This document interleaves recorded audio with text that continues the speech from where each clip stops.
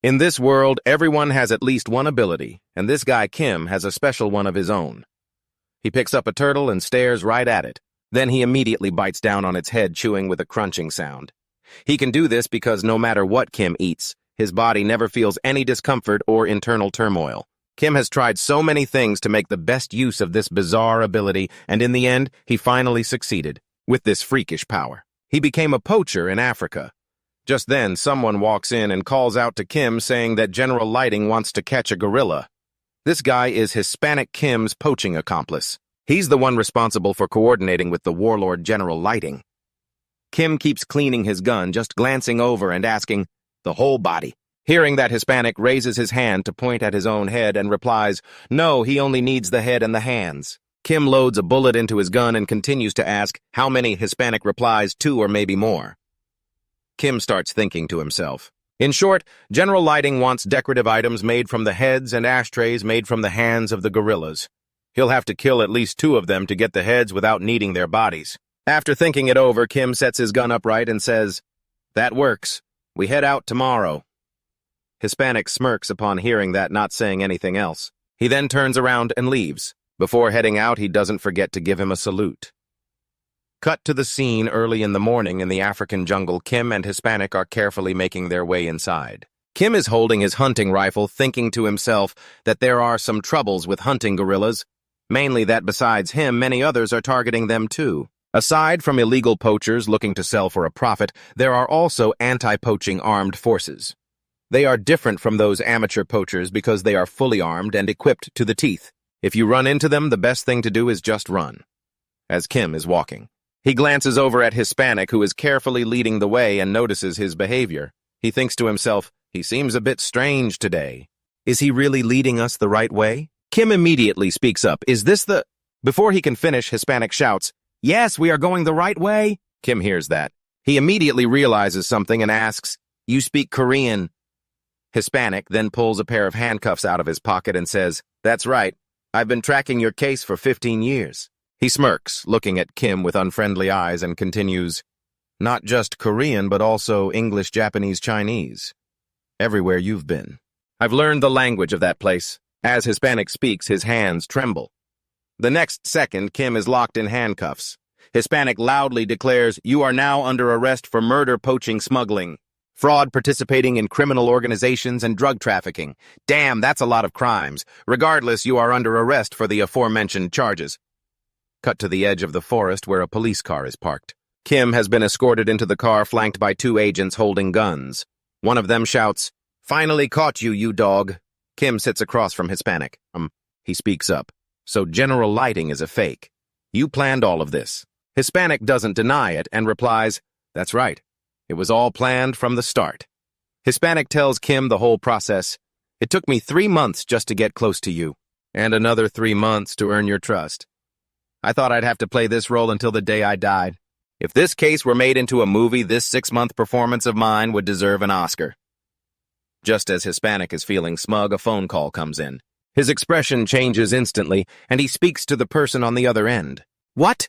What the hell are you talking about? There are 2 moons." While he's still on the phone, the car suddenly shakes. Hispanic shouts, "What is this? Why is the car acting up?" Kim, meanwhile, is still sitting calmly in his seat.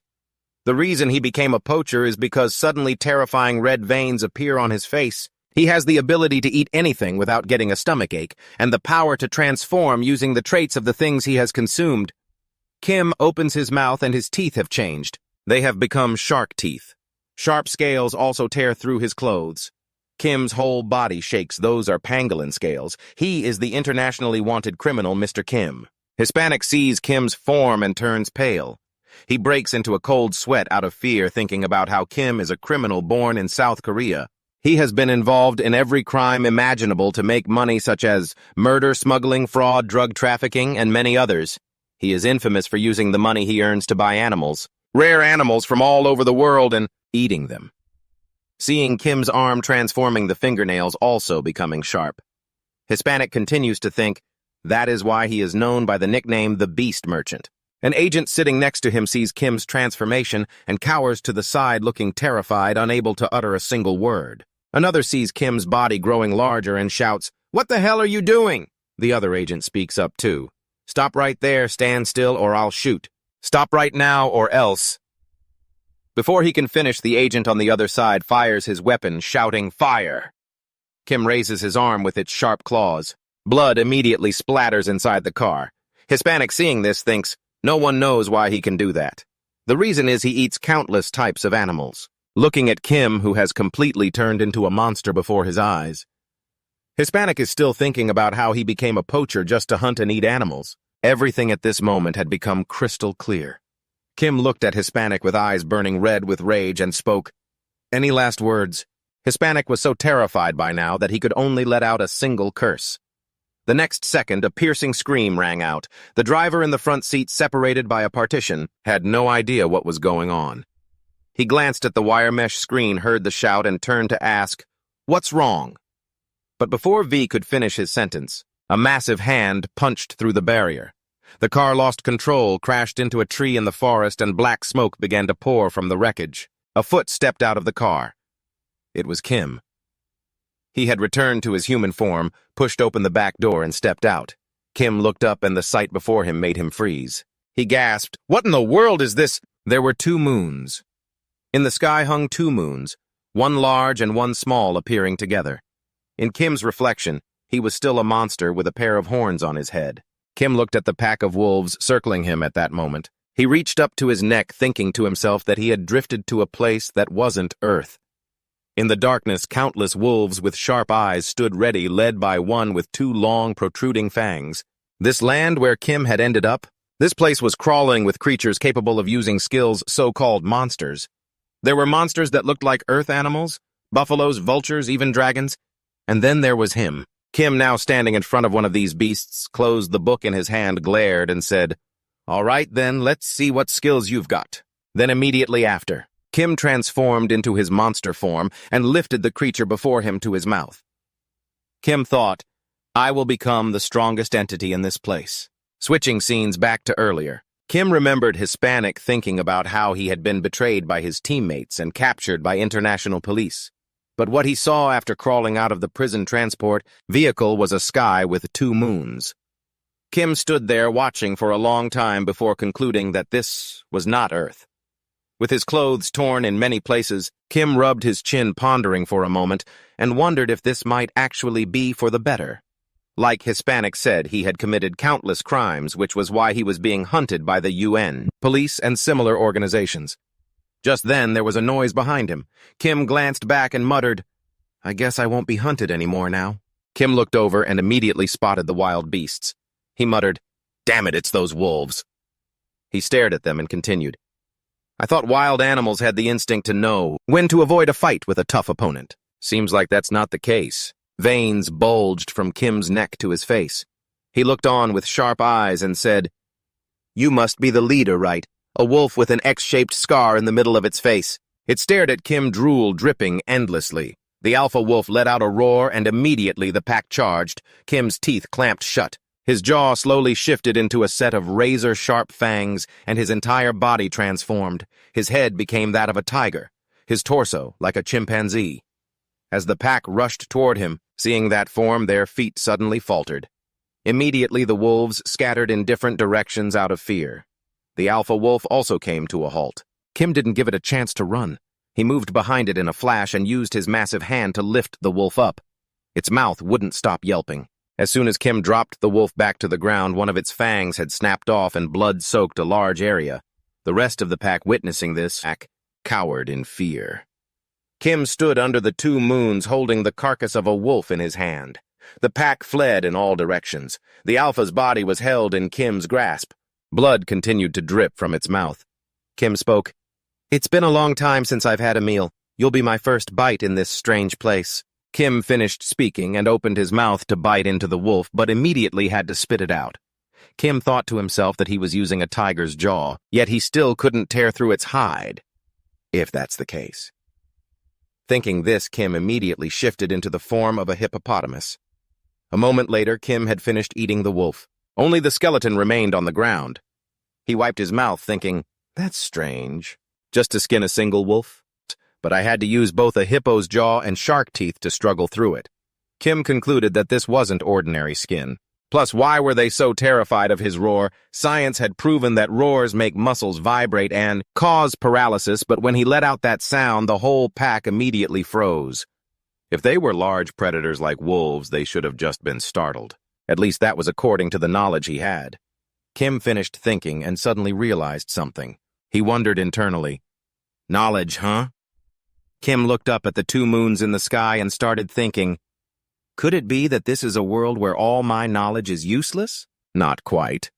Back to the scene, Kim was chewing on the last piece of meat. As soon as he finished, he casually tossed the bone aside.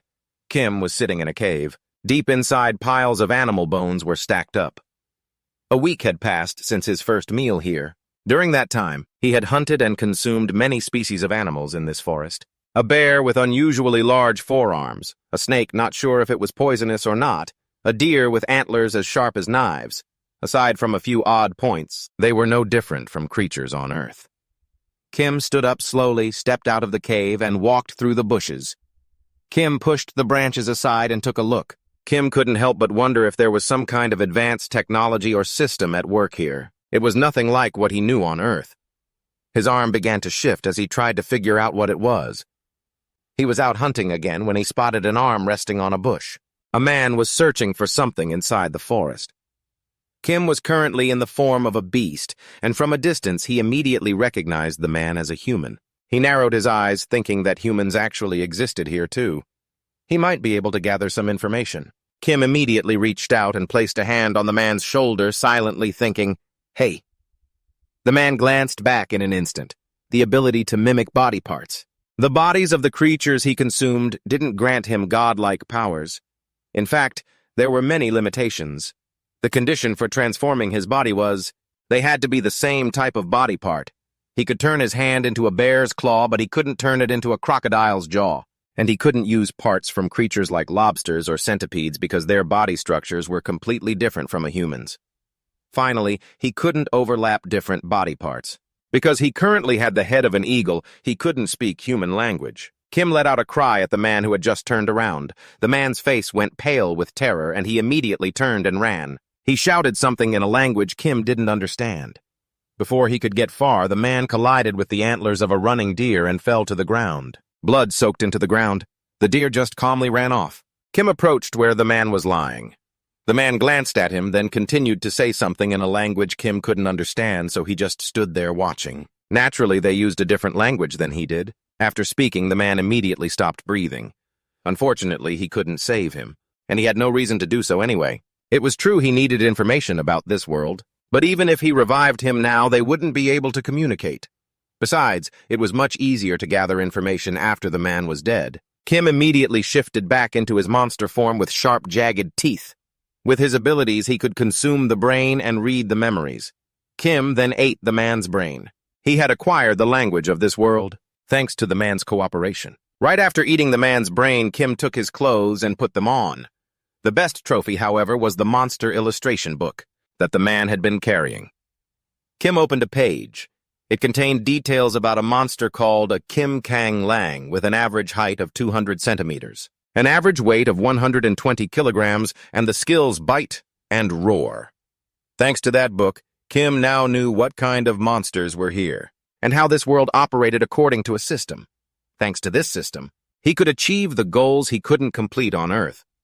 2 months later, a monster with a head similar to a hippo, but with teeth, extremely sharp and 2 long pointed fangs protruding from its lower jaw.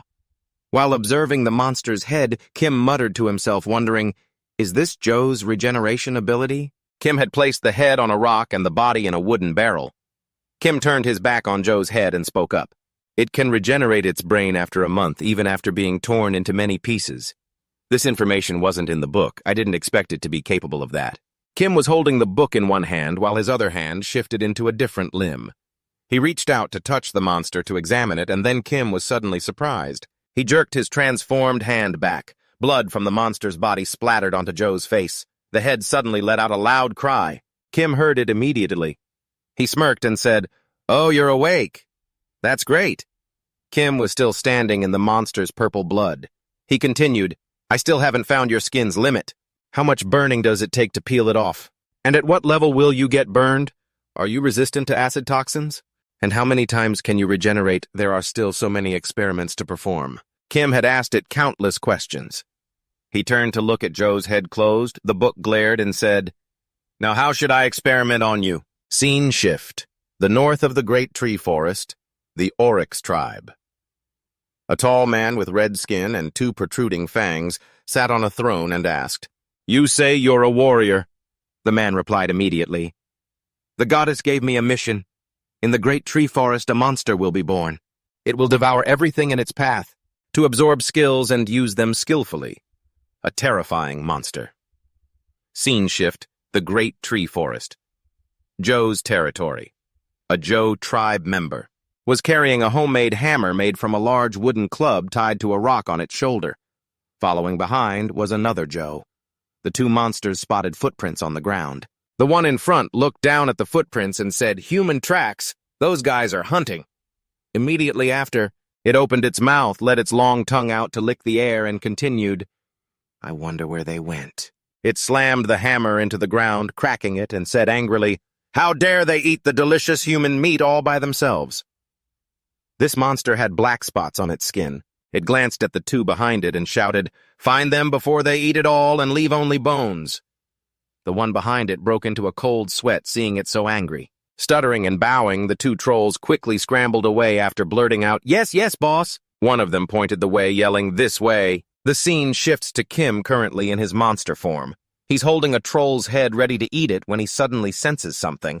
He glances over with sharp, cold eyes. Still in his wolf-headed form, he drops the troll's head and mutters, "I was just about to go out hunting for more test subjects, and here you are delivering yourselves right to my doorstep." Outside the cave where Kim was hiding, the three trolls had just arrived. The troll leader flared his nostrils, sniffing the air. The veins on his face bulged as he growled, "I smell human meat inside this cave." One of his lackeys followed behind, sweating profusely. "Boss, something feels wrong." The leader scoffed coldly. "It's probably just those bastards playing games, trying to hog all the human meat for themselves." Just then another scent wafted past the leader's nose. He sniffed again and said, "Wait, this is the smell of troll blood." The very next second, the sight before him made him freeze in his tracks. His eyes widened, and sweat broke out across his face. Standing before them was Kim, massive and monstrous. The two lackeys panicked, shouting, "Boss, watch out!" The leader, seeing Kim, was instantly terrified. He swung his hammer, but before it could even connect, Kim slammed his fist into him. Blood splattered everywhere, and a thought flashed through Kim's mind. Troll muscle combined with the sheer power of bear claws. Kim glared with fury, thinking, "This combo isn't half bad." His punch had completely pulverized the leader's head. Kim sighed, "Oh man, I was supposed to keep him as a test subject, but I accidentally killed him." Watching the scene, the two remaining trolls stammered, barely able to choke out the word, "Boss." They looked at Kim with primal fear, screaming, You monster!" and charged at him with their wooden clubs. As one shouted, "Die!" Kim snapped the wooden club in his hand like a twig. In one swift motion, Kim sliced off the troll's arm. The creature stared at its severed limb, gasping, "What the—" Kim immediately opened his jaws, revealing two sharp, lethal fangs, and bit straight into the monster's arm. Kim's thought process, the venomous fangs of a viper. The best way to neutralize the troll's regenerative abilities is to paralyze them. Two puncture marks remained on the troll's body. The troll went stiff, stuttering, I can't move. I can't move my body." With that, the troll collapsed to the ground. The last one left saw this and began to tremble in pure terror. Cold sweat poured down his forehead as his eyes darted around assessing the situation. He saw Kim still in his monstrous form while his fellow troll lay in a pool of blood, weakly reaching out toward him, whispering, "Run! Run away!" Seeing that the troll trembled even harder, unable to speak, Kim advanced. Half of his face was a wolf's, the other half had taken on the features of a troll. He bared his sharp teeth and snarled, "You should probably go join your friends, don't you think?"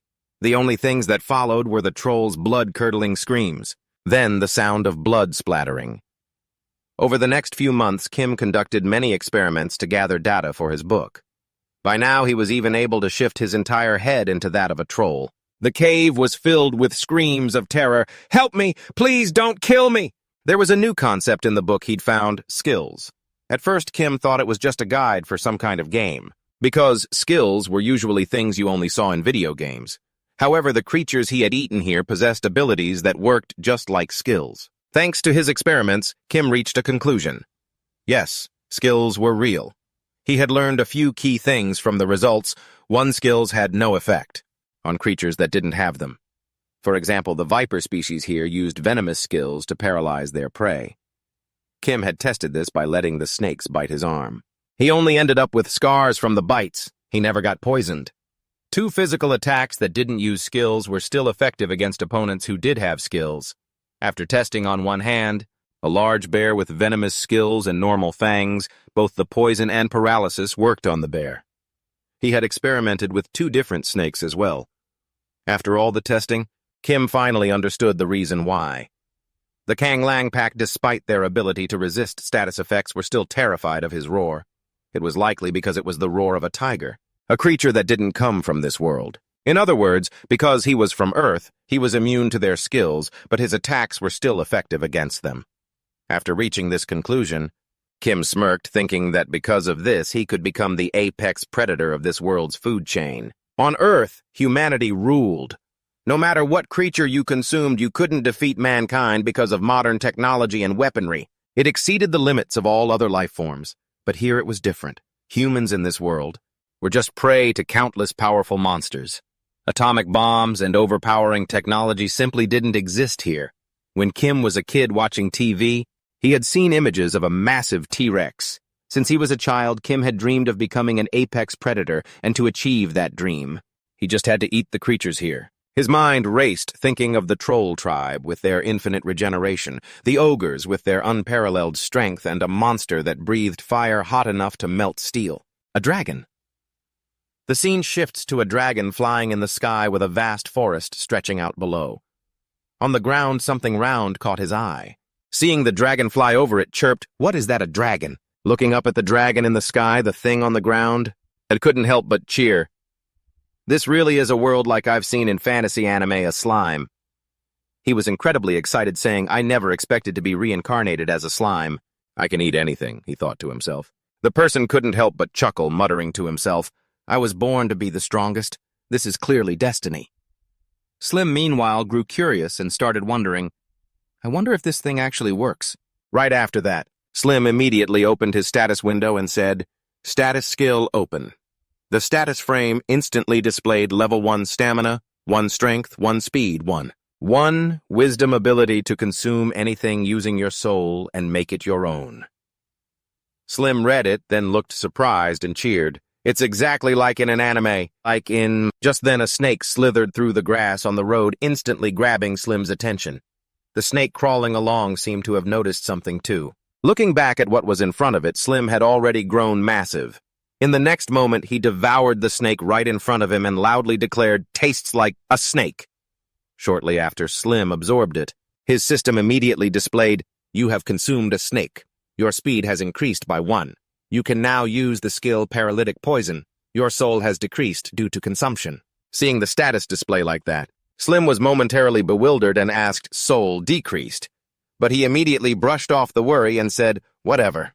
I'm sure later on I'll find a way to get my soul back. Here I am, the main character. I am Win." After saying that, Win swallowed all the beasts around him. After eating and spitting out the bones, Win moved along the road, muttering to himself, "The reason I was discriminated against and had to live a miserable life was because I got stuck with useless parents. It's all their fault. A slime with the potential to rival a monster, and eventually I will become a monster. I will gradually use up all my soul, to become stronger only to eventually destroy myself. The goddess of M-Good didn't choose me to be a hero, she chose me as a disposable tool." Scene shift. Narration of Warrior Can 6. The land of M-Good lies under the protection of the goddess and the warrior chosen by the goddess who follows the warrior's code to protect humanity. The more humanity suffers, the more danger they are in, the stronger the warrior chosen by the goddess becomes. But even that warrior, even you, the hero, could not stop the destruction caused by that monster. Ken recalled his memories of having to face a gigantic monster, a monster that brought a disaster upon the entire world with its terrifying power. Because of it, Can had met a horrific death. But when Can woke up once more, he was young again. Can had returned to the past, back to his self from 15 years ago. This was the final chance the goddess had given him. He had to stop that monster. Back to the present, Can frowned and spoke up.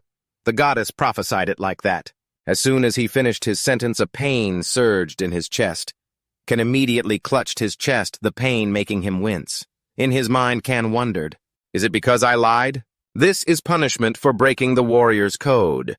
But if he said he came from the future, the man with red skin in front of him wouldn't believe it. The elder of the Onyx Burnus tribe spoke up.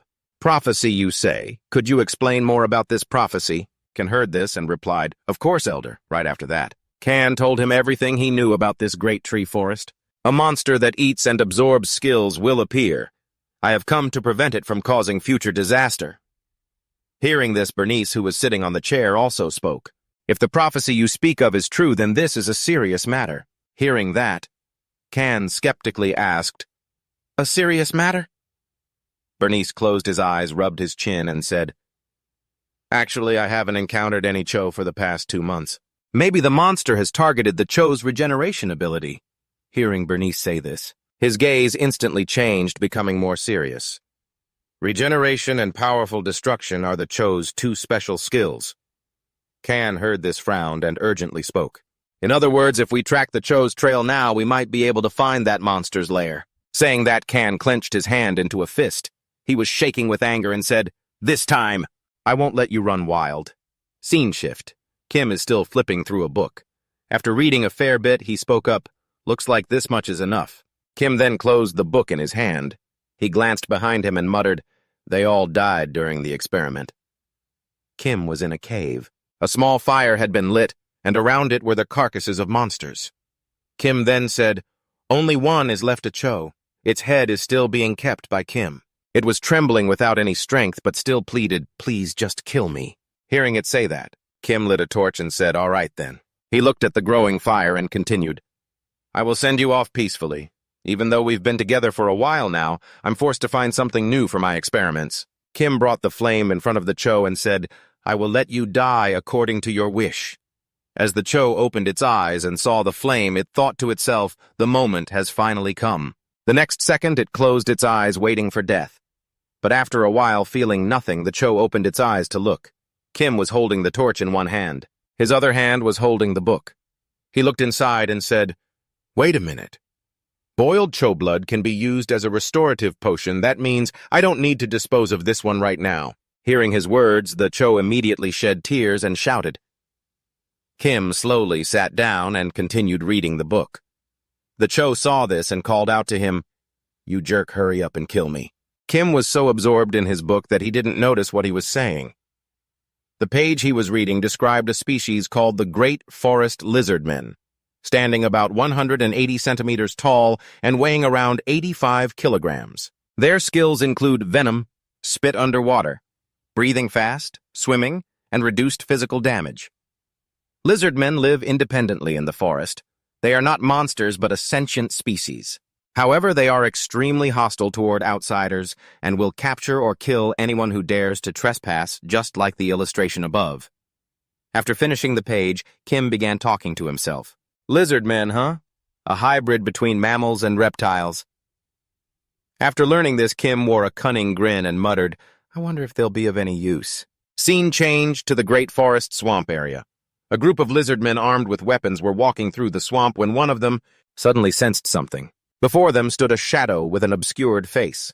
One of them spoke up, is that a troll? Another added, we haven't seen them around lately. Wonder where they've been hiding. No sooner had he finished speaking than one of them was attacked.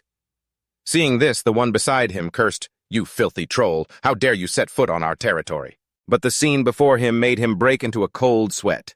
He stammered in fear, What is that? Before him stood Kim with a giant snake-like head wide open attached to a troll's body. Kim grabbed him by the throat, opening his maw to swallow the lizard man whole. Terrified, the lizard man stammered, Mon monster! Before the word even left his lips, Kim had gulped him down. The remaining lizard man, watching in horror, shouted, What kind of freak are you, you monster? Seeing Kim chewing on his comrade, the lizard man's disgust was quickly overshadowed by sheer terror. He didn't know what this thing was, but if he let it live, his entire species would be in danger. He thrust his spear at Kim and roared, "Die!" A large hole immediately appeared on Kim's shoulder, but the very next moment the wound regenerated instantly. Seeing that, the lizard man couldn't believe his eyes and gasped, "Regeneration? How is that even possible?" Only trolls are supposed to have that skill. Kim opened his wide mouth and 2 streams of fluid dripped from his teeth. Kim spat the venom directly into the lizard man's eyes, causing him to shriek in agony. The skin around his eyes began to peel away immediately. With bloodshot eyes, the lizard man looked up and screamed, "What is this?" In his vision, he saw Kim in his monstrous form. He couldn't believe it and muttered, "Venom, that's impossible." "This is lizard man venom, how can you—" Before he could finish, his vision blurred. The lizard man then lost consciousness and slumped directly into the swamp. Kim dragged the lizard man away, and the swamp returned to silence. Scene change. The slime has just finished eating something. There was a skull left over. The slime, whose name is Win, spat the skull out after he was done eating and sat down to rest. Win muttered to himself, "These guys aren't anything special. Can't believe I only leveled up this much." Just then a scent drifted right to Win's nose, by reflex. Win followed the scent to the entrance of a cave. Seeing the smell wafting from within, he curiously asked, "What is this pungent smell?" He immediately used his sensory system to peer inside, saying, "Kim's skill biological sense." He instantly detected several glowing spots. Win said, "Well, there are quite a few of them." As he moved toward this cave entrance, Win excitedly thought, "Can't pass up an easy meal like this." Upon arriving, the sight before him made Win break into a cold sweat. Inside the cave, the corpses of the slaughtered lizardman tribe were scattered everywhere. Seeing this, Win continued, "No way." Win's expression shifted from fear to delight. He said, "Jackpot! I'm going to earn so much experience from this," though he didn't know who had done this. He licked his lips and shouted, "But thanks for the meal!" Immediately, Win dove in and started eating the lizardmen corpses. After stuffing himself, he didn't forget to burp. Win then opened his status screen. He happily remarked, "Underwater breathing venom spit and even regeneration, what a total steal." Win was still intently looking at his status screen happily.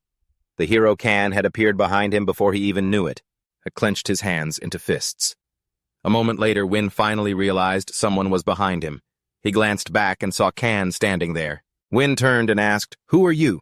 Can just stood there. He narrowed his eyes to observe Win, thinking to himself, "I tracked the traces of the troll here, and I sensed killing intent." Seeing Win in front of him, Can wondered, "But it turns out to be just a slime." He told himself, "No, this isn't an ordinary slime." Seeing that Can didn't reply, Win frowned and shouted, "What are you staring at?" Can sensed the aura surrounding Win and silently evaluated this killing intent. Seeing Can still didn't answer, Win glared at him and said, "Ignoring me, huh? I asked you a question." Can tuned out all his words. There was only one thought in his mind. This creature is pure evil. Can remained silent for a long time before finally saying, "I am a warrior, and one of a warrior's principles is never to hide one's true identity."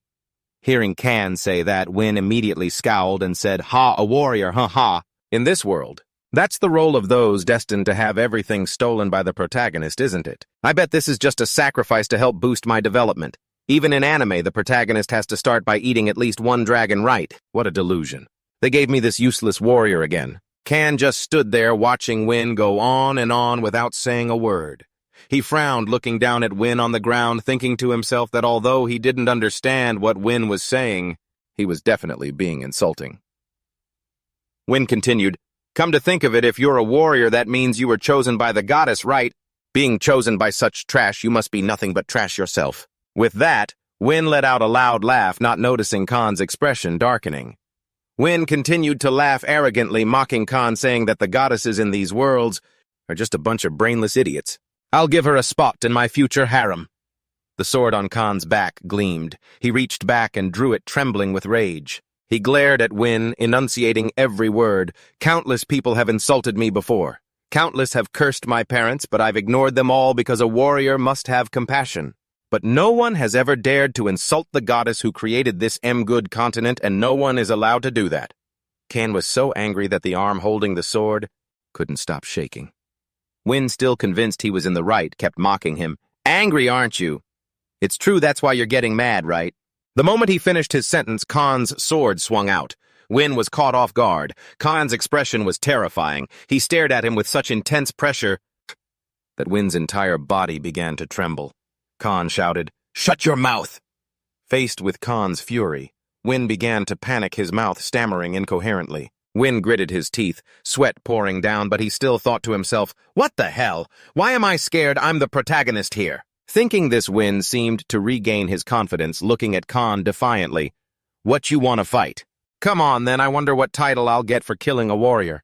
Even if I don't get a title, I'm still going to devour all your skills." With that, Win began to open his mouth wide.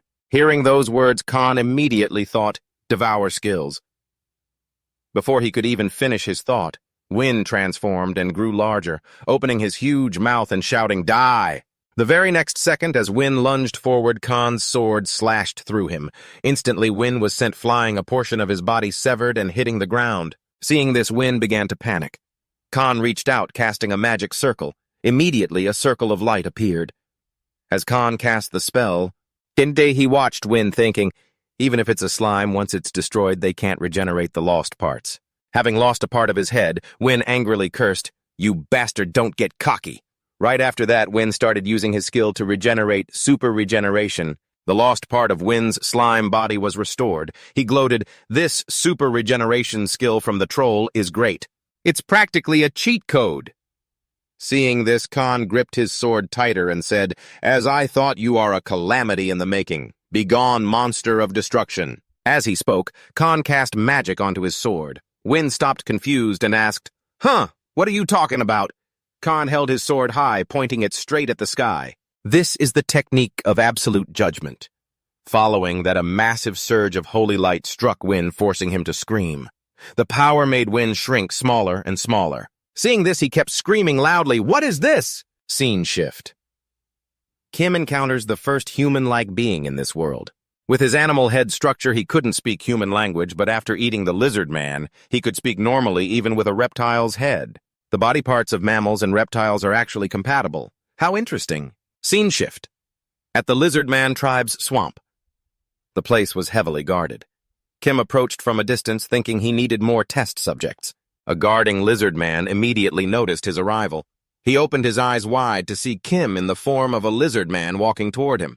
The guard saw Kim and asked, "A lizard man," another lizard man standing not far away. Saw Kim and screamed, "You idiots, that's not a lizard man, attack him!" The lizard soldiers followed orders, immediately using their weapons to attack Kim. 2 spears pierced his body, but Kim didn't even flinch. He spat poison from his hands and immediately shoved it into the face of one lizard man. The creature screamed in pain, and the other 2 hesitated. One of them shouted, "Everyone attack at once!" No sooner had he finished speaking than the others cried out in agony. Only one lizard man remained standing. He broke into a sweat, his voice trembling as he said, "Oh, Shichkwang!" Kim, holding a lizard man by the tail in each hand, advanced toward the last one. Then he reached out and gripped the lizard man's throat tightly. The lizard man's whole body shook and he struggled to gasp out, "Please help me." Scene shift back to Khan's side. On the ground, only the marks of the magic circle remained.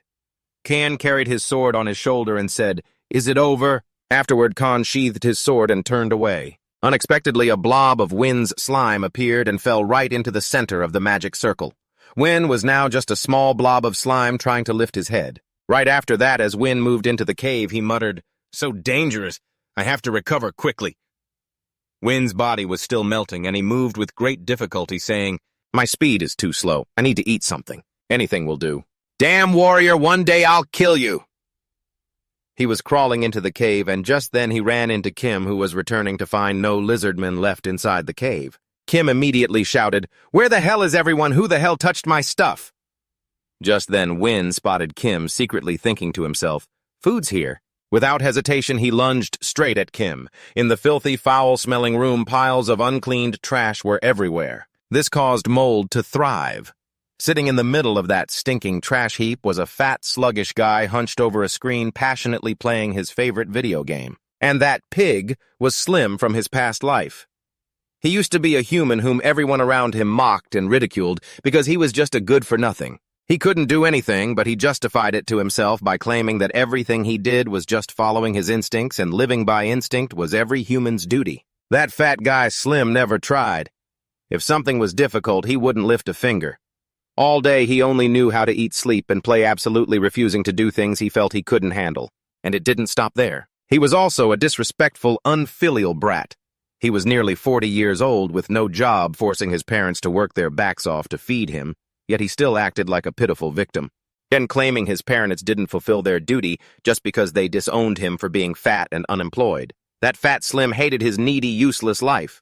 He always hoped for a chance to change his life, and then by some miracle, that opportunity actually appeared.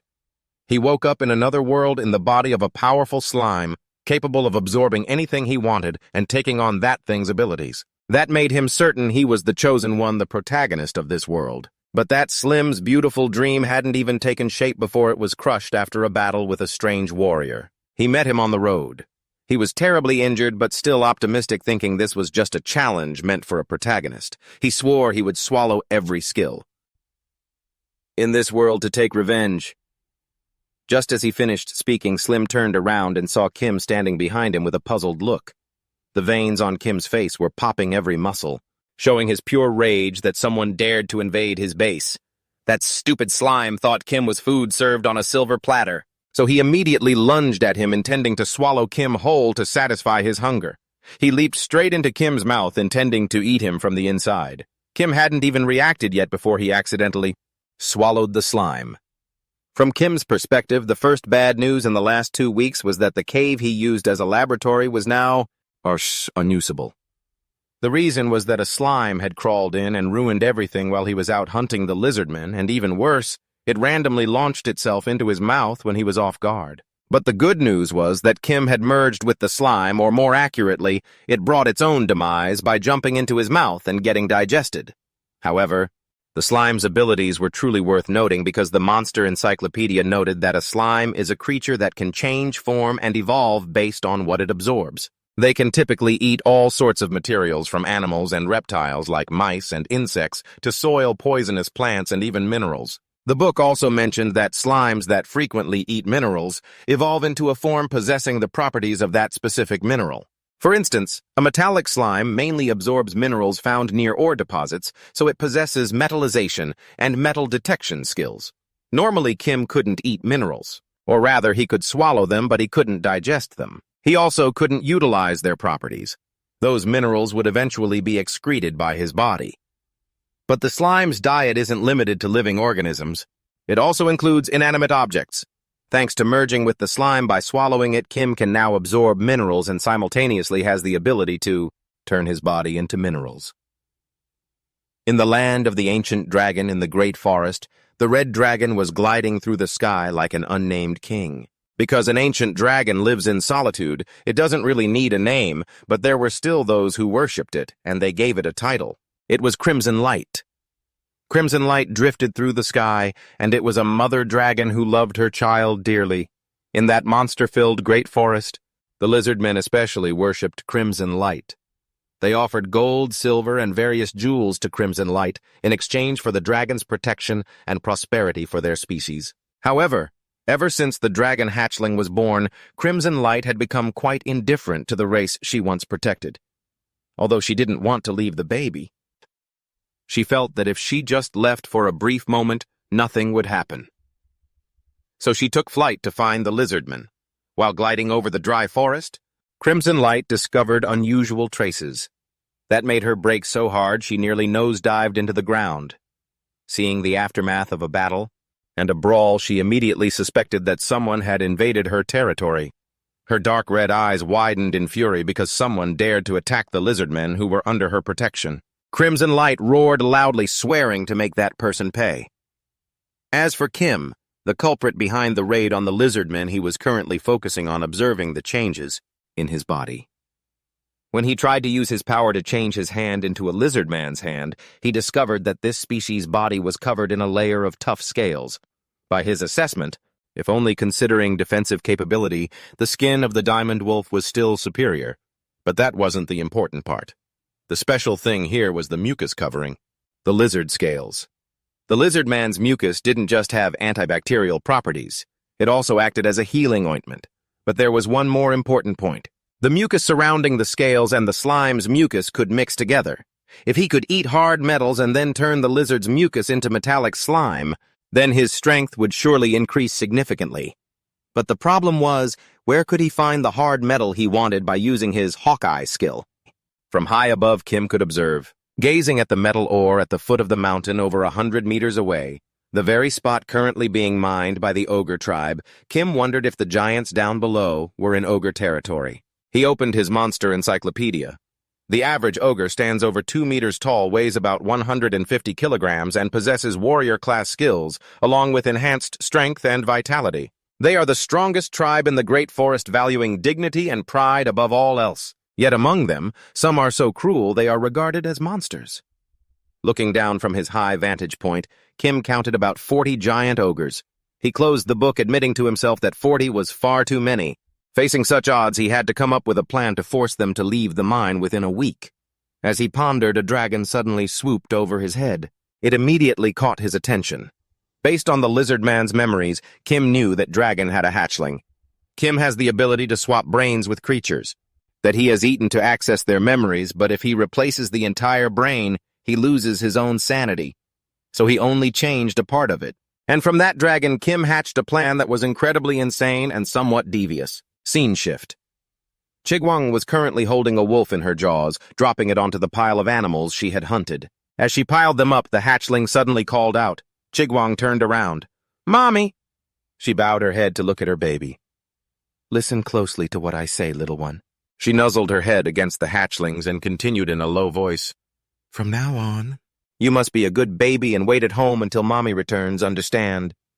Hearing his mother say this, the hatchling followed after her and asked, "But what about practicing how to hunt? And what about taking a walk? When will I be able to go outside?" Hearing the hatchling ask that, Chigwang immediately sharpened her tone. "Don't even think about going outside when I'm not here." With that said, Chigwang raised her hand to draw magic circles and said, "The magic barrier is ready." Right after sealing the cave to prevent the hatchling from leaving, the mother dragon took to the sky and departed. The hatchling could only stand in the cave and watch her fly away. Just then, a hand grabbed onto the cave ledge. Rewind 30 minutes, Kim had reached the bottom of the cliff where the dragon's cave was carrying a beast he had hunted. As soon as he arrived, Kim muttered to himself, "This is the dragon's nest, right?" Using the lizard man's memories, he had found the lair. Standing below the nest, Kim whispered, "Easier than I thought." Kim suddenly tossed the deer in his hand toward the ground near the dragon's cave. Immediately, the mother dragon's magic spell caused the deer's mouth to burn. It turned black. Kim saw this and said, "Just as predicted. According to the lizard man's memories, this is a magic barrier." He reached his hand forward, and, to his surprise, the barrier didn't react to his hand at all. Kim frowned and said, "As expected, the barrier has no effect on creatures from Earth." He tossed the deer down there. Then he slowly moved forward. Back at the cave, right after that, a hand was seen grabbing the ledge. The hatchling was stunned to see something climbing up. It was Kim. He had changed the appearance of his hands and climbed into the cave. The hatchling backed away in fear. Kim stood up and complained, "Man!" He rubbed his neck, grumbling, "This place is too high." The lower jaw teeth of a red-scaled serpent, mixed with some animals from Earth, that was enough to fool the barrier. Kim glanced at the hatchling. The hatchling, though a bit scared, had still frowned and asked, "Who are you?" Kim didn't pay it any mind. His eyes were fixed on something else, a pile of glittering gold and jewels. Kim said, "I hit the jackpot." Seeing his gaze, the hatchling immediately became aggressive. It stood in front of the gold and shouted, "Get out! This is our home!" Kim ignored the hatchling's words. He approached the treasure pile and sat down to take a look. The hatchling's eyes followed him. Kim picked up some gold and exclaimed, "This is awesome! This place beats all the minerals in that mine." Seeing him touch the gold, the hatchling lunged at him, screaming, "I said get out!" Before it could even touch him, Kim's hand clamped around its throat. The hatchling shrieked. Kim, unamused, said, "So noisy." The very next second, he casually threw the hatchling against the cave wall. The hatchling collapsed, muttering, "Mommy." 1 week later, Chigwang was flying back to her cave. As she flew, she muttered, "I couldn't find a single clue. 7 days have already passed." The mother dragon landed and stepped inside. Immediately, Chigwang felt that the cave was strangely quiet today. Confused, she said, Usually the little one would excitedly run out to greet me. Baby little one. The mother dragon's eyes fell upon the hatchling who was lying motionless. Seeing that, The mother dragon was extremely panicked and shouted, "Little one, what happened?" Receiving no response from the hatchling, the mother dragon immediately cast magic. Healing and restorative spells were applied to the hatchling's body. After a while, the hatchling slowly opened its eyes. Immediately after, the little one ran over to hug the mother dragon's head, crying and calling for her, seeing how much her baby was sobbing. Chiguan immediately picked up the little dragon and comforted her. "It's okay, little one, mommy is here now." Right after that, the mother dragon immediately asked the baby what had happened. The little dragon wiped her tears with her hand and said indignantly, "A brat with an underbite hit me and he took all the shiny things and the food you left for me." Upon hearing the little dragon's description, the mother dragon said furiously, "An underbite and reddish skin. The only ones in this forest who look like that are those scumbags. Dare to lay a hand on my baby, I'll make you taste hell." Immediately after, a roar of rage erupted from the dragon's cave. Kim, standing not far away, heard it too. Hearing the ear-piercing scream from the cave, Kim smirked and said, "Fast reaction, huh? Scene change currently at the orc tribe. Someone calls out for the elder. A tribe member pushes aside the tent flap and enters saying, 'We found something suspicious while on patrol.' He produces a knife still stained with blood and continues, 'This appeared in a bush near the village.' Elder Bernice picks up the dagger to examine it and says, 'How come a valuable antique like this is just lying in a bush?' Bernice brings it up to her nose to sniff and says, 'What's more, this scent? Is it dragon blood?' Just as she finished speaking, Chiguan found them flying right over Bernice's head. The mother dragon, eyes filled with rage, said, 'The time has come for you to pay for your actions. You scumbags!' Deep in the dense forest, a sea of fire suddenly erupted violently. That flame created by the giant dragon burned an orc to a blackened crisp. Looking at the bloodstains on this guy's sword, it quickly realized it was the scent of its precious baby's blood. That drove it mad, and it became certain that the orcs were the culprits who had raided its stash. The dying orc tried to warn his cohorts to run because they had walked right into a trap. The war between the enraged mother dragon and the orc tribe officially broke out from there. The sound of horns rang out, summoning all the orcs in the forest. The battle lasted for 3 days and 3 nights. Although the orc tribe won, countless orcs perished with only a dozen or so survivors. Those who remained left the great forest, leaving behind the corpses of the mother dragon and the fallen orc warriors. They became a hearty feast for Kim. From that moment on, the mother dragon was no more. Her little baby felt it. Her whole body trembled violently because she could no longer feel her mother.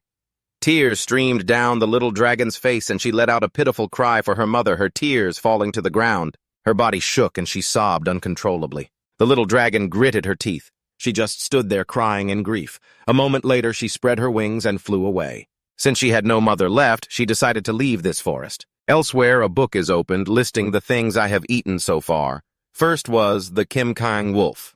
Second was the monster called the buffalo. Third was the lizard man, and next were the orcs. Finally, the dragons, plus many other types of monsters. The book is closed, for this person has already eaten clean everything mentioned in it. From then on, Kim had no reason to stay in this forest anymore. He decided to hitch a ride on an old man's carriage. He said that on this road it is very easy to meet people suffering from memory loss, like him. As far as he knows, this place has everything from rejuvenating herbs items scavenged from monsters to the secrets of ancient kingdoms. That is exactly why everyone and their grandmother flocks here, searching for such things in hopes of changing their lives, but the result is that most of them end up on an altar. A lucky guy like him is a first for the old man, so he hopes he learns to value his own life more. Kim nodded in agreement as he heard him say that. By pretending to be injured in the forest and suffering from amnesia, I have dug up a lot of information about this place. Through the merchant elder on the way to a village, I know almost everything thanks to him. But there is one thing I still cannot understand. It is called the status board. They say that in this world, it is something that shows personal information that everyone possesses. You wonder, must be like an ID card then. You try to open your own status board, but for some reason I cannot access it. Perhaps it is because I do not come from this world. After a long and tiring journey, the old man brought Kim to a small city. He quickly stepped off the carriage. The old man turned back to wish him well and said that he could only take him this far. He bowed his head to thank him and stood watching the carriage drive further and further away. Afterwards, He turned to look at the small city right in front of him. Observing the flow of people and the scenery appearing before his eyes, he marveled, as expected of the city of Santo Cunagu. His eyes darted around. He saw that everything was quite clean, and there wasn't a speck of trash on the streets. He felt this place was even cleaner than he had imagined. Kim walked over to a bulletin board and saw several papers posted on it, such as, "Wash your hands to prevent the spread of disease," or "Disease and personal hygiene." After reading it, he felt that the people here were truly civilized. Suddenly he heard someone say that this city was strangely clean. Another person replied that it was only the area near the palace. That was so clean. The friend with him chimed in saying it was because the two princes grew up here, so naturally it's clean. He said that the two princes were the first to introduce the concept of hygiene in relation to disease. Since then, everyone has recognized the two princes as geniuses. When he was just 10 years old, his friend marveled. No wonder they are princes. He also revealed that next month the two princes would come of age so they would be visiting this place. Both of them expressed that they really wanted to meet the two princes, while Kim just silently listened to the whole conversation. The concept of hygiene only became popular on Earth around the 21st century. A place like this which looks like the Middle Ages. And to think a kid actually came up with that concept. That's why he was just guessing, but he didn't seem sure. He just stood there like a ghost, then concluded that someone else might exist in this place. Just like him, someone carrying memories of Earth. And not long after I met him. The moment the second prince saw Kim, he was so shocked he couldn't believe his eyes. Kim just gave a sly grin, clearly amused. The second prince trembled, demanding to know why he was here. The second prince's true identity is Hispanic. He panicked and called Kim the Beast Merchant, then confessed his own story. My true name in my previous life was Eddie Montosa. I was a second-generation Mexican-American, a member of the UN International Police Force, and a CIA intelligence officer. I lived a truly elite life. But a nightmare struck and everything ended the moment I clashed with that monster. I died a miserable death, but after my death I found myself in a completely new world. While lost in that world, he kept his eyes tightly shut, too scared to open them. However, after a while, he gathered the courage to open his eyes and face reality. When he woke up, he had become a child named Edward II, Prince of the Canteen Kingdom. My second life was incredibly easy. From hygiene to science, astronomy, and countless other things, the knowledge from Earth turned out to be extremely useful in this medieval world. Furthermore, thanks to the special training from my past life, politics was as easy as pie for me. If I had been born as a commoner, I would have already been overpowered. Instead, I was royalty. Moreover, the first prince isn't the heir to the throne, or rather he can't be so. No matter what, I will become the king. With that ideal in mind, Hispanic couldn't stop smiling. At this moment, he was parading through the streets amidst the cheers of the crowd, enthusiastically waving back his ambition to become king burning in his heart. But he had no idea that his living nightmare was lurking among the crowd.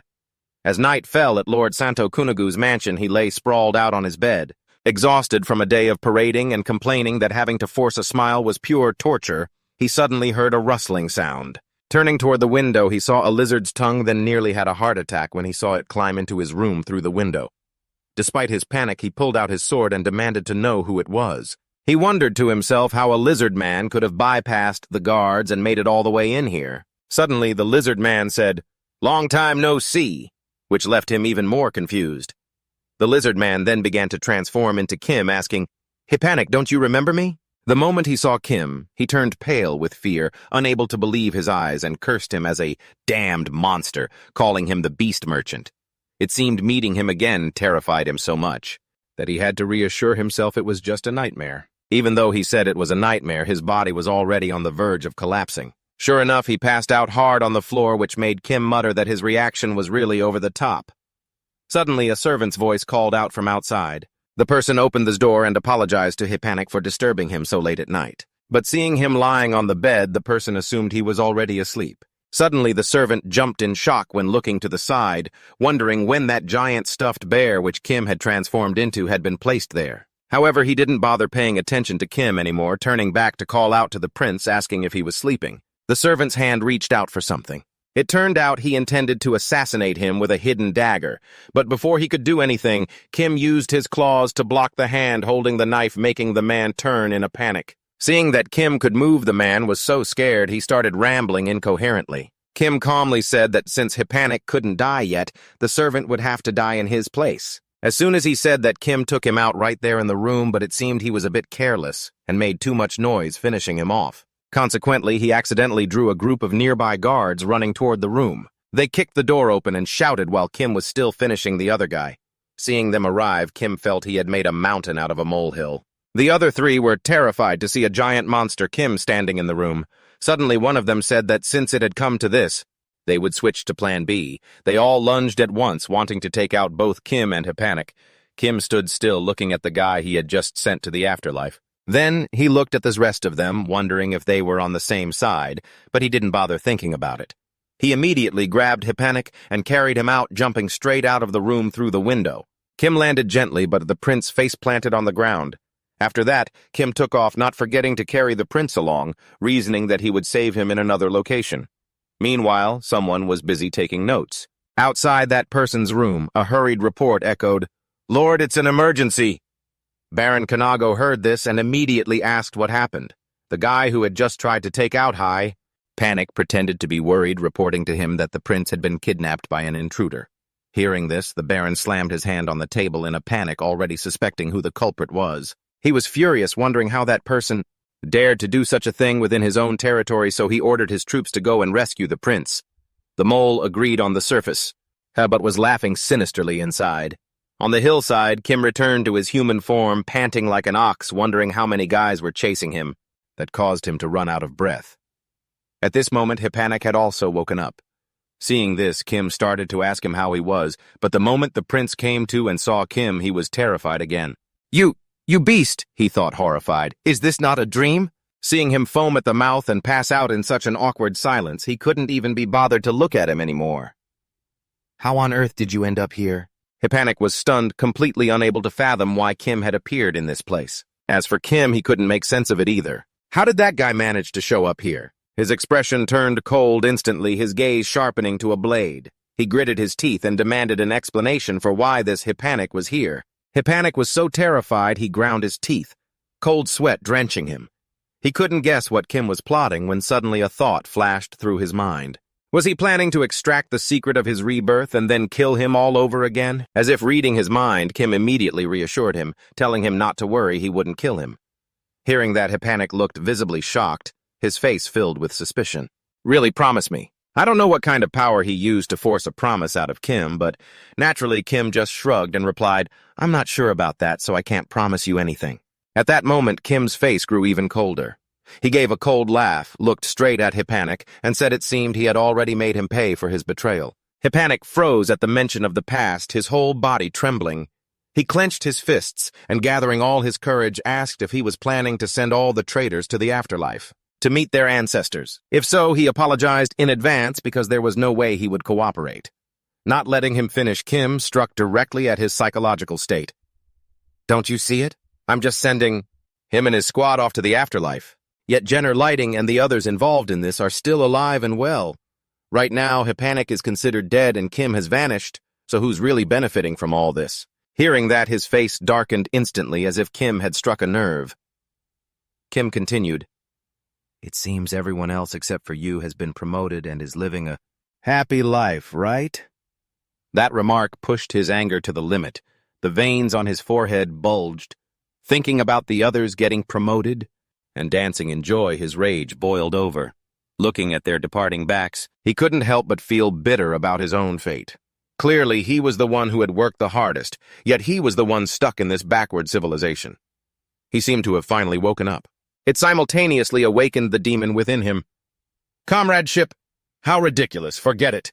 From now on, he was no longer Eddie Montana. He was Prince Edward of the Gok-Kan Tin Kingdom, specifically Elmo. After a long psychological struggle, Hipanic finally made his move. He reached out his hand toward Kim and said decisively, Fine, whatever. I'll cooperate with you. As if waiting for just those words, Kim broke into a look of satisfaction and contentment. He reached out to shake his hand, but even then, Hipanic's mind was still a mess. He assumed Kim's current plan was to return to Earth and dispose of everyone who had betrayed him. Until they found a way back to Earth, the first thing they had to do was wipe out those bastards, and then keep this place safe. Until that time came, Hippanic planned to use Kim as a stepping stone for his own agenda. He wasn't the only one plotting his moves. Kim on his side was thinking much the same thing. He was quite pleased with the turn of events, because collaborating with the prince of a kingdom would obviously bring him countless benefits. Naturally, both the quantity and quality of the information he could get would be far beyond what he had before. His face showed clear satisfaction.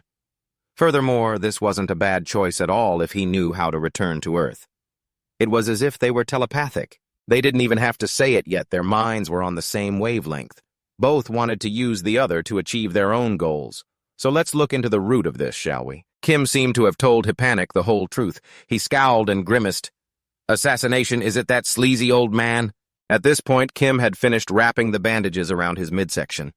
He truly hadn't expected to hear this, yet Hippanic could still remain so calm. Hippanic stood up and replied casually that he was so calm because he was already too used to these kinds of things. Anyway, let's get going. However, at that moment he laughed and turned to Kim, asking if his position would be a key factor in helping him with this plan. Right. And one noteworthy thing in the near future is that both he and Kim would be participating in the coming-of-age ceremony. Thinking back to about 300 years ago, Emperor Edward was the first king of this kingdom. He once went hunting and stopped to stay the night at the Canago Tavern. At that time, he wore a blue cape accompanied by 2 guards and was quite pleased with the host's hospitality. Therefore, to repay him, the king granted him the title of Baron.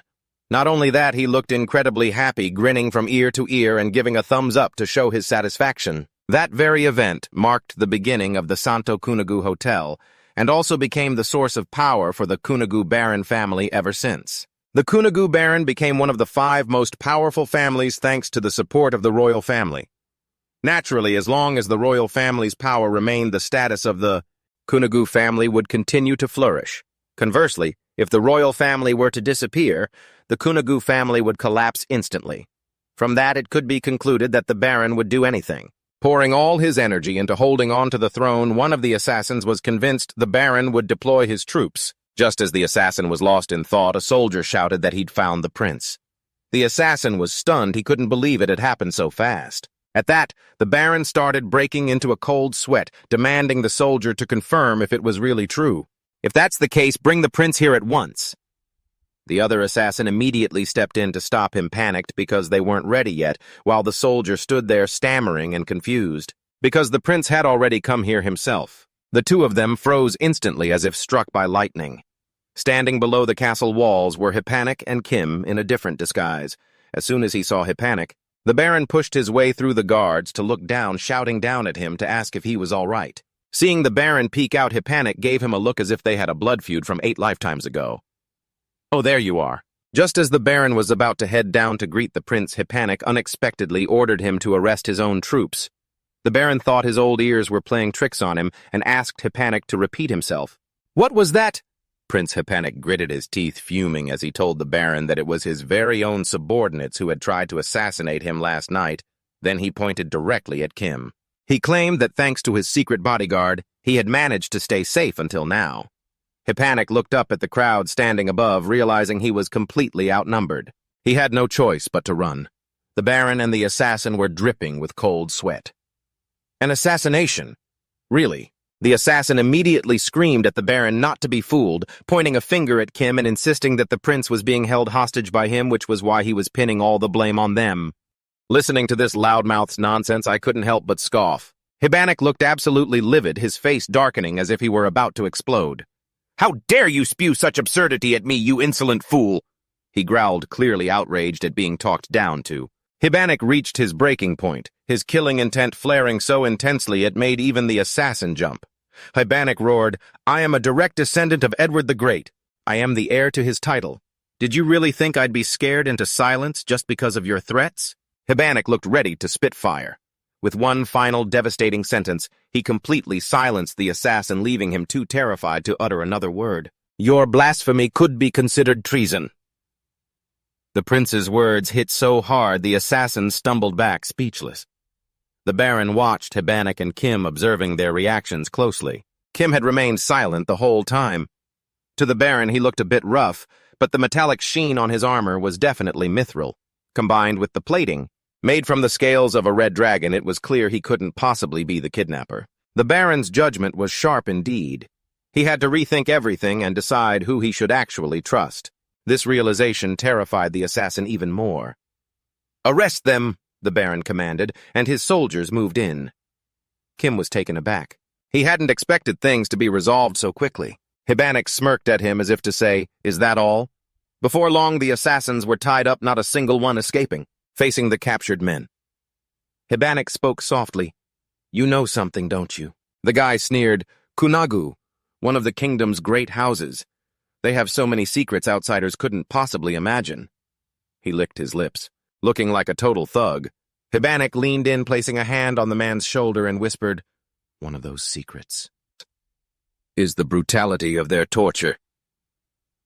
The prince's face went dark, his eyes and twisted smile serving as a haunting warning.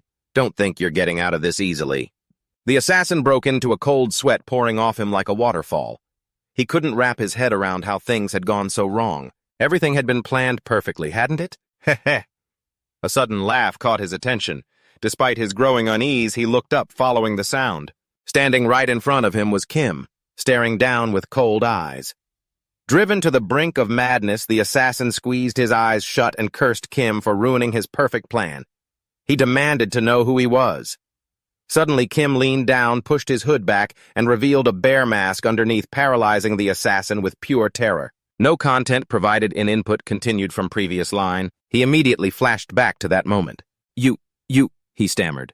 Kim's eyes narrowed into a savage, animalistic grin as he whispered 3 words, "Rest in peace." He pulled his hood back up just as the soldiers dragged the assassin away. As the assassin was hauled off, screaming, "You monster!"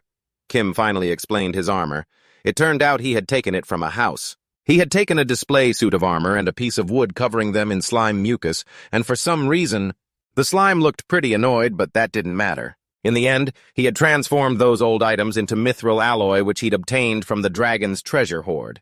He had to admit slime had endless uses. That was how he had so easily fooled the Baron. Now facing the Baron again. The Baron reported that the assassins had spilled everything because they couldn't handle the torture.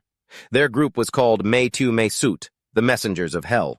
The Baron looked incredibly grave. He never imagined such people had infiltrated the prince's personal guard. He asked Kim if he knew anything about them. A thought flashed through Kim's mind. This was the perfect time to bring up what he'd discussed with the prince. They both stood there facing the Baron. Kim began speaking to the Baron slowly. "Meitu Meisut? I think I heard that name from a knight once." The Baron asked, "Is that true? I heard rumors that Queen Everzone, the second queen, died of a sudden illness. But the truth is she was poisoned." The Baron's face went pale instantly. "Poisoned? If that's true, then the culprit must be—" Their thoughts aligned perfectly, and Kim gave a slight nod. The Baron's hand shook as he clenched it into a fist, unable to believe such a thing had happened. Suddenly, the Baron slammed the table and jumped up, his sword already in his hand, radiating killing intent. "I won't let them get away with this." Just then a hand landed on his shoulder. Kim had appeared behind the Baron so quietly that he jumped in surprise. Kim calmly advised him to stay composed, his eyes glowing with a crimson light. Even from behind the mask, it was terrifying. Kim reminded the Baron that these people were professional assassins targeting powerful figures. He absolutely could not underestimate them. The Baron rattled, turned, and asked what he was supposed to do. Should he just stand by and watch? Kim tightened his grip on the Baron's shoulder. "This is not your fight," Kim said clearly. He then pressed down, forcing the Baron back into his chair so hard the man lost his balance and couldn't even keep hold of his sword. Once again, Kim emphasized that this was a matter between him and them. With just that one move, he made the point crystal clear. The Baron was convinced that with power like that, he would definitely be able to pull it off. Then he took his hand off the Duke's shoulder, saying that this matter would be resolved sooner or later because the prince had already found a clue. Hearing that, the Baron's face showed deep suspicion. Turning to look at him, he said, "If it's the prince, I'll believe it." Only then did Kim realize that the man was very obedient to the prince. Immediately after, he turned and started walking away, because the ceremony was about to end. So he asked for permission to leave first. The Baron remained seated, his face expressionless. He called out to him, and the last words he wanted to say were, he hoped he would look after the prince. He just waved his hand slightly as if to say, "Don't worry." He said that, but in his heart he thought differently. Truly, he would let him live until he had finished dealing with everything else. As for what would happen after that, He wasn't sure. At that moment, a royal carriage was rolling along. Inside, two people were discussing the clues regarding the assassins who were targeting them. It turned out the people in the carriage were Hispanic and Kim. When Kim finished speaking, he smirked and replied that it was all just fabrication. This guy thought that looking for clues was quite absurd because he already knew who the culprit was. Kim was full of questions, so he asked who it was. Hispanic's face darkened, revealing a sly look. He didn't state the identity directly, but just told him that they would meet him at the palace anyway. Waiting until then to tell him would be much more interesting. This immediately stirred up curiosity in him, making him eager to know. At that time, he told him to put this matter aside for now. It seemed he had something he wanted to ask him earlier. It was indeed true he wanted to ask about the status window. The prince rested his chin on his hand, thinking as he asked, "Could it be that you can't access it?" According to Kim's speculation, perhaps the reason he couldn't access it was that he didn't belong to this world. The prince frowned. That's strange. When he opened the status window, a natural landscape appeared, along with some specific details. For example, the continent's name is Elmos, a land protected by the goddess, a place where humans and monsters coexist in peace. According to Hispanic, not just humans, but all creatures in this world possess a status window. People can use their perception skills to see others' status windows, and of course, this Hispanic fellow also had a perception skill. He pointed at him. He said that once, while trying to use the skill on him, he caught a glimpse of a status window. Seeing that he didn't react, he decided to handle it himself to be quick. A magic circle appeared on his hand perception, but after casting the skill, strangely no status window appeared. He looked clearly confused. "Why is there nothing? Did I miss a step?" Thinking for a while, suddenly Hispanic discovered something. Out of the blue, he told him to transform into some kind of animal. This left him extremely confused. Though he didn't understand, he still followed instructions. With the front paws of a grizzly bear, his arm began to change shape. Looking at his transformed hand, he suddenly remembered he had eaten this bear in Alaska. The taste wasn't anything special. He didn't know why. Suddenly, he was evaluating food. However, at that moment, Hispanic told him not to transform into an earth creature. He suggested that he try transforming into something that came from this world. At that very moment, he immediately realized something. He began to turn his arm into a hawk's wing. Once again, he used perception, and this time the status window actually appeared. The species name and level sections had no information. Only the skills section clearly stated, Enhancement Level 3, Vitality Boost Level 6. Seeing the information window appear, the prince happily laughed because his guess was indeed correct. Looking at the window, Kim also seemed to wake up and understand the problem. Hispanic smirked. It seemed Kim didn't have an information window because he didn't come from this world. But once he transforms into something belonging to this place, then all problems would be solved.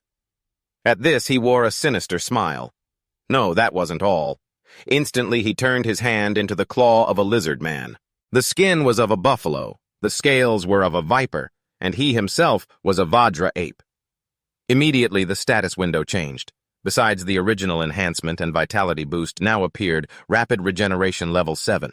Negative Effect, Resistance Level 3, Roar Level 5. It didn't stop there. There was also a dragon, seeing him transform more and more. Hispanic panicked.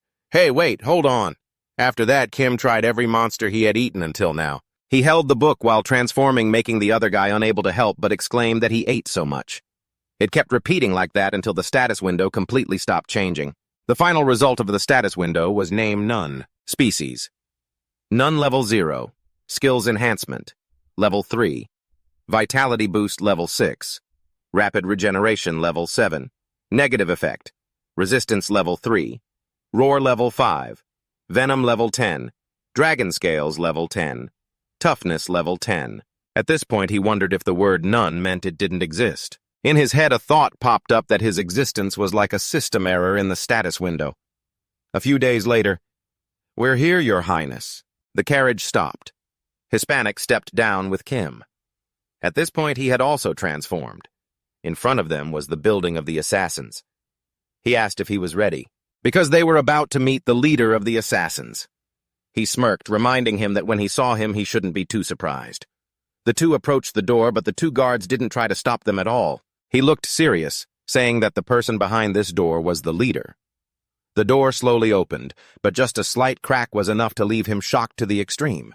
Given the situation, it's no wonder why you're so shocked. Deep in the shadows, a figure sitting on a throne slowly comes into view, an old man looking stern and terrifying. So you've returned my son. Kim is stunned because this old man is not just the leader of the Assassin Guild, he is the king of this land. Kim and Prince Hibanik arrive to see the king. The prince speaks up, Prince Edward of Gokcanteen requesting an audience. I have returned safely, your majesty. The king tilts his head, resting his chin on his hand, and replies, I have already been informed. It is good that you are safe. Though he says this, the king's face shows not a trace of joy. Inside his head he's thinking, how the hell did he manage to escape? Prince Hibanik reports that it is all thanks to the loyal servants the king prepared for him. But in his heart, the prince thinks loyal servants, more like assassins. The two men's cold, sharp gazes lock across the grand hall. Standing nearby, Kim thinks to himself, even I can tell they're just provoking each other. Suddenly, the king turns to Kim. Kim, still kneeling next to the prince, hears the king ask, You there, you're this Kim fellow, right? The cold tone of the king's voice makes the air grow heavy. This is the first time I've ever heard that name, and the first time I've heard that you are a secret bodyguard. Kim senses the pressure and wonders, is this the aura of a monarch? He glances sideways at Prince Hibanik, but honestly he doesn't find it all that special. I've even eaten dragon meat, so what do I have to fear from some king? The king thinks to himself, silently impressed. He certainly has the courage of a knight. Then he turns to Hibanik and asks, Can you hand this companion of yours over to me? Hibanik immediately refuses. I apologize, but I must decline your request for 2 reasons. The king wants to know why. Hibanik explains that first of all, he is not an object. He is a human being. I do not own him, so I cannot hand him over to you. The prince pats Kim on the shoulder and continues. Secondly, Kim and I are close friends. Even though I am the second prince, I have no older brother, so we have sworn a brotherhood.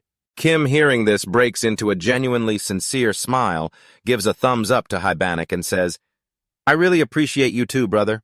After saying that, they both look at each other and laugh loudly, echoing through the room. Watching that scene, the king is so furious that veins pop out all over his face. He asks the prince, You said, brother. Then the king angrily slams his hand down on the armrest and shouts, If there is nothing else, get out. Back in his room, Hibanik drinks wine and laughs loudly at the earlier greeting. Hibanik excitedly winks at Kim and says, Thanks, brother. You really helped me out back there. A stranger suddenly appears, wearing a full suit of armor made of mithril, one of the kingdom's rarest resources. The king must be very confused because Kim helped the prince gain the upper hand. So the prince decides to give Kim a reward, a set of enchanted armor. As Kim tries it on, he asks the prince, You've never beaten him, have you? The prince sighs and answers, No. Since I was 10, he has been training children from orphanages all across the kingdom. According to the prince, besides being taught basic servant duties, they were also trained in information gathering and even assassination. The king planted servants from those orphanages into every noble and royal household to eliminate anyone who stands in his way. That was how the king seized the throne, even though he was just the 4th prince. At this point, Prince Hibanik is incredibly angry. He smashes the wine bottle in his hand and lets out a curse. The prince grinds his teeth and says bitterly, That was clearly my idea too. Witnessing that rage, Kim thinks you and that old man are no different. Hibanik laughs, looking incredibly satisfied, and says, Because I told him I'd sworn brotherhood with a total stranger. Even though he acted normal on the outside, I'm sure he was panicking on the inside. Looking at that face of his, that felt great. Thinking about that. Hibanik is so satisfied that he can't stop grinning. Just then, someone kicks open the door and calls out, Brother. The person who just arrived is Princess Elena of Gokcanteen. In a big, puffy, cumbersome blue dress, she rushes into the room. She asks Hibanik, I've heard what happened. How could you act so rudely in front of father? Kim immediately steps in front of her, ordering her to stay put and not come any closer. Prince Hibanik watches this scene, and the princess raises her voice. How dare you give me orders? Do you know who I am? Kim remains firm and coldly replies, This is the prince's private room. You barged in without knocking. Princess Elena stubbornly shouts back, How dare you? Kim doesn't back down. He immediately draws his sword, slashing straight at the princess. The blade stops only when it's right against her neck, leaving her gasping in terror. Kim speaks up, warning her, There will not be a next time. Princess Elena collapses to the floor weak. Just then, Prince Hybenik shouts, "Stop, Mr. Kim!" The prince moves toward his shaking younger sister and asks, "Elena, are you all right?" Seeing the princess terrified, Prince Hybenik gently takes her hand to help her up. While she is still sobbing, he speaks softly to reassure her, "Please forgive him. He's just concerned about your safety, that's all. He didn't mean any harm." After finishing his sentence, Hybenik calmly led her to the door and spoke in a gentle, hushed tone, telling her, "Just go home for now. We'll talk another time." Once the princess had left, the moment the door clicked shut, Prince Hybenik's expression shifted instantly, his voice grinding as he spat, "That foolish woman." Kim asked, "Is that your sister?" Prince Hybenik clenched his fist, his face filled with resentment as he told Kim, "Yeah, I already told you about her back in the carriage. She was granted power by the goddess. She's the very first person I'm going to take down. When I become king." Eleanor Gancanton is the youngest of the 3 surviving children of King Edward IV. The other 3 were weeded out during the selection process, and they're resting in the royal cemetery now. From the moment she was born, the goddess gave her the power to go wherever she pleases. Right now, she's obsessed with the next reincarnation of Hybenik, Edward Gancanton. Even if they have different mothers, how could she possibly be in love with her own brother? Hearing this, Kim remarked, "She's insane. I was just asking for the sake of caution. Do you have any intention of accepting her feelings?" Hybenik looked annoyed as he replied, "That's not a funny joke." Hybenik repeated, "I told you I already explained it to you." The second queen was poisoned. The one who lured her to tea and forced her to drink it was the first queen, her mother. That memory made Hybenik's resentment flare up even more, as the second queen was his own mother. The prince continued, "She is the daughter of the first queen, the one who rose to favor after my mother passed away." Kim probably understood why Hybenik was so furious. He spoke up, "Damn. So your sister was born out of your mother's death." But then Kim noticed something odd and asked, "Wait a second, if the king wasn't the one who killed the second queen, then why do you hate him so much?" Hybenik explained that this had to do with the first prince, but he refused to elaborate further because he couldn't speak of the first prince, unless that person is present here, or has given permission to speak of him. Kim skeptically asked why he was hiding this. Hybenik made it clear to him that he couldn't do otherwise because he had sworn an oath to the goddess. After speaking, the prince stepped forward to adjust his cloak and hair, calmed his nerves, and told Kim, "All right, let's go, brother." And the two stepped outside. Kim asked, puzzled, "You're not going to deal with the failed assassination attempt?" And Hybenik replied, "They say the gods get angry if a son is killed inside his own home, so the old man tried to get me out of the palace. Many times, but I've already completed the coming-of-age ceremony, which means I'm fully qualified to be the next king." Hybenik said triumphantly, "He can't just send me away whenever he feels like it anymore." He then turned to add for Kim, "The kingdom is crawling with people who support that old man. We have to prioritize solving this issue first, for example, by winning over the prime minister who holds all the financial power." While looking at Kim, the prince accidentally bumped into someone and fell hard onto the ground, feeling a sharp pain. The prince touched his cheek and said, "What the hell? Whoever you are, I'm going to punish you. How dare you block the prince's path?" Then Hybenik looked up. The person standing before him was the prince's older brother, the warrior who was reaching out a hand to help him up, asking kindly, "Are you all right, little brother?" The king muttered to himself, "Brothers, you say?" He curled his lips into a contemptuous smile, thinking to himself, quite a surprise. He himself was the one who had slaughtered all his own brothers for the sake of the throne. To the king, those blood-related brothers were nothing but obstacles. But Hybenik had a sworn brother. In his eyes, that was nothing short of an insult. His plan had succeeded, but at the same time, it set a bad precedent. It was as if, should a better precedent appear, this problem would be solved. Those who passed the selection test were all educated based on their capabilities fairly so that the eldest son could rule the kingdom properly. His second son would operate in the shadows and find ways to eliminate any obstacles in the eldest son's path. His eldest daughter was very intelligent and beautiful, so he intended to arrange a political marriage for her. But contrary to all his calculations, the abilities of the eldest son and the second son far exceeded what was necessary. The second son was so wicked that he even wanted to dispose of those who had already been disqualified, while the eldest son was so righteous that he chose to become a warrior for the goddess, the eldest son of the royal family. Gancanton had vanished just like that. Now only the violent and cunning second son and the standard-bearer eldest daughter remained. The king gripped his fist tightly in anger. He would rather let his eldest daughter take the throne than let that snake-like cunning son become king. He cannot become king. Hibanek looked at his brother with a look full of apprehension, but then, suddenly remembering his status had changed, Hibanek hurriedly bowed to the warrior in front of him. The warrior returned the prince's salute and said this was a serious matter. We should go to the audience chamber together. As a soldier following behind Hibanek couldn't help but be surprised to see the one chosen by the goddess with his own eyes. Someone who gave up their social status with a straightforward and kind personality, that's the eldest son.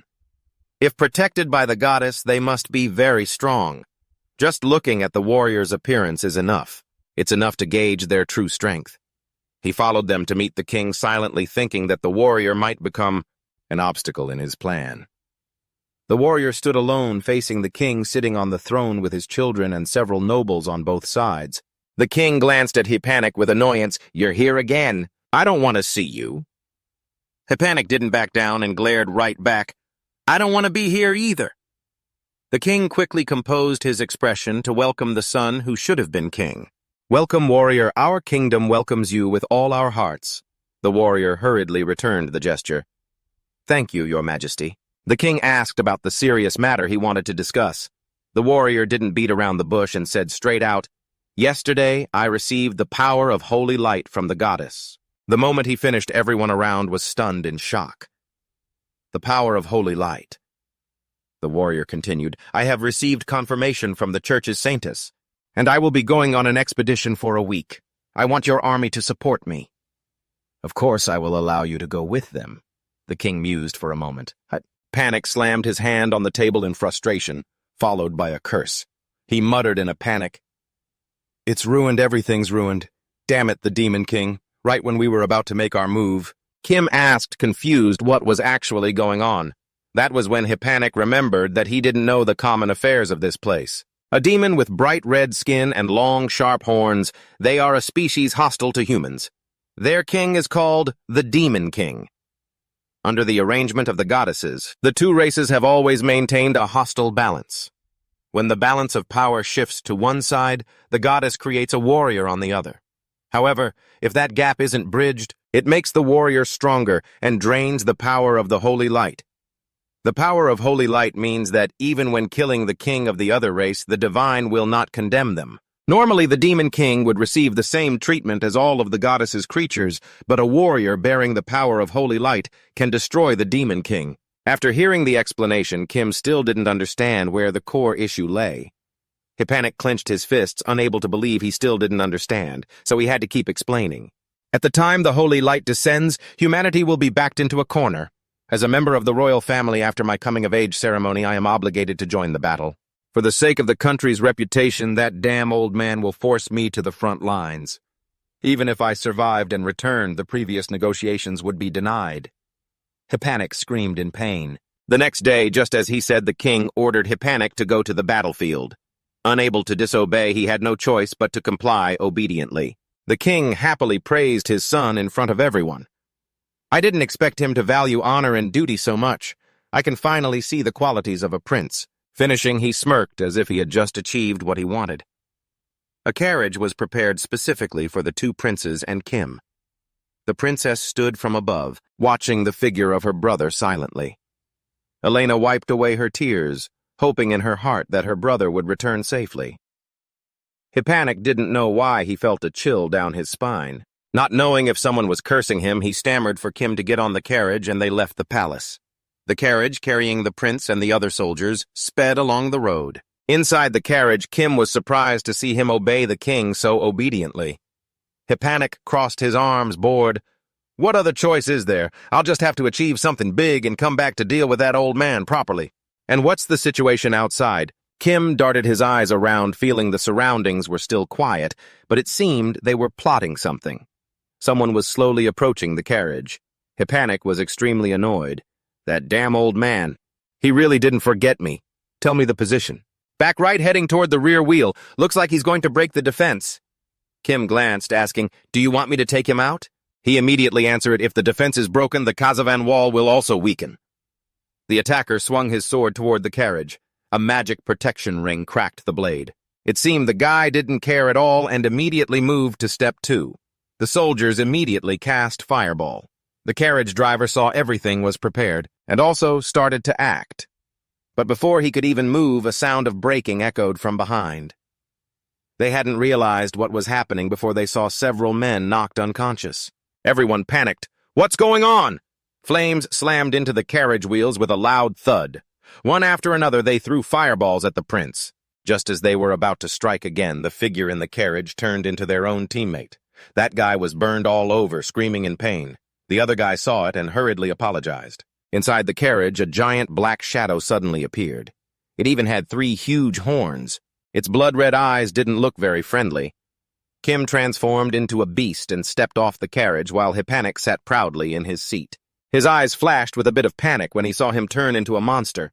Kim replied, "For now I'm on your side. Get used to it." Both stepped outside facing the soldiers who had been causing trouble. One of them was surprised by the appearance of a monster.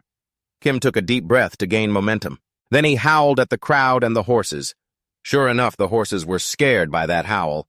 The soldier immediately used magic to control them. The spirit of the horses, which were still terrified, calmed down instantly. The person standing behind saw the commander use that spell and felt worried, but he didn't care. He just shouted, "Everyone focus on completing the mission, then we will fix the soldiers' minds later. I will lead finishing." He drew his sword and rushed forward. Sword and stupid men followed one after another, rushing like moths to a flame.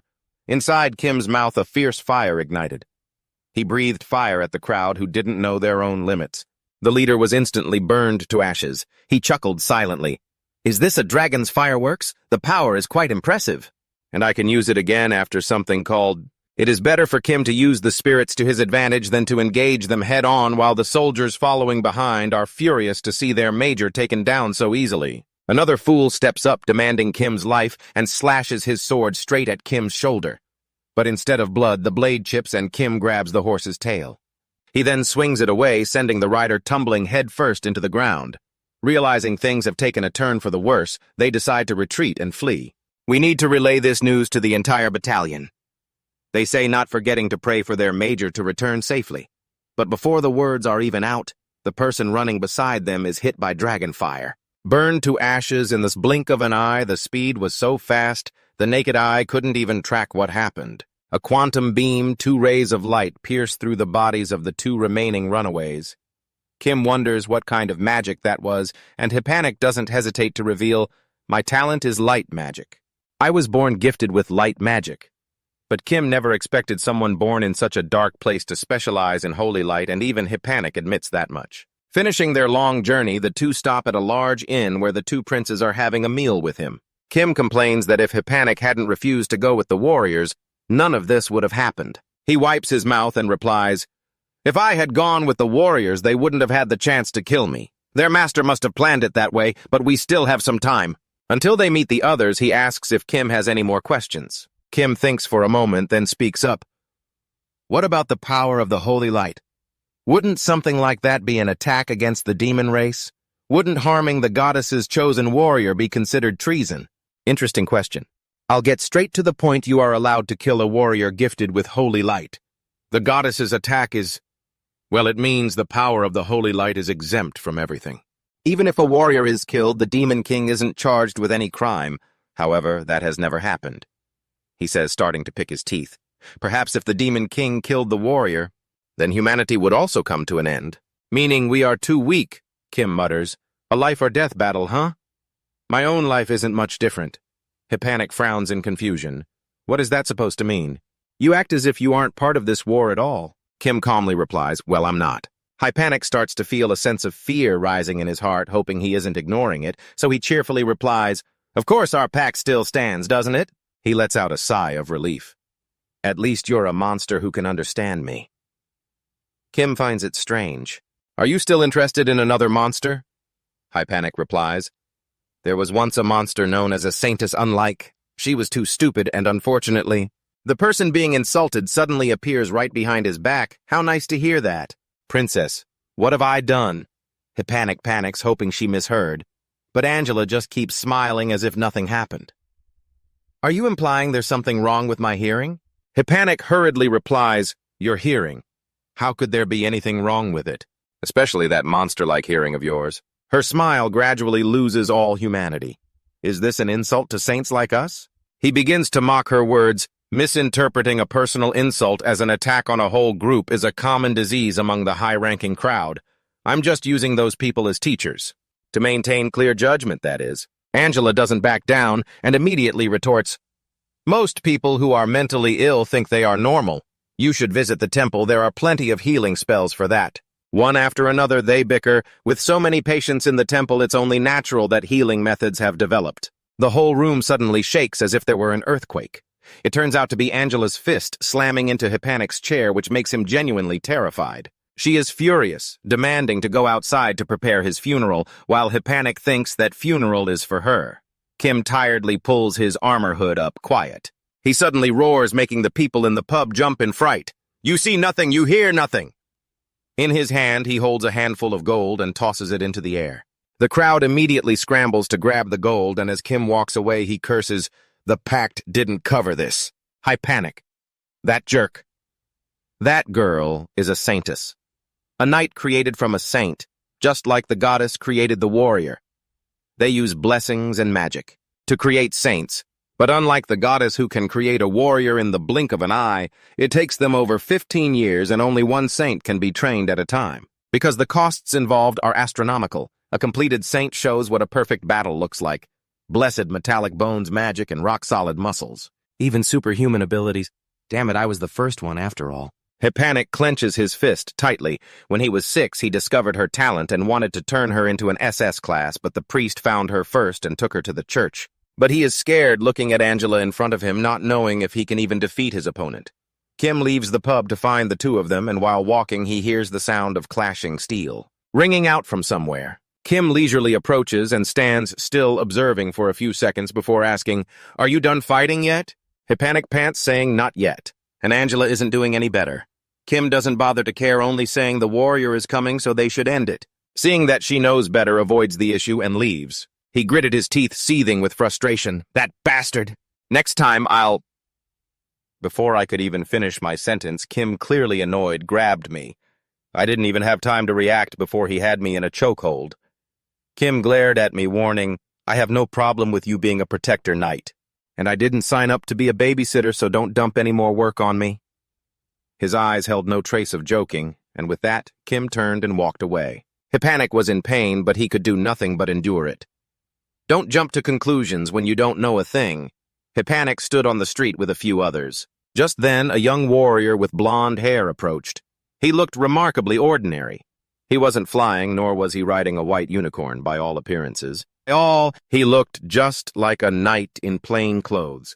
As he approached, he hurriedly greeted everyone, and the warrior made a special point to greet Saint Angela, who was standing behind them. She bowed in return. The warrior placed a hand over his heart, bowed, and turned toward Hippanic. This wasn't their first meeting. The warrior was very glad to see Hippanic was safe. "Hey, Panic," the warrior greeted, "on the way here." There were a few setbacks, but nothing to worry about. The warrior then turned toward Kim. He had met Kim once in the royal palace, but this was the first time, formally introducing himself to Kim. The two shook hands warmly. Kim didn't forget to state his name, though he noticed Hippanic's scowl behind them. He really couldn't understand this guy. Was he a 2-year-old? Why act so childishly? Unlike Hippanic, the warrior understood the current situation clearly. The saint had not yet regained her holy power, and that meant the Demon King would be stronger than ever. The warrior knew he couldn't perfectly protect everyone during the fight, yet he still wanted to ask if everyone was ready to join him on this journey. Despite the danger, everyone chose to stand together. Suddenly, the warrior asked for Kim's opinion. Surely he would agree, as he was the prince's guardian knight. The warrior drove his sword deep into the ground and shouted loudly right at that moment, "I hereby declare this formation of the Demon King Subjugation Squad." But then, from the high platform behind them, a dark shadow and a provocative voice rang out, "I've been waiting to hear those words." Half of Francis's face was veiled in shadow. He grinned, revealing sharp, jagged teeth. Upon hearing the voice, the warrior spun around. He hadn't expected a demon to appear right in the middle of the street. Francis stood arrogantly on the bell tower, mocking the humans for daring to declare war on demons on demonic territory. He spread his arms wide, his voice booming down like a death knell. What comes next is nothing but war. That sound, that statement, sliced through their eardrums like a blade, leaving the townspeople unable to bear it. The warrior was significantly affected too, but he didn't pay it any mind. Because in the warrior's eyes right now, there was only the demon harming innocent people. Francis, the proud demon lord, showed clear contempt. From the start, he had said this was no place for humans. This village was demonic territory. Only then did the crowd realize with horror that they were completely surrounded by beasts, thousands of them. It seemed those villagers weren't even human anymore. They were demons transformed by those who had sworn loyalty to the demon king. The situation was hanging by a thread. They stood back to back, each guarding a side. The warrior felt even more hatred for Francis now.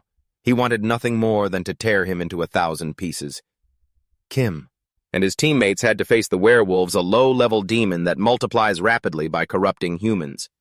Once a human becomes a werewolf, they can never return to their original form. They only become puppets for the demons to control.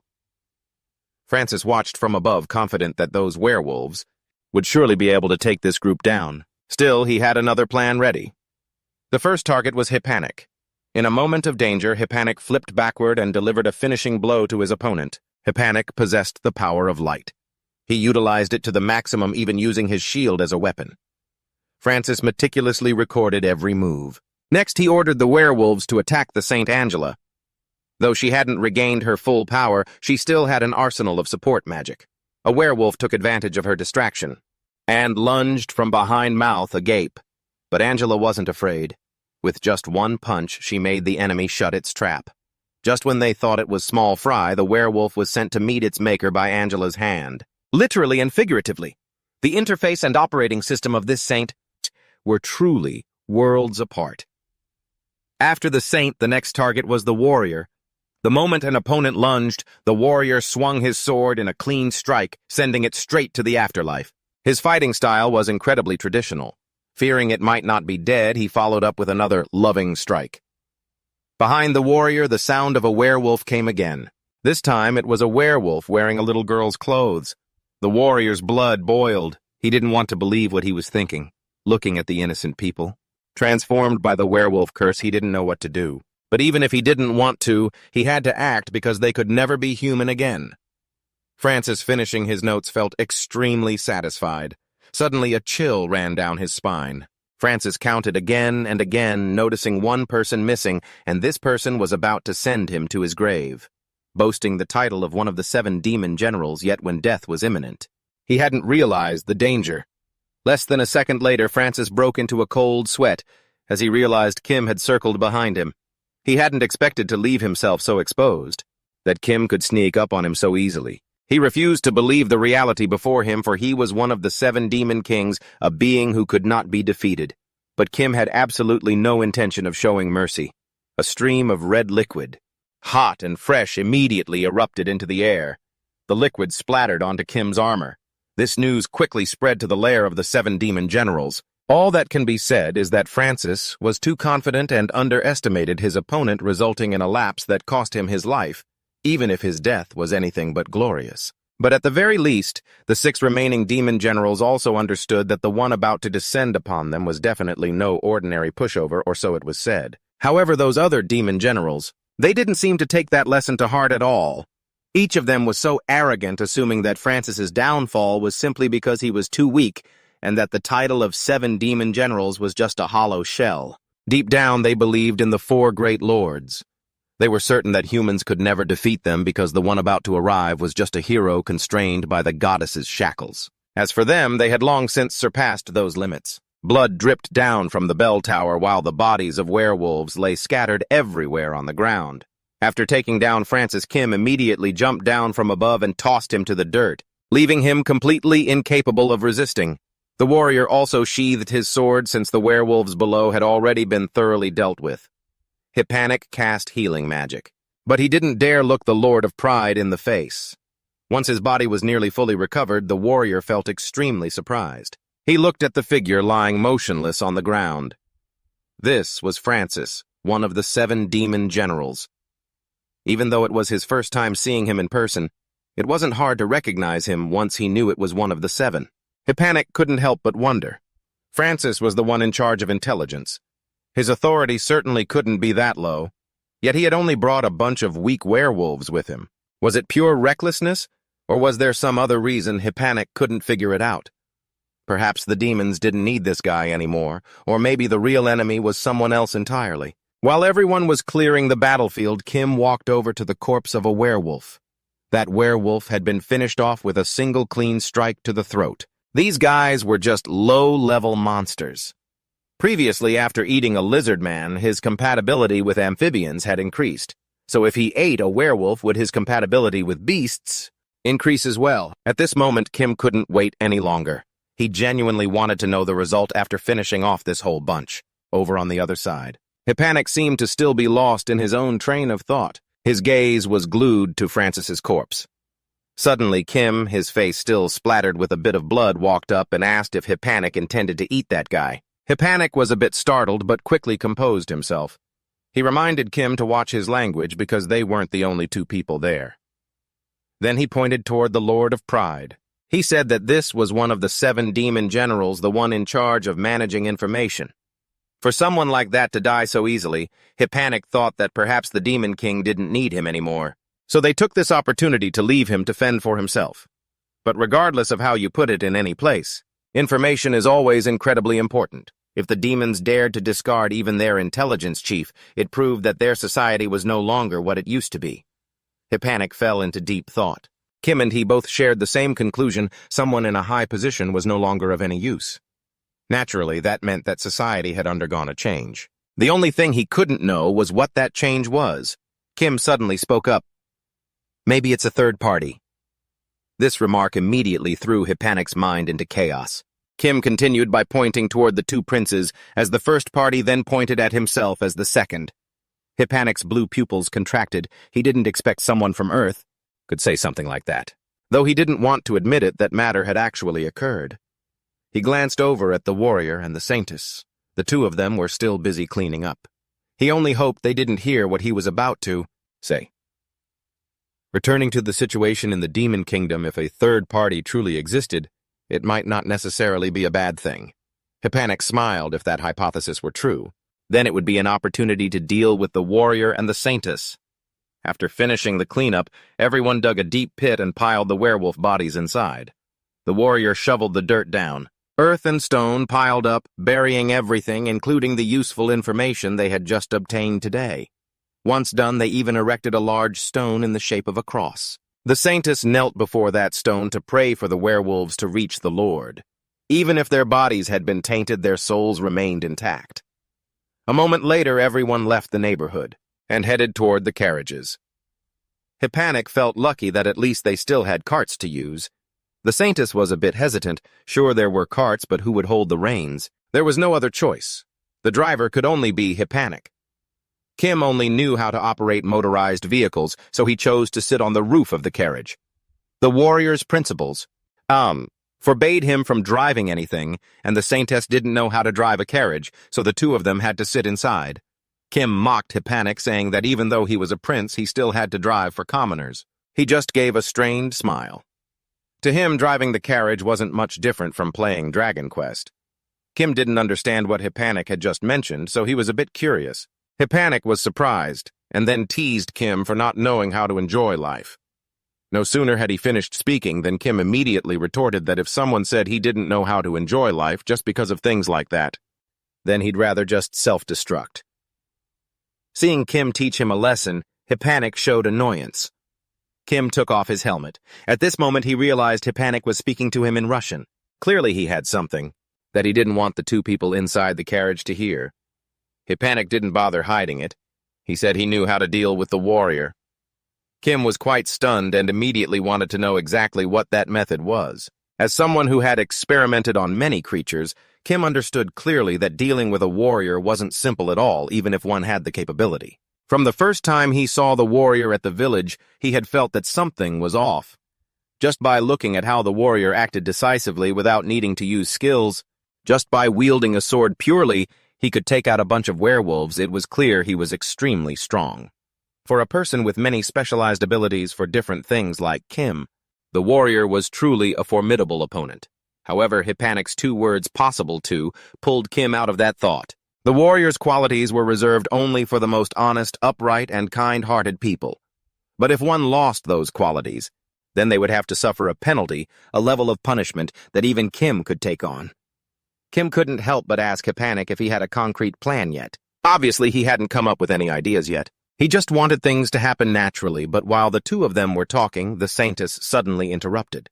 Since they were speaking Russian, she couldn't understand them, and Hispanic angrily scolded her. Cutting in while they were communicating through hand signals, Angela gave a bitter smile and accused him of disrespecting the servant of the goddess. The 2 of them started bickering again. Kim, sitting on the roof of the carriage, could only feel helpless at their childish behavior. He even asked to switch seats. A while later, the warrior seemed surprised to see Kim walk inside.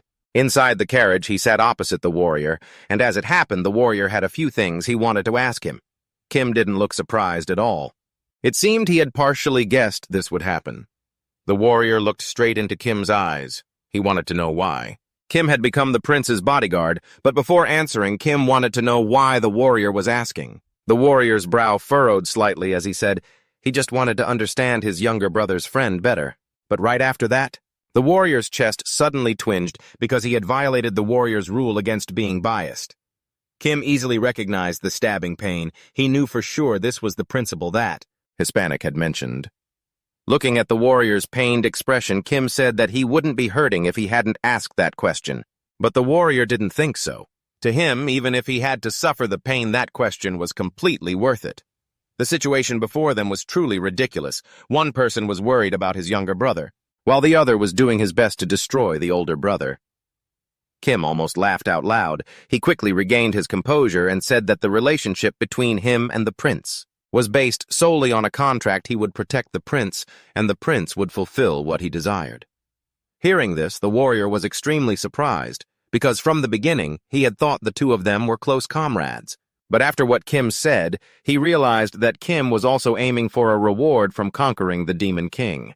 Until this moment was the first time Kim had heard the word reward. He really wanted to know what it was. Before long, the group reached the city of Asopolis, a fortress located on the edge of the Gankanton Kingdom. This place was only a few kilometers from the Demon Kingdom. After the long journey, the group decided to stop at a tavern. The warrior suggested that everyone stay there for the night. After that, he asked for permission to go around to see if anyone needed help.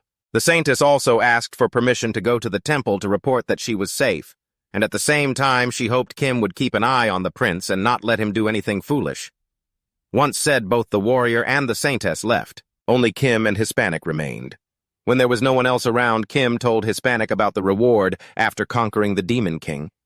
Hispanic was just as stunned as Kim had been earlier, because this was also the first time he had heard about the reward from the warrior. Kim learned that the warrior had received the goddess's blessing because she hoped the warrior would conquer the Demon King. If the warrior succeeded, the goddess would grant a wish to everyone who participated. Hispanic slammed his beer mug onto the table. Was it really like that? Kim confirmed for sure that it couldn't be wrong because he had heard it with his own ears. In the blink of an eye, Hispanic became extremely excited. He didn't expect this mission had such a generous reward. Hispanic lifted his beer mug and downed it in one gulp. After drinking, he felt incredibly refreshed. Then he laughed loudly, saying he was already drunk. Hispanic and Kim sat in the tavern, both eating dinner and drinking beer. By the 3rd mug of beer, Hispanic suddenly felt nauseous and his whole body felt uncomfortable. Kim realized that the food and beer here were unusual, so he was extremely confused, but Hispanic thought it was just because he had drunk too much that he ended up like that. Meanwhile, Hispanic collapsed onto the table and vomited violently. The people around them also showed similar symptoms. Hispanic then gradually fell into an unconscious state. It was very likely that everyone's food had been poisoned. Hispanic's face transformed, veins popped out, and his eyes looked fierce and extremely terrifying. Outside on the street, the warrior was carrying a heavy crate on his shoulder to help a man passing by. When he arrived, the man bowed his head to thank him very respectfully. He wondered how he could repay the warrior appropriately. The warrior just smiled happily, saying he was only doing what he should do. The man kept bowing his mouth, continuously praising the warrior, saying he was truly a great warrior, just like the rumors. But right after that, his face suddenly bulged with veins, just like Hispanics back at the tavern, and then he opened his mouth to curse the warrior as a damn moron. The warrior was extremely stunned and quickly pulled out his weapon from behind his back, angrily asking the man in front of him who on earth he was to utter such words. The man's eyes rolled back, and his smile became grotesque. He said to the warrior that there was no need to be so surprised because he and his accomplices already knew everything about him. The warrior became even more confused. This guy had just mentioned accomplices. So who else were his accomplices? Just then, voices arose from behind. A group of people was approaching. The warrior immediately sensed danger closing in. Coming from all four directions, he raised his sword to defend himself. The one behind all of this was the Lord of Gluttony, Paris. Many people had already become his victims. The warrior immediately realized that those people were all being manipulated by a puppet spell. Paris spoke up, praising the warrior for discovering it so quickly. He had planted parasites into the entire water supply around the residential area.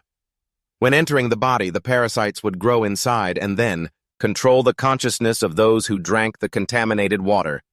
Those victims were completely unable to resist Paris's commands. Paris controlled the innocent people. But if the warrior wanted to get close to him, he would be forced to kill them. Once he did that, the warrior would personally break the rule of not harming innocent people.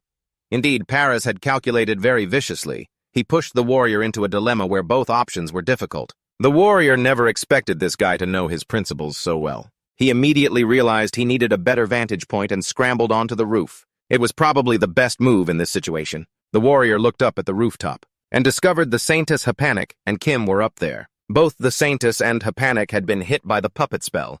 Hapanik mocked the warrior, saying he wouldn't be able to escape them if he kept ignoring them. If he persisted, he would face the consequences.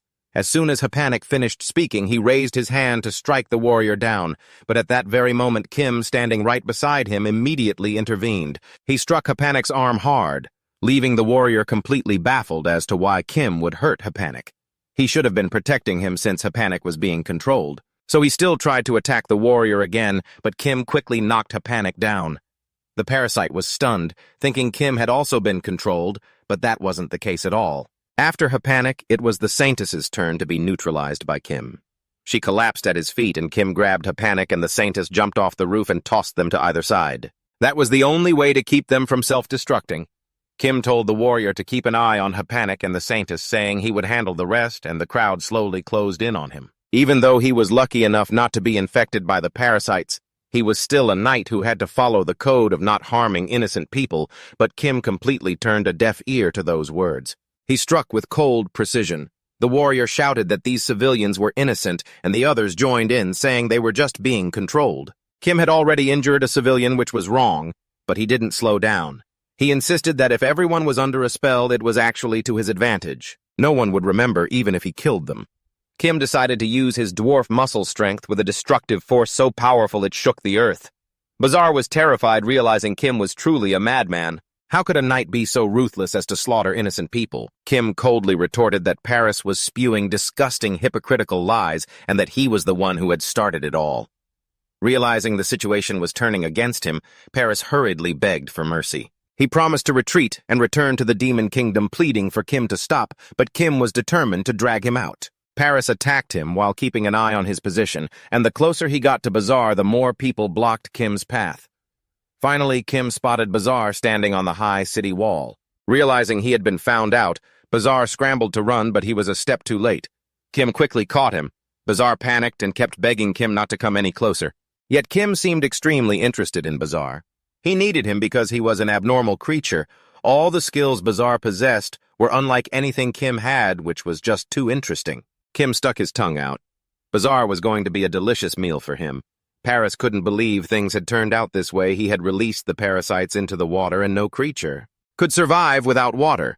Even if Kim wasn't infected, Paris had successfully controlled his allies. He had thought he held a 9/10 chance of winning. Yet Kim dared to hurt his allies and even slaughtered his own kind without a moment's hesitation. Did Kim truly have no emotions? Bazaar decided that since it had come to this, he would use the highest concentration of control to crush Kim's resistance. Calculating his move, the Lord of Gluttony dove straight at Kim, landing right on his face. 3 eyes locked, and he slowly crawled into his mouth. Without a moment's hesitation, the Lord of Gluttony Bazaar was incredibly smug about his idiotic plan to engage in person and become a parasite inside Kim's body. Aiming to control him from within, he couldn't have guessed that Kim possessed a digestive system that feared nothing on Earth before he could even present his suicide plan. Thinking he was clever but actually being stupid to the extreme, the digestive juices in Kim's body quickly turned him into dust. Kim was still surprised. By the Lord of Gluttony's act of throwing himself into the void, the action was so fast and so dangerous that he hadn't even had time to fully taste the flavor in his mouth. Before it was nearly digested, it was certainly because it was so soft. Out of all the parasites he had ever tasted on Earth, this one was perhaps the most unique. It could control humans, so he had absorbed a new skill from it. Kim couldn't hide his excitement and immediately wanted to test it, bringing his finger to his mouth. He bit down hard, severing his fingertip, then spat it onto the ground. The wound healed instantly thanks to his giant regeneration skill, while that other finger immediately transformed into a fish. Kim realized he could detach and control parts of his own body, though it was still limited by size and duration. But if he ate a composite organism, it would be different. He could take that skill much further. The battle ended, and below, the citizens began to wake up, looking at each other in confusion, not understanding what had just happened, and bewildered as to whether everything had truly ended or not. At that moment in this demon castle, they couldn't believe Gluttony was dead. The news threw the demons into a panic that Old Worm had actually died. Was he truly unable to survive? But reality hit them hard.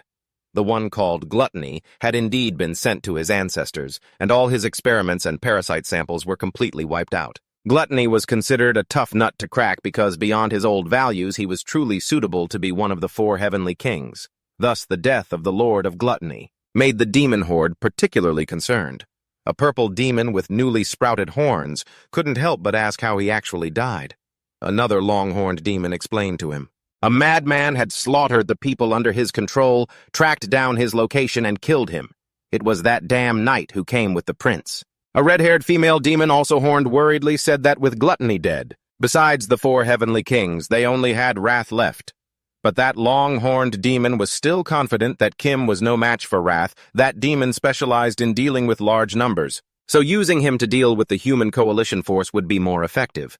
After speaking, he turned his head to find Wrath, then suddenly noticed the main character of their conversation standing right there. It disappeared a while ago. The purple demon with those freshly sprouted horns coughed and said the guy had bolted the second he heard the name of that old worm. That action caused the demons around the table to fall dead silent. The hero chosen by the goddess recalled what Kim had just done, and realized that in that situation Kim's method was definitely the most effective, even if it was brutal. Facing the innocent people being controlled, he couldn't stop the chaotic thoughts in his head and hesitantly asked Kim. He asked if Kim could have saved more people using his skills, but Kim understood he was being accused of cruelty for killing the puppets, the innocent civilians. "What are you talking about? The enemy is the one controlling and killing them." His gaze was cold and emotionless as he replied. The hero couldn't believe it. A knight like that serving as the prince's guard. He suddenly felt that Kim was no different from those demons, possessing a twisted mindset that truly terrified him. Just then, who knows what the hell happened, but the prince suddenly stopped. The carriage panicked and stammering, drawing his attention. Before the 2 young men, a mountain suddenly appeared, obnoxiously blocking their path.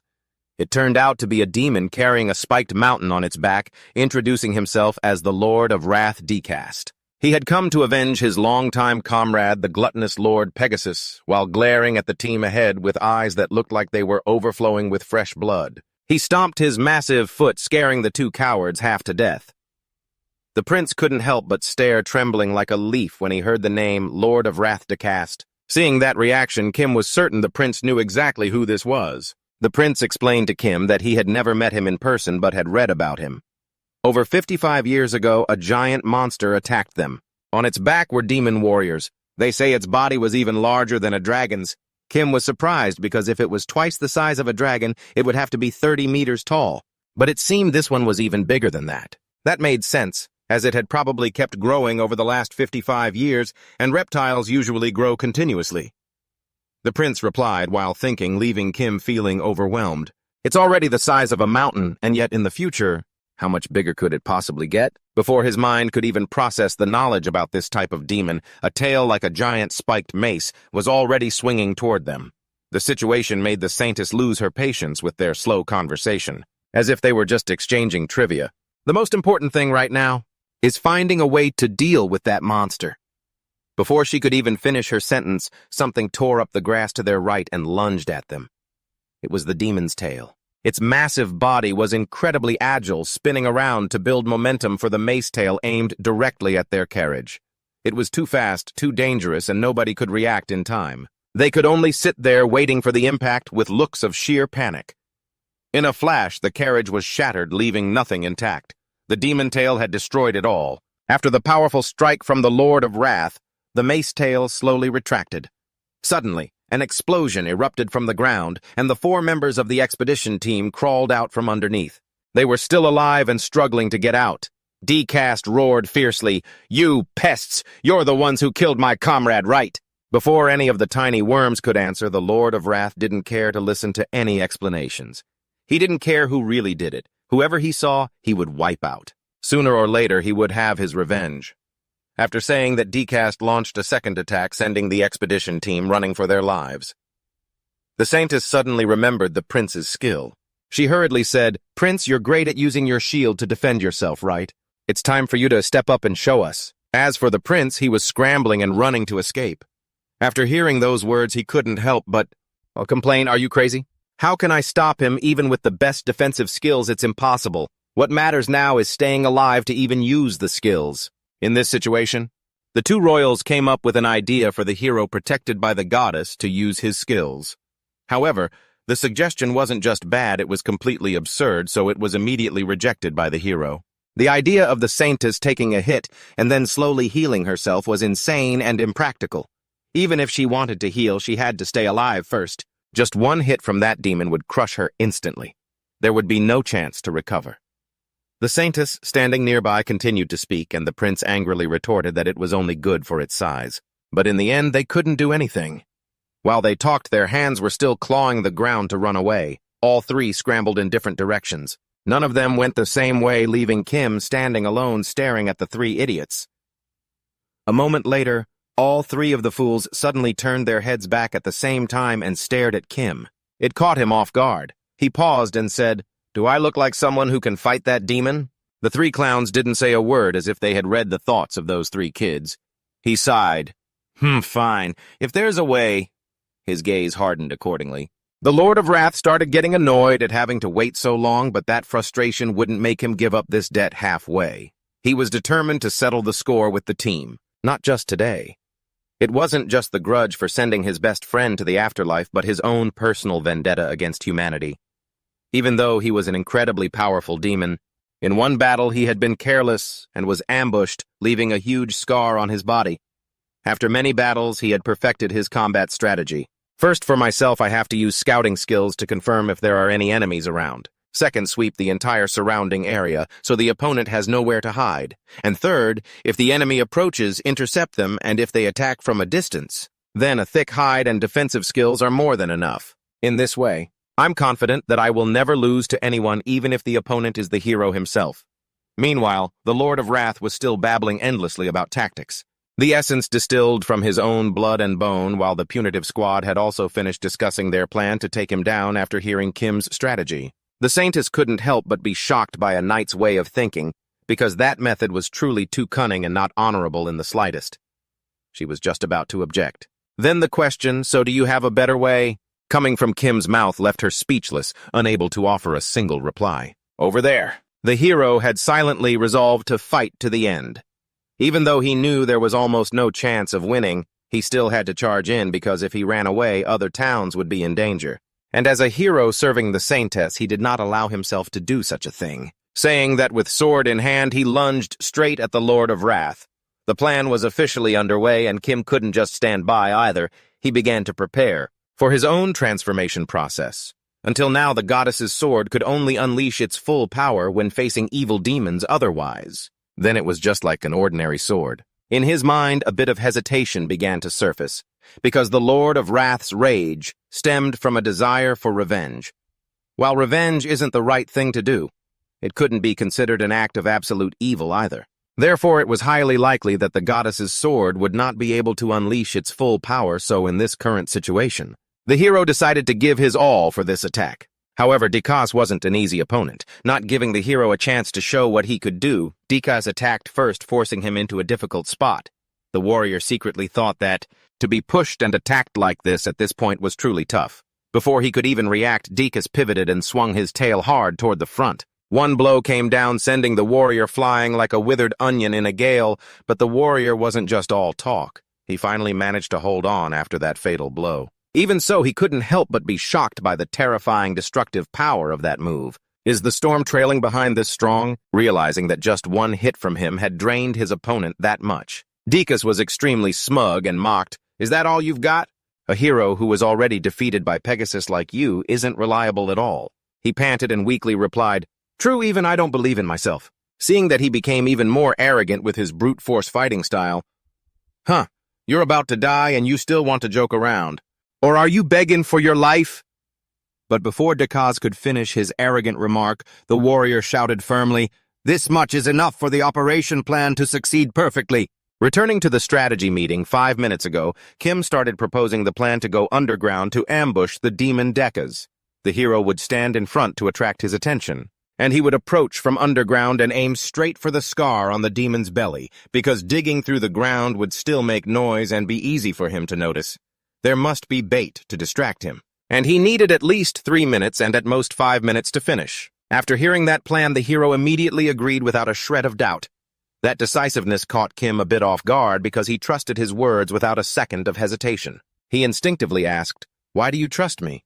What if I'm tricking you or lying?" He gave a good-natured smile and replied, "That's impossible because one of the hero's specialized skills is lie detection." Kim secretly chuckled. "Well, it's true I'm not lying, but in this country where that skill doesn't work, I can lie to the only hero present here. Who knows, it might come in handy." Returning to the present as soon as the warrior's words finished, Kim had successfully extended his claws, preparing to give Dekas a few basic blows from underground. The resonance between his superpowered demon muscle body and dragon claws helped him significantly reduce the time needed for his digging plan. A tunnel was quickly created from the team's rally point, stretching straight beneath the scar of that wrathful demon, without revealing any openings. By the time that demon realized it, everything was already too late, even though he was still rambling on about some life detection skill. Our Kim responded with actual action. He said bluntly, "Do I need to answer that question of yours?" The moment he uttered those words, he had closed in at an extremely close distance. His entire arm had transformed into a dragon's arm, so no matter how thick the hide was, dragon claws could still tear it apart. Dikas screamed in desperation, "No! I can't let it keep hurting me like this. There's no way I'm dying at his hands." While it was still raging, Kim used the dagger to stab straight into its scar, punched a hole right through, and dove inside, sending blood spraying everywhere as the creature shrieked in agony. Stepping inside the turtle demon's body, Kim couldn't help but marvel at his brilliant success. But the place was too vast to just wander around and sightsee. So Kim immediately summoned the parasitic gluttonous Pegasus demons to spread throughout the turtle's body, and in no time they were sending back reports from every part, like the heart, the lungs, blood vessels, and the brain.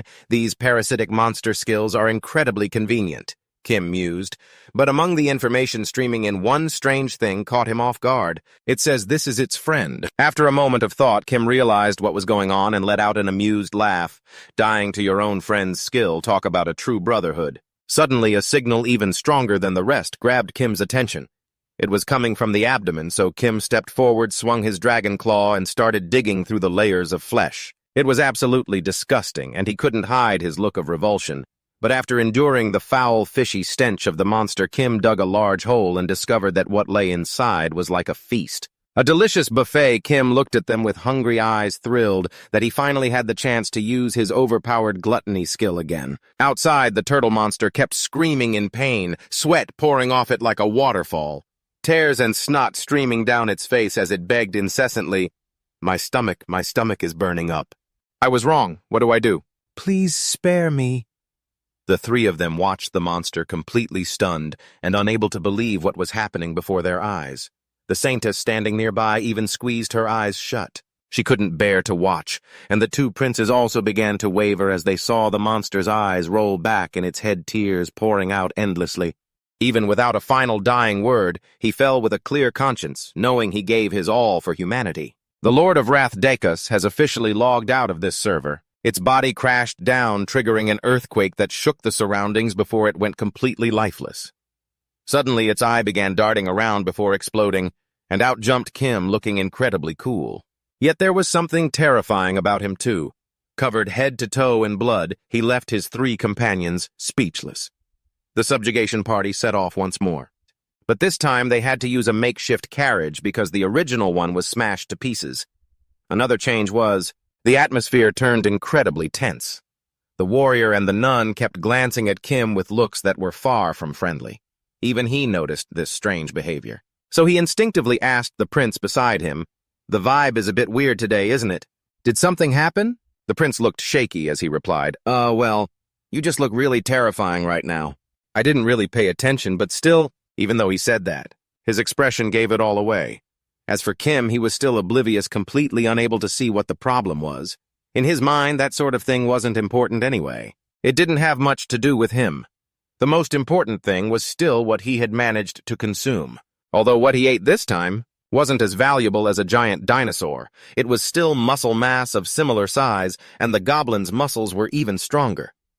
As for the skin, when he combined it with the dragon skin, he managed to make his own skin even thicker and tougher. Nothing went to waste. In fact, he gained even more than he had imagined. First, the giant dinosaur's lungs. They had become a powerful mass of muscle because to sustain such a massive body, it required a tremendous amount of oxygen. And the deeper it inhaled, the more powerful its exhale. These lungs would make his dragon breath even more devastating. Second, the circulatory system. The larger the body, the harder the heart has to work to pump blood throughout the body. The arteries and veins were densely distributed around the organs like the heart, with relatively even spacing. So now even if his heart were destroyed, blood could still circulate. And the greatest trophy of all was the thing he had spent the whole time digging for. Thanks to eating it, he could now fly. Kim wore a satisfied smile. The scene shifted to the demon castle. Around the conference table sat the same demons, only one chair was now empty as the Lord of Wrath had left the game, gone to dust. Julius, the demon of lust, could not hide his anger that only 3 of the 4 heavenly kings remained. Bassanio gave a cold, faint smile and replied, "That is the final outcome." "Indeed." The voice of the demon Julius rang out, continuing the thought. His eyes were now filled with a sinister smile, for everything was going exactly according to the Demon King's plan. Closing the chapter on the past, the demons began discussing their future plans. Clearly, the heroes were about to attack the Demon King's castle, having already laid waste to the villages beforehand. So they had to nip this in the bud before the heroes could cause further losses. Their meager efforts were enough to deal with the ruins of the ancient era, and the heroes would foolishly believe they had already wiped out the core forces of the Demon King. That would bring them no small benefit. Now that the deal was done, it was humanity's turn to head down the path of destruction. This would be a predestined, difficult war. In that battle, humanity only needed to cut off the Demon King's head to win. But if the opposite happened, the demon race must cause humanity to be destroyed or force them to their knees in surrender. Their greatest obstacle was the hero, because as long as the hero lived, humanity would never yield. Not only that, the heroes were the strongest individuals under the goddess's protection. Ultimately, to seize victory, the demon race had only one path to annihilate all of humanity. If that were the case, then rather than letting the hero fail by the Demon King's hand, they might as well bring about the destruction of humanity sooner. Julius, the demon of lust, recounted the Demon King's words in an extremely sinister and venomous tone. Suddenly, he and his subordinates stood up in unison, bowed their hands, and shouted, "Absolute loyalty to our emperor, absolute respect to our emperor from another world." In the distance, at the highest position, a figure was present that looked completely different from the demons. But because it was too blurry, his features couldn't be clearly seen. But could Kim and the prince's guess be correct that there was a third person who also came from the human world existing here? The group followed the path the beast had taken earlier. With just a glance, Kim vaguely realized that it had been running around in a panic. Suddenly, they were surrounded by a pack of monsters. They held weapons in their hands, revealing their disdain. Realizing they were surrounded, they immediately huddled together. The warrior knew at a glance that these were the Demon King's soldiers. At the same time, two of them lunged straight at Kim, determined to take his life. The demon's iron mace swung toward Kim's head. He didn't even bother to dodge the blow. Instead, he stood his ground and casually swung his sword, neatly finishing off the two monsters. Behind his back, his other companions were fiercely engaging the swarm of monsters. The demon from earlier let out a soft groan. Of the whole castle, only this one section remained intact. Through a gap in the demon's iron helmet, Kim seemed to spot something noteworthy. A scroll fell from the folds of his garment, resting neatly in front of Kim's chest. He picked it up and opened it. After clearing out the demons, the group gathered in a safe place to look at the scroll. Kim realized this was a map of the Demon King's kingdom. The warrior stroked his chin, looking at the map, silently admiring the demon race's surveying capabilities. Hibanik pointed a wooden stick at the map. There is one more important thing. Everyone look here. All the demon soldiers' march routes lead toward the main boulevard and converge at one point. But this white dot here has a path that cuts straight through every battlefield. The saint thinks this map is being used to coordinate some kind of supply line. The warrior immediately jumps up now that he has the map in hand. Let's hurry up and go take down the Demon King. But he is quickly stopped by Hibanik. Hibanik frowns deep in thought and points to a highly suspicious spot, a village nestled in the mountains that seems to have no strategic value whatsoever. It connects directly to the main route and is the final point of the path. The saint asks, "Is that the Demon King's vital supply camp?" Hibanik suggests they go check it out, while the warrior's gut tells him this place must be incredibly important. Then the warrior speaks up, "If this place is key, maybe we can cut off the Demon King's offensive." After a week, they finally reach that mysterious village. Hibanik steps forward, observing the thick black columns of smoke rising into the air. "This is the place." Hibanik says, standing on the cliff looking down, that this village doesn't have many residents, or at least life here isn't bustling.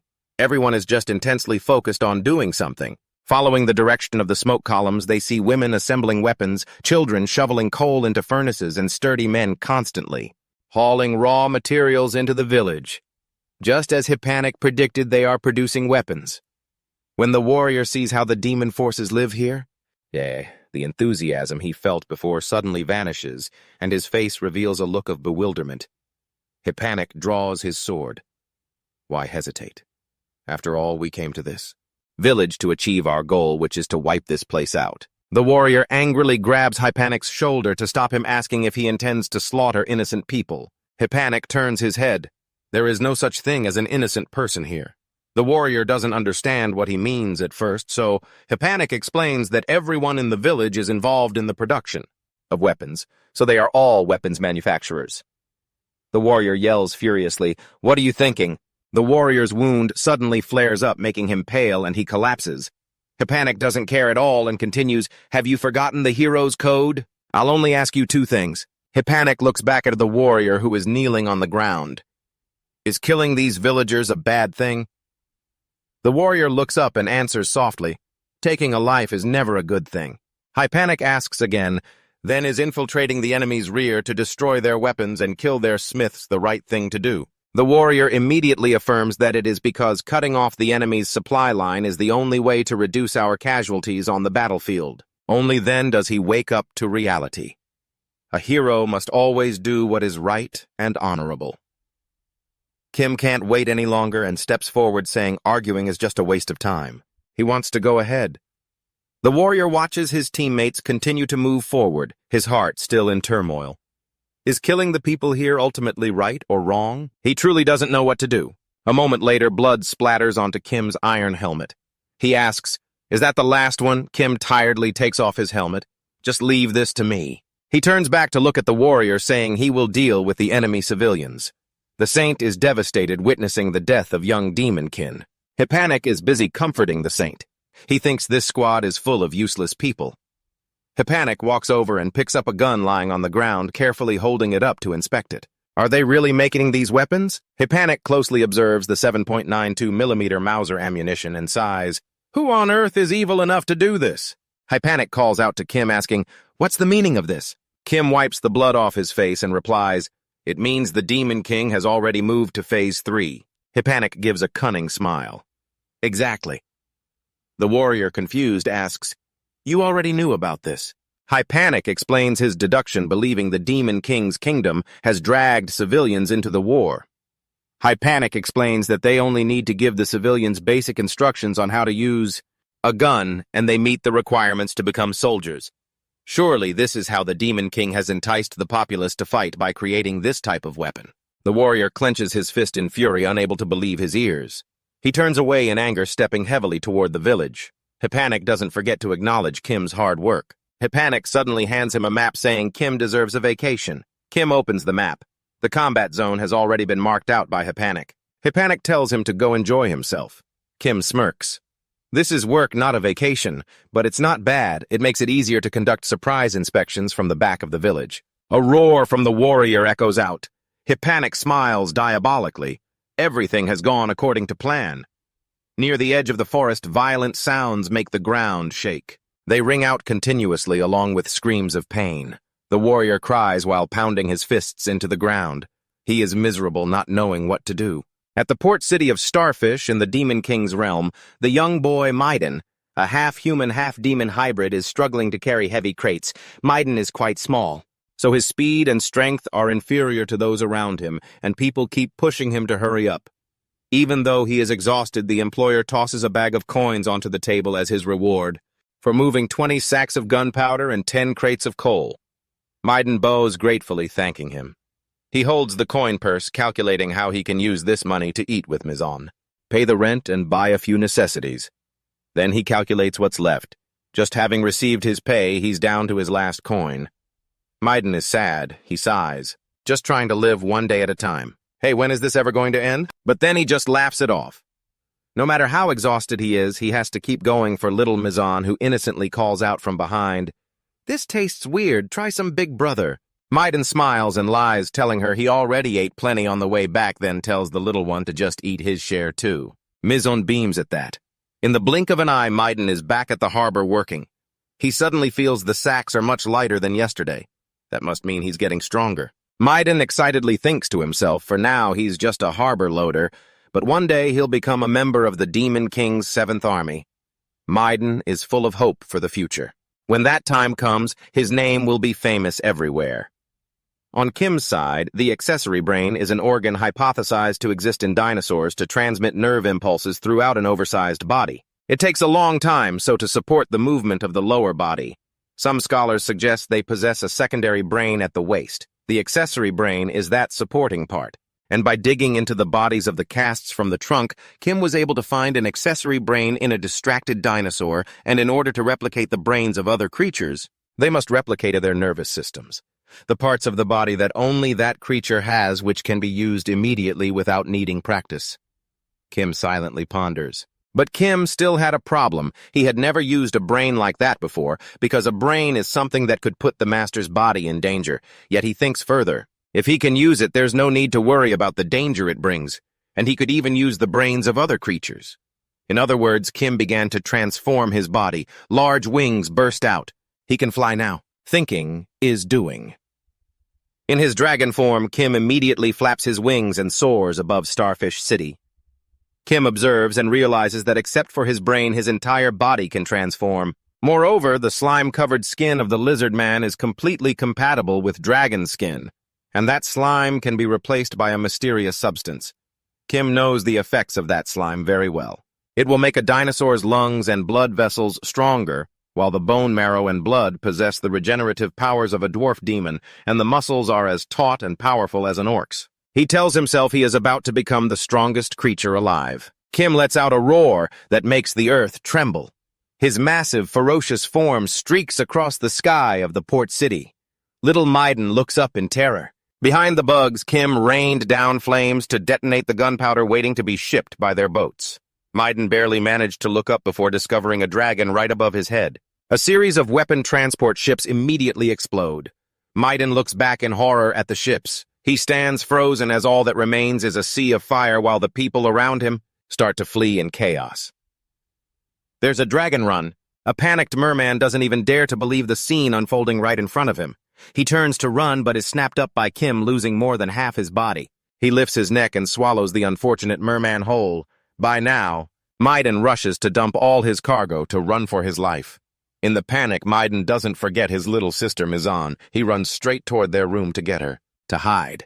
He runs right up to the room and is secretly glad it's so close by. Maiden keeps thinking he can save Mizan, because after all, he specifically rented a room very close to work just in case something went wrong. Just as he thought that, Kim had landed straight on his tiny room, smashing it to pieces. A shockwave flashed for a moment, forcing Maiden to cover his face with his hands. He peeks out to look. His eyes are fixed on the house. It has now turned into a pile of ruins. Kim's movement disperses the smoke quickly. Maiden is stunned to see beneath the rubble a honey candy that Mizan loves most, and the tiny arm sticking out while her body is buried under the stone. Maiden screams in terror and fury. He instinctively grabs a sword from someone who was carrying weapons nearby and charges forward. Maiden roars in hatred, "You damn dragon, die!" He clumsily stabs the sword directly at Kim's foot. Compared to dragon scales, that sword is no better than a dry, fragile twig. It shatters instantly, and Maiden is sent flying backward. The scene was utterly desolate. Kim, in his dragon form, stands towering amidst the sea of deathly fire, spitting out a glob of saliva in contempt for Maiden's naive and useless efforts. Kim came to this place because on the map Hispanic gave him, it marked the locations of military supplies and their storage depots. Kim thinks to himself, perhaps it's to weaken the Demon King's army. Even though this has nothing to do with him, thanks to it, the poor children have something to eat. He remembers the merman from earlier. I didn't expect his power to be this strong, but then he suddenly wonders, should I keep doing what I usually do? Kim continues to submerge the entire city in a sea of deadly fire. 10 hours after Starfish Port Town was blockaded, Julius speaks up. Has everyone heard what happened at Starfish? He clenches his fist in anger because, due to that, his military supplies are depleted, and he has to suffer heavy losses. He asks again, I heard it was done by a dragon. He turns to the girl standing next to him to get her opinion. What do you think? Net speaks up. As a fellow kin, she believes this is impossible because from dusk until dawn is about 9 hours, so it must have breathed fire at least 50 times. And if it's not the legendary Lao Dragon, then it's certainly impossible. Bassanio frowns. So that Lao Dragon is here? Net immediately feels insulted. What do you mean by that, huh? She slams her hand on the table full of rage. Are you doubting the gods, huh? Bassanio lifts his cup of blood wine. That dragon really is here. But we cannot rule out the possibility that it's another Lao Dragon. Zidman says, asserting, that doesn't matter now. What matters is the plan to deal with Kim. Julius agreed and continued asking for opinions from the other council members. Zidman added that rumors about Staphis had already spread throughout the Demon Kingdom. In just one night, that dragon has become a source of sheer terror. If we let the 7 great demon generals step in to soothe this fear, the morale of the entire Demon Kingdom will be boosted. Julius's face darkened. Clearly there was trouble. Fine, I'll go myself. She decided that even if it truly was that dragon, she had to show them the difference in power. Kim is currently being called by the name Staphis Dragon. The one who destroyed many key strongholds of the Demon King's army, devoured countless enemies, and absorbed all sorts of different powers. The raid on the port town was his most successful and efficient battle. Since the hero party regrouped, various demon tribes like the Fishmen and Insect Men have all been wiped out, even though Kim has already gained so much strength. But it is still not enough. Even though his absorption ability has been optimized, even creatures with strong adaptive capabilities can only meet the lowest standards. But thanks to that, Kim understands more about this ability of his. If it continues to develop in that direction, that goal will be accomplished. You will become the pinnacle of all living beings. Kim is currently flying toward another key town. Other monsters, upon seeing the dragon, thought it was one of the 7 demon generals. One monster looked up at the sky and realized in a panic that the creature diving toward them was the Staphis dragon, the one who has recently emerged as a symbol of terror, causing them to scatter in a frenzy. The one from just a moment ago hadn't even run far before Kim snatched it up. Kim just stepped down slightly, and that monster was instantly crushed. Kim lifted his head and took a deep breath. Then he unleashed a vortex of fire, destroying half the city in an instant. An hour later, Neth caught up. She had been putting everything into tracking Kim down. Reports said he was spotted at 6 strongholds an hour ago. Even though she didn't know what he was, she was determined to teach him a lesson. Neth flew near the ruins. The debris below was still glowing red, and Neth had to be on guard. Only an hour and it's already like this. Kim casually picked up a small goblin and popped it straight into his mouth, gulping it down. Neth landed nearby, furious, glaring at Kim with resentment. This vulgar creature! He's actually eating corpses! Neth thought to herself.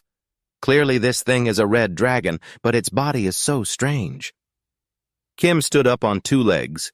The dragon body was muscular and imposing, but those legs didn't seem like a dragon's. Several parts of his body were covered in solid snake-like armor. Neth raised her hand to cast Dragon Law, the dragon tongue technique, a power of dragons that forces others to act according to one's will. By using pressure to force fear upon the opponent, Neth shouted with authority, "Stop!" Kim heard the voice and turned, tilting his head to see what the matter was. Not only did he not stop, but he picked up another monster corpse to absorb.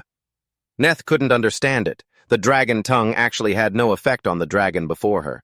No way! The dragon tongue should be able to intimidate any dragon. Neth observed Kim carefully. Clearly this dragon was very strong, but she didn't know who he was. Kim saw this and advised her to drop the habit of thinking her authority and position. Worked on everyone. He also didn't forget to say that if it were him, he would let his target do as it pleased, even if he were pressured. That was enough to infuriate Neth. She was incredibly angry, calling Kim arrogant and asking if he knew who she was daring to speak to her like that. Neth's hands rapidly changed. They became larger and spikier. She would show him.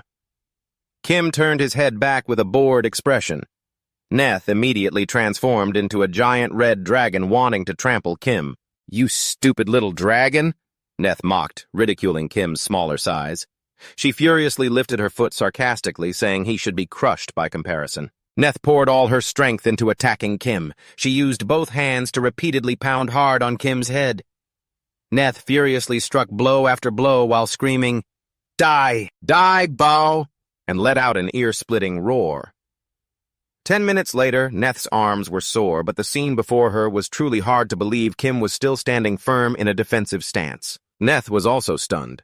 Kim had just braced himself and remained unharmed by her attacks. She had never met a dragon that strong. Kim glanced at Neth with a probing gaze.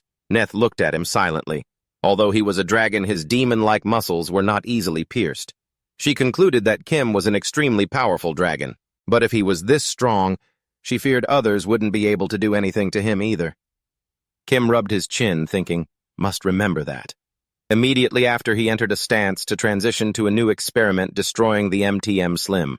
Neth thought her plan had been seen through by Kim and became flustered.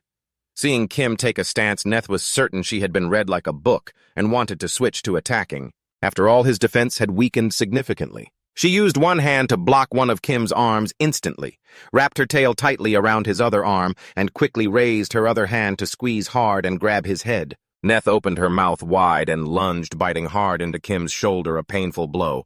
Neth pulled back, tearing off a chunk of flesh, and casually kicked Kim, sending him sprawling. Kim was knocked far from where he had been. She chewed and swallowed the piece of flesh, triumphantly saying, "How about that? These teeth of mine can crush anything." But she couldn't celebrate for long. The open wound on Kim's shoulder had already healed. Neth broke into a cold sweat. "Is this dragon a super regenerator? What the hell is this thing?" Kim slowly stood up and said, "We've only just met, so I'll consider this the end. The body performance test." Saying that, he turned and walked away. "Since you've cooperated, I'll spare your life. Get going and don't you follow me." These words from Kim instantly made Neth feel deeply insulted. She roared, "Don't be ridiculous. You dare to wound my pride." Neth opened her jaws. "I'll show you the calm power of a dragon," Neth said, lifting her head high to summon a massive orb of energy. "This is the ability to suppress all power." Then she crushed it into dust. Kim didn't show a hint of fear or hesitation. He just asked, "Is that it? Guess I'll have to make my move then." "Eat this," Nette threatened, but suddenly she started coughing up a thick, pitch-black, lethal substance. The energy orb vanished instantly as she began puking up writhing creatures. She violently vomited a pool of black slime filled with dozens of squirming things. Stunned and terrified, she whispered, What is this? Why is this happening?" Before her consciousness could fade, her massive form collapsed forward, sprawled out on the ground. Kim calmly replied, "It's because you swallowed a piece of my flesh. From now on, those disgusting creatures will act as parasites inside you, rapidly devouring everything you are." He stood tall over her motionless body and continued. So anything you try to eat will give you severe indigestion. Then again, there won't be an after for you anyway. And right at that moment, a magic circle appeared beside Kim from which an urgent, desperate plea for help rang out. Danger, save us. Kim looked over. Is that telepathy? The voice on the other end kept begging, Hurry, help me! A warrior holding a sword stood in the middle of a vast sky. I am both a hero and a messenger of the goddess, and I come from 15 years in the future. That warrior had fought bravely against monsters. In 15 years, humanity and the demon race would join forces to fight creatures that want to destroy this world. Looking at the fallen monsters, the warrior silently continued his thoughts. In the future, the demon king, the 7 great demon generals, and the 4 heavenly kings all perish because of these creatures. Even I was killed by them. The warrior gripped his sword courageously, silently resolving, That is why I, having returned from the future, must hurry to the great forest to destroy Slim before it evolves into a world-destroying monster. The warrior was with a tall man carrying a massive weapon on his shoulder. Looking at the barrier shielding the doorway, he continued his train of thought. Because of that, Lord Kim, who is guarding the great forest, has been kept safe, and Lord Kim even saved the prince who was originally fated to die. The warrior looked straight ahead with intense resolve. Since the future has been changed, those who were meant to die have been saved. However, he also had another thought. On the other hand, because the future has changed, I have no idea what will happen from here on out. The warrior tightened his grip on his hand. But I don't regret killing that monster and giving up the future I once knew. The only thing I regret is, if I had known about the Demon King's army in the future, the warrior felt a pang of regret. If I had only known, then I wouldn't have had to suffer like this. Or at least at the poker table, Bassanio smiled while watching Hippanic slump over the table. He smirked. I only need to know his ability, that's all. The 3 of them, the warrior Hippanic and the saint, were traveling together when the warrior suddenly turned and asked, But Prince, where exactly did you send Lord Kim? Hippanic immediately replied, I asked him to watch over an important area. He's more than enough to handle that place on his own. Hearing this, the warrior seemed to understand. I see, so that's it. Hippanic continued, and according to the map, we're almost at our next destination. Suddenly, something seemed to appear in front of them, catching Hippanic off guard. He gasped, Ah! All 3 froze in their tracks. In front of them, Bassanio flashed a wicked grin. Welcome, heroes, he said, bowing with mock courtesy. I am Bassanio Zegrisos, one of the 7 great demon generals known as the Greedy One. This is Vegas, the town I govern. He asked, Would you like to stop the bloodshed and settle this peacefully? Hippanic, still unsure of his intentions, asked, What do you mean by that? Bassanio immediately proposed a simple offer. I mean, let's play a game to decide the winner. Hippanic was taken aback by the bizarre suggestion. Why a game all of a sudden? What are you plotting? Contrary to that, the warrior didn't think twice and agreed immediately. Fine, I agree. Hippanic was shocked by the warrior's sudden consent. He called out confused, Hero. But the warrior seemed to have his own private thoughts. He mused, I've slaughtered too many people to get to this point. So I want to stop. Bassanio laughed wickedly. Very well. Inside, he kept mocking, What a fool. The 3 followed Bassanio into a casino. A man standing on the upper floor announced, Ladies and gentlemen, today's special event is... The 3 of them looked up with determined eyes. The announcer on the balcony continued shouting, A duel between the party of heroes and the 7 great demon generals, the greedy Bassanio Zegrisos. He smiled a smile that never seemed to leave his face. He added, Let's see which side the goddess of the Elmos continent will favor. The surrounding crowd quickly began to whisper among themselves, So are the heroes going to die here? Ha ha ha! Today the last ray of hope for humanity will be extinguished. Hippanic sat at the table, frowned, and decided, I'll start first. Bassanio didn't refuse and accepted quickly. The game is poker. If you win, Prince, you may leave this place unharmed. Hippanic replied, Fine. He remembered that he had played this type of game before. I've got some confidence back when I was infiltrating the poachers group. I mastered this little game. That monster doesn't stand a chance against me now. Bassanio remained calm and added another condition. If you lose, I'll claim your soul. Furious, Hypanic flipped the cards into the air and shouted, "You bastard, are you a scammer?" The old man smirked and retorted, "Scammer, what am I scamming exactly?" He immediately turned the tables, saying, "Didn't you say yourself if you aren't caught in the act, it's not cheating?" Hypanic insisted, "No way, this round doesn't count. If I had known what kind of games you were playing." The old man's smile turned twisted and soulless. "As promised," Bassanio reiterated, "I will claim your soul." The coin on the table suddenly began to smoke, and Hypanic's body started emitting smoke as well. He panicked and screamed, "What the hell is this?" His soul was slowly being pulled into the coin. Once it was fully absorbed, his face appeared on the surface. Hypanic groaned, "I'm in trouble.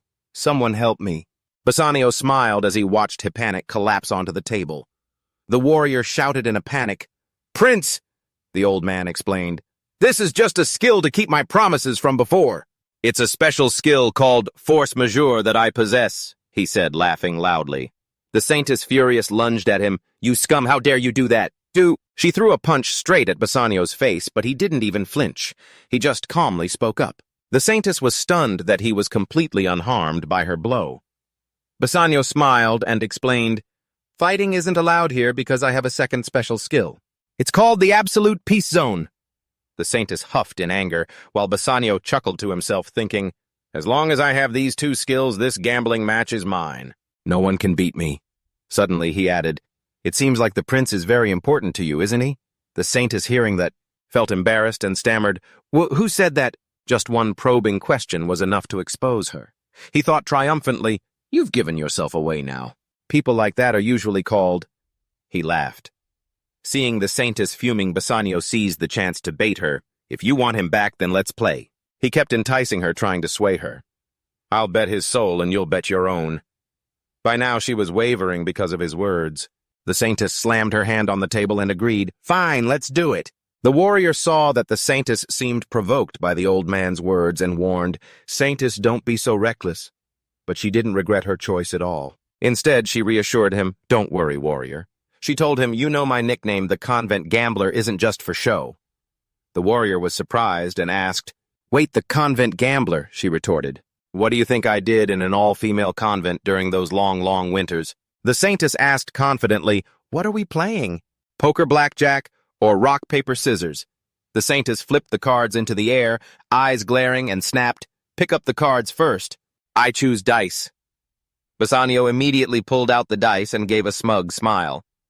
"Fine." Another coin was tossed. It glowed with a white light.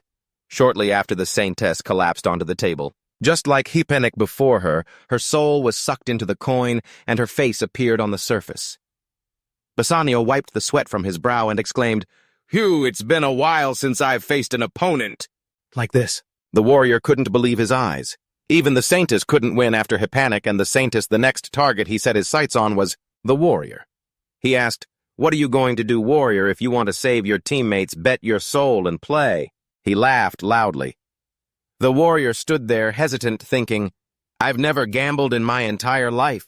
Isn't there any other way?" Suddenly he looked into the distance. His face lit up. Seeing Kim appear, he shouted happily, "Lord Kim!" The warrior had been backed into a corner. If he had never gambled, how could he possibly win? But if he abandoned his friends in danger, it would go against the knight's code. Besides, he couldn't just leave them where they were. Just then a noise came from outside the door. The warrior jumped, looking back as the door began to rattle violently. Suddenly, someone flew through the door, shattering it instantly. The person landed sprawled out in front of the warrior. He was still dazed, not understanding what happened, but his face shifted to relief, as if he'd found gold because Kim had arrived.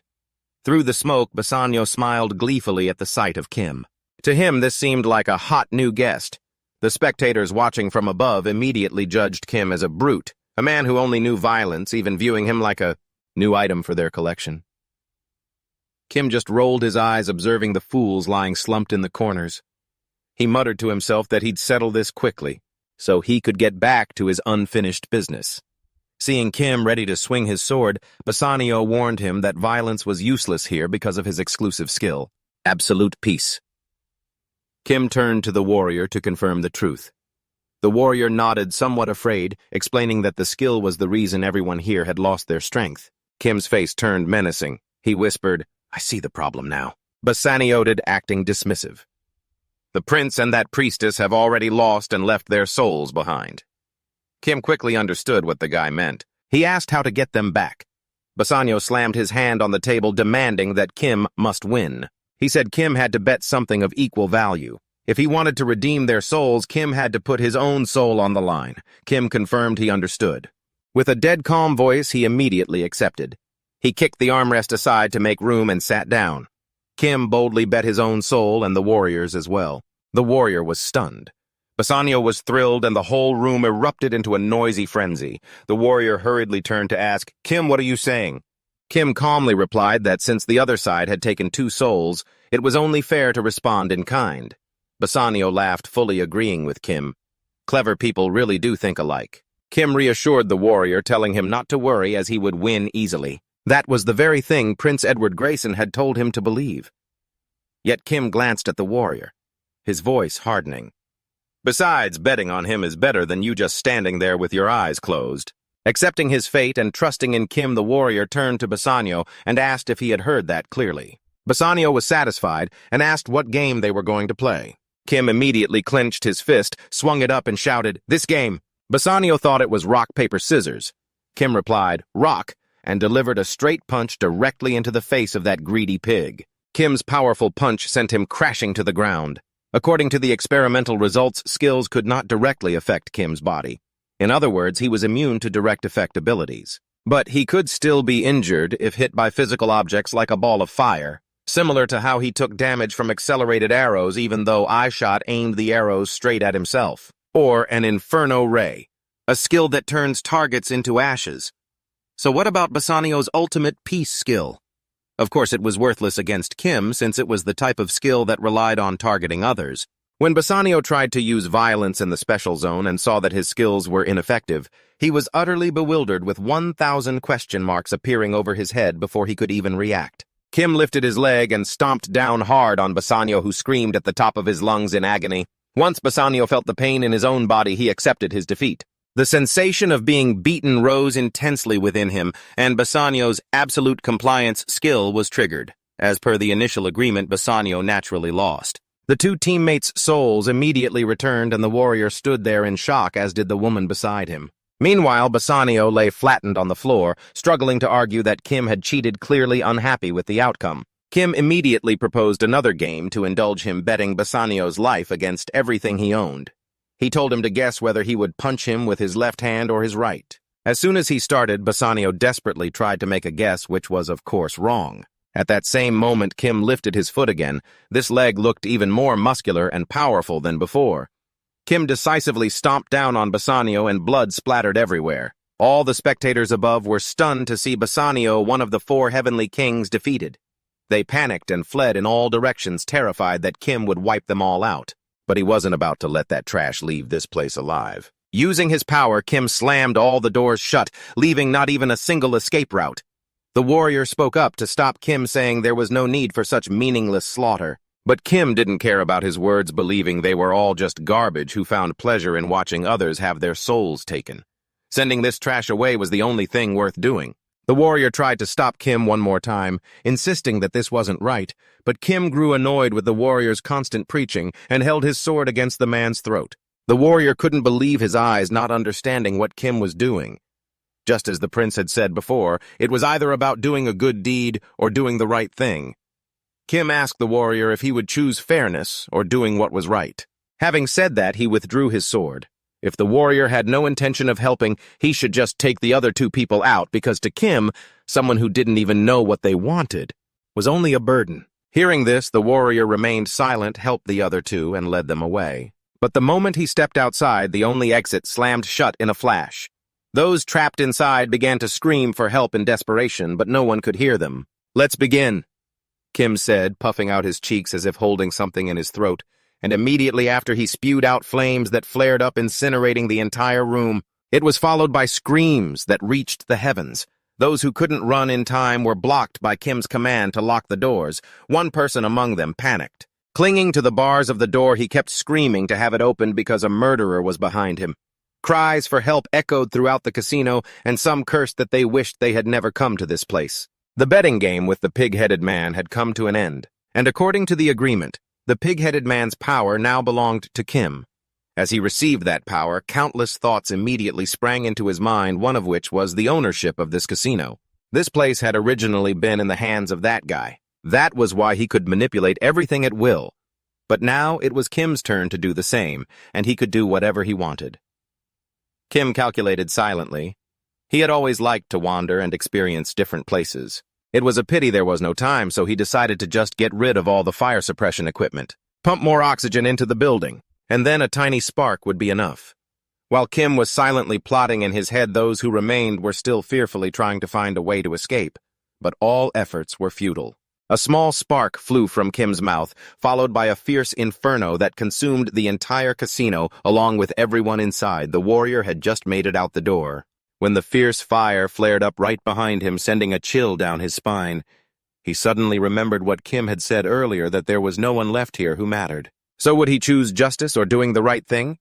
Even though he still felt reluctant inside, the warrior finally grimaced, turned away, and decided to ignore it all. In another room, two people were sitting across from each other. Julius spoke up, saying there were only two of them left. But as he finished, a shadow stepped in along with a mysterious voice. How can that be? It was the Demon King. Her appearance left both of them in shock. Julius and Zygmunt immediately stood up respectfully, cupping their hands in greeting.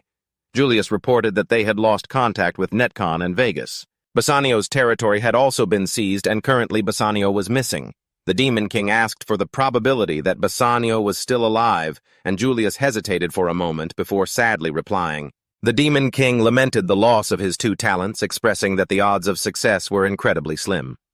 Richmond offered some consolation, saying that even without the four heavenly kings, the plan was still moving forward, so he urged the Demon King not to grieve so deeply. But the Demon King countered, asking how one could not be heartbroken over the death of comrades who had always been by his side. Richmond lowered his voice to apologize, yet noted that they were the ones who had volunteered to stop the heroes. It was a true tragedy. But if that sacrifice could make their grand goal easier to achieve, then their deaths would not have been in vain. Those words convinced the Demon King. Thanks to their sacrifice, the heroes had faltered, bringing the plan closer to completion. They had given their lives for the greater good. But the Demon King couldn't stop the pain in his heart. He turned away, saying he was tired, and decided to leave. His figure flickered, blurred, and eventually vanished. Julius promised he would finish the remaining tasks alongside Richmond. Richmond remarked that in times like these, Julius needed more comforting, as his name was Lust. Julius coldly denied it, saying that wasn't the meaning of his name, and added that Richmond's name was Envy. He felt that none of their names really fit them, but it didn't matter. The important thing now was that the Demon King's plan had reached its final stage. Julius insisted that even if they died, they must absolutely not back down. Richmond continued, asking, "Between the two of us, who would be better off dying later?" Julius's lips trembled with hesitation, and Richmond said it would obviously be him. Julius was caught off guard by Richmond's words. The other replied, "Don't give me that look. Since I'm the older one, I'll go first." Then Richmond turned and walked away. At the casino, after the massive inferno, only a pile of ruins remained. Kim crawled out from the charred debris. Burning down the casino could have put him in danger, because the regeneration ability derived from the super-regenerating dwarf in his blood would also weaken when exposed to fire. Dragon scales and lizard mucus had helped Kim protect his body, but if the newly regenerating parts touched fire, he would still be seriously injured. Kim brushed the dust off his armor. He had foreseen this happening, and had once come close to danger because he was too distracted in the battle against the dragon. At that time, if his newly regenerating shoulder had been hit by dragonfire, the situation would have been critical. Suddenly behind him, beneath the pile of rubble, something moved. A giant golden lizard slowly crawled out, wearing a collar suggesting it had been kept in captivity before. Kim wondered if this was a pet raised by the demons. The lizard stood tall in front of him. Its massive frame forced it to look down at Kim. Its body was still covered in small, unextinguished embers. Kim marveled that it could withstand dragonfire. That was truly rare. He observed that it must have been about 3 meters tall. Then, Kim pulled back the corner of his mouth to reveal sharp fangs and told it to have a taste. The expression on his face grew twisted. The lizard sensed something ominous from the creature before it and tried to turn and flee, but Kim wouldn't give it a chance to escape. With one hand, he grabbed its tail and yanked it backward. In a flash, Kim opened his mouth wide, revealing sharp teeth, his face transforming as jagged veins bulged out. Kim bit hard into the lizard's neck. Blood splattered everywhere, and right then and there, its fate was sealed. It was to become Kim's meal. Kim headed out to regroup with the others. Hippie stood nearby, holding his head with his hand and frowning, complaining that his head still ached so much. Inside, there was truly the worst, he said. Hippie glanced at Kim and, seeing him satisfied and licking his lips, asked what was so funny that he kept chuckling. Inside, he silently cursed him as a villain. Kim didn't tell him what just happened. He only replied that he had finished putting out the fire. Blood from his meal still stained his hands. That lizard was a salamander, a rare species immune to dragon fire, and he had just eaten it. Its fire resistance didn't just exist in the outer layer of slime, but was distributed within every cell of its entire body. Of course, he could still use the power of the dwarf, even without the slime, but now all his weaknesses had been perfectly compensated for. Hippie, standing next to him, suddenly frowned and shook his head, even swearing under his breath. Kim didn't understand why he reacted that way. Hippie recounted that someone had once been attacked by a bear, but by the time the wounds healed, the person couldn't even remember it clearly. Then suddenly that bear appeared, right in front of his house, and now it was even flying in the sky. How would that person feel? Kim replied that as long as the bear knew how to return to where it used to live, it would eventually leave quietly. There was no need to worry so much, but Hippie still felt uncomfortable because the logic he perceived was completely different from the feeling in his heart. Kim silently considered that the first step was cooperation. If he only saw it as a source of fear, it could backfire. Kim reasoned that no matter how ferocious it was, if that bear was useful, it would be less terrifying. Hippie caught something in Kim's words and asked, "What are you talking about?" Kim explained that while Hippie was lost in thought, he had done everything for him. Hippie asked in surprise, "Is that true?" Kim revealed that the warrior had abandoned the side of righteousness and chosen the right path. Hippie appeared satisfied with that result. This was already the second time. He flashed a cunning smile and said that there was only one more request to complete. The warrior in front was completely unaware of Hippie's dark calculations behind his back. The heroes were the strongest people on this continent. The warrior stood there, gazing into the distance with a steadfast look filled with strength and confidence. Their strength was not merely physical, for they were the ones protected by a massive current, called destiny. And then the warrior suddenly foresaw something ominous. A group of thugs was aggressively marching toward the warrior and his comrades. They loudly called them heroes and ordered an attack. A sword swung straight at the warrior. Thankfully, he dodged just in time, and it only grazed his hair. If he were an ordinary person, he would have been done for. He would have already cheated death 3 or 4 times in those most critical moments. Another guy came charging on horseback with a fierce axe in his hand. But before he could even strike, the warrior rushed forward and slashed him. The saintess behind them shouted a warning to be careful because they were the Demon King's soldiers. At the moment of total despair for a hero, someone will always appear to help them. If they are forced to confront an enemy that is too strong, that assistance will unintentionally find its way to them. Kim did not participate in the fight ahead. He just watched silently. If they fall into a situation where they can only rely on luck, then luck will always be on the side of the warriors. The warrior tightened his grip on his sword. His eyes locked straight ahead. He darted toward the enemies as fast as an arrow. To kill a hero, one must possess enough power to overturn destiny itself, but so far no one has ever reached that level. That is why the Demon King beheads the human hero, and the human king beheads the hero of the demon race. However, the protection of destiny only takes effect when a hero is still a true hero. Before long, the warrior had wiped out all those uninvited guests. Their bodies lay scattered everywhere. If a hero loses their status, the warrior returned to report to Hippie that they were still a long way from their destination. Thankfully, they had found horses. Hippie put on a fake smile, saying, "We really got lucky. It's all thanks to the good fortune of the heroes whom the goddess protects." As he spoke, he stepped onto the carriage. The warrior had no idea that the smile was just a mask for another sinister plot. Destiny was no longer protecting the heroes. Hippie told Kim, who was sitting in the back of the carriage, that the condition to be a hero is to be the most righteous, the most just, and the most kind. The warrior had done something unrighteous at the village. The demon race did not choose the correct path at the casino, so if they lose their sense of justice, they will no longer be heroes. That is exactly what Hippie wants. Kim couldn't understand at all why they wanted to kill the heroes so badly. Hippie said that actually his original plan wasn't like that. He had taken the old man's draft. That crazy guy's draft, and tweaked it a bit. Kim asked what he was talking about. Hippie recounted that the king intended to pass the throne to the eldest prince, while the two younger princes, including Hippie, would serve as assistants to the eldest. So whenever he remembered the king, he remembered a way to make a hero, and no longer be a hero. Hippie recalled the look of shock mixed with worry on the warrior's face. He believed that the king had forced the heroes to make an unavoidable choice. Then he stripped them of their status. But the king only stopped at the planning stage because he feared the goddess's wrath and dared not carry it out, and by chance Hippie had seen it. Unsealing the seal was also quite taxing. Based on that plan, Hippie had modified it in his own way and started implementing it. Now Kim understood Hippie's intentions. But what he wanted to ask wasn't whose plan it was, but why they wanted to kill the heroes since those heroes didn't deserve to die. Facing Kim's questions, Hippie gritted his teeth and replied that if his brother died, the king's despair would be far greater than his own sadness. Hippie's hands tightened on the reins. The blue veins popping out on his face showed his uncontrollable resentment. On the flashfield plains, their carriage was moving forward, surrounded by lush green grass stretching out, and the wide-open sky.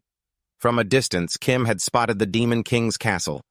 Hippie saw it too, but strangely, even though they had reached the outskirts of the castle, there were no soldiers guarding the outside. Hippie thought this was illogical because according to the game's setting, the Demon King's castle is usually located in a lava region, or in the middle of a toxic swamp. Yet the castle before their eyes was built right next to an ordinary meadow. It was too strange. Regarding that unrealistic thought, Kim dismissed it. What kingdom would build that crazy thing in the heart of the capital? If one did, I'd want to see it once. At the same time, Kim also agreed with Hippie that this place was truly very unusual. Hippie scanned his surroundings and concluded that there wasn't even an ant nearby. Kim added that he couldn't even see any grasshoppers. The area they had just passed through even had rabbit burrows, but they were empty inside. Hippie didn't understand what had happened to this place. He didn't know for sure, but he was certain that something was definitely ahead. Suddenly, the horse sensed something ominous. It let out a frightened neigh. Hippie, holding the reins, had a bewildered look on his face. He was worried and didn't understand why the horse suddenly acted like that. The horse stood frozen, bowed its head, and kept shivering. Hippie walked toward it, guessing that it was scared, but there was nothing around. The horse's behavior caught the warrior's attention. He asked what was wrong. Hippie replied that the horse refused to move. The warrior thought that maybe it was just tired. Suddenly, a strange feeling arose in his heart. He suspected whether this feeling was caused by the Demon King's castle or something else. Seeing the warrior's expression, Hippie asked if he felt anything unusual. The warrior replied that while he did feel strange, he wasn't sure what it was. He reasoned that if they got closer to the Demon King's castle, they might know the cause, but with the horse in its current state, they had no way to keep moving. The horse just stood there, stubbornly refusing to take another step. They tried every way to coax it. Hippie spoke gently and tried to feed it, but it wouldn't even open its mouth. Fearing it might be injured, they even had the mage use restoration magic, but it had absolutely no effect. Kim even tried draining the killing intent, but the horse just kept trembling, so it was useless. Finally, the warrior even used a gentle and warm tone to talk about the importance of the battle against the Demon King. But of course, everything was ineffective. With no other choice, the warrior decided to camp out for the night. Hippie agreed and reminded everyone to take a rest. Just as he reached out to touch the carriage railing, the horse neighed again. This time it didn't just neigh. It kicked its back legs hard at Hippie, making him stumble, and then it immediately bolted. Hippie fell onto the dirt, watching the horse race away, having no idea what was happening. Unlike Hippich, the warrior had seemingly sensed something amiss. He instantly drew his sword and shifted into a battle stance, while Hippich looked between him and the warrior with suspicion. A voice dripping with mockery echoed from the darkness, announcing that they were surrounded and sneering. "So this is all the group of heroes amounts to?" Truly disappointing, both foolish and completely lacking in vigilance. From the shadows, a staff topped with a grotesque hand-shaped ornament slowly emerged, and its owner continued to speak. He taunted that their tracking abilities were worse than a pack of wild beasts. It was Richmond. With a tone as eerie as if it were rising from the depths of hell, he mused that he couldn't understand how they had managed to survive until now.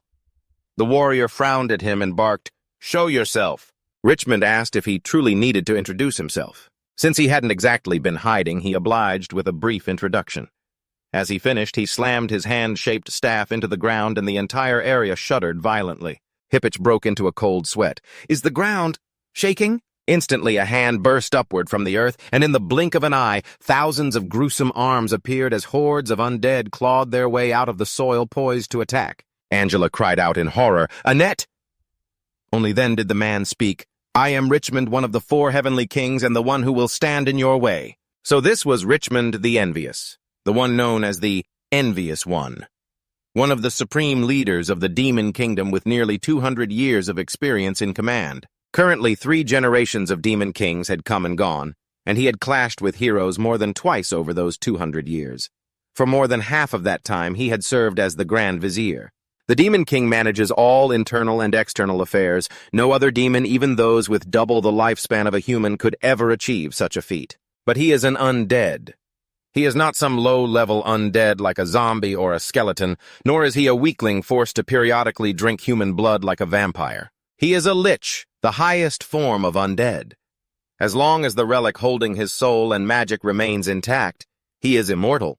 Once he dies, he simply returns even stronger than before. His arrogance seemed to pierce the very heavens. Even the generals in the demon castle, and sometimes even the demon king himself, dared not defy him. Before that fateful incident, the hero of the previous generation had struck directly at the demon castle, and Richmond had summoned countless undead from the abyss to halt the hero's advance. But they were all wiped out by the hero's holy light, and in the end he himself was destroyed. By the time his body was reconstructed from his relic, the hero had already killed the demon king and returned. The people there, upon recognizing him, cursed him repeatedly as a selfish, arrogant, envious one. The demon king is dead. How can he still have the nerve to keep on living? Did he run away from the battlefield because he was afraid to die? In that moment, Richmond's towering pride plummeted to the very bottom. But Richmond was not some mediocre being. He was a genius mage. He did not blame others for his failures. Instead, he studied to find the root cause of his own defeat, and he discovered that the primary factor was the hero's holy magic. His undead army would surely be weakened significantly by that kind of power. Thus he strove to cultivate divine tolerance for himself and the undead he summoned. The results were displayed right before them. Countless undead stood tall. Surrounding the heroes, the 3 of them could only huddle together. Angela gasped in panic. "How is this possible? Why can't I sense those undead?" The elder of the 2 princes couldn't understand it either, as undead were supposed to make the living feel their malice and hatred, yet he couldn't feel even a shred of it. Angela was extremely guarded. These undead, even standing right in front of someone with holy arts, they don't emit a single trace of evil aura. But they are still undead. Use your holy magic. Angela immediately followed suit, unleashing a holy attack directly at an undead, yet its body remained completely unharmed. Not even a scratch. The group stared in stunned horror. "What is this?" "Impossible. Holy magic. Can't harm the undead." Richmond laughed heartily. "Pretty panicked, aren't you? There is still something more interesting." As he finished speaking, he struck his handstaff into the ground, a magic circle appeared, and these undead were actually capable of doing the exact same things they could. The elder of the 2 princes was stunned to his core. "What is this? He even has holy magic." Angela was speechless. "How on earth did they do that?" Richmond said he would reveal his secret technique, and a book appeared before their eyes. Angela shouted in disbelief. "Is that the Holy Scripture of the Goddess Church?" She asked Richmond how he had obtained it. He immediately replied, "Naturally, it is because I am a devout follower of the Goddess Church.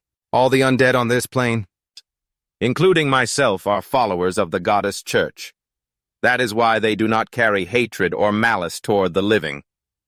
Angela couldn't believe that an undead could be a follower of the Goddess Church. Richmond asked her, "You have been with the Goddess Church for over 15 years, right?"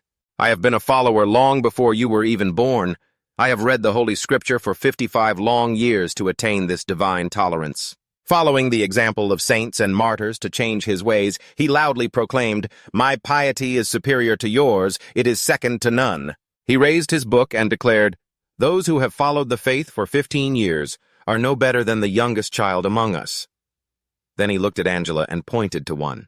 "Andes, you are only on the level of that little boy." She stared at the scene, her face frozen in despair, thinking, "Does my faith really provide such things?" Richmond continued, "Andy's hatred and resentment are what make us envious of the living, but the jealousy carved into my marrow has been resolved by my devotion.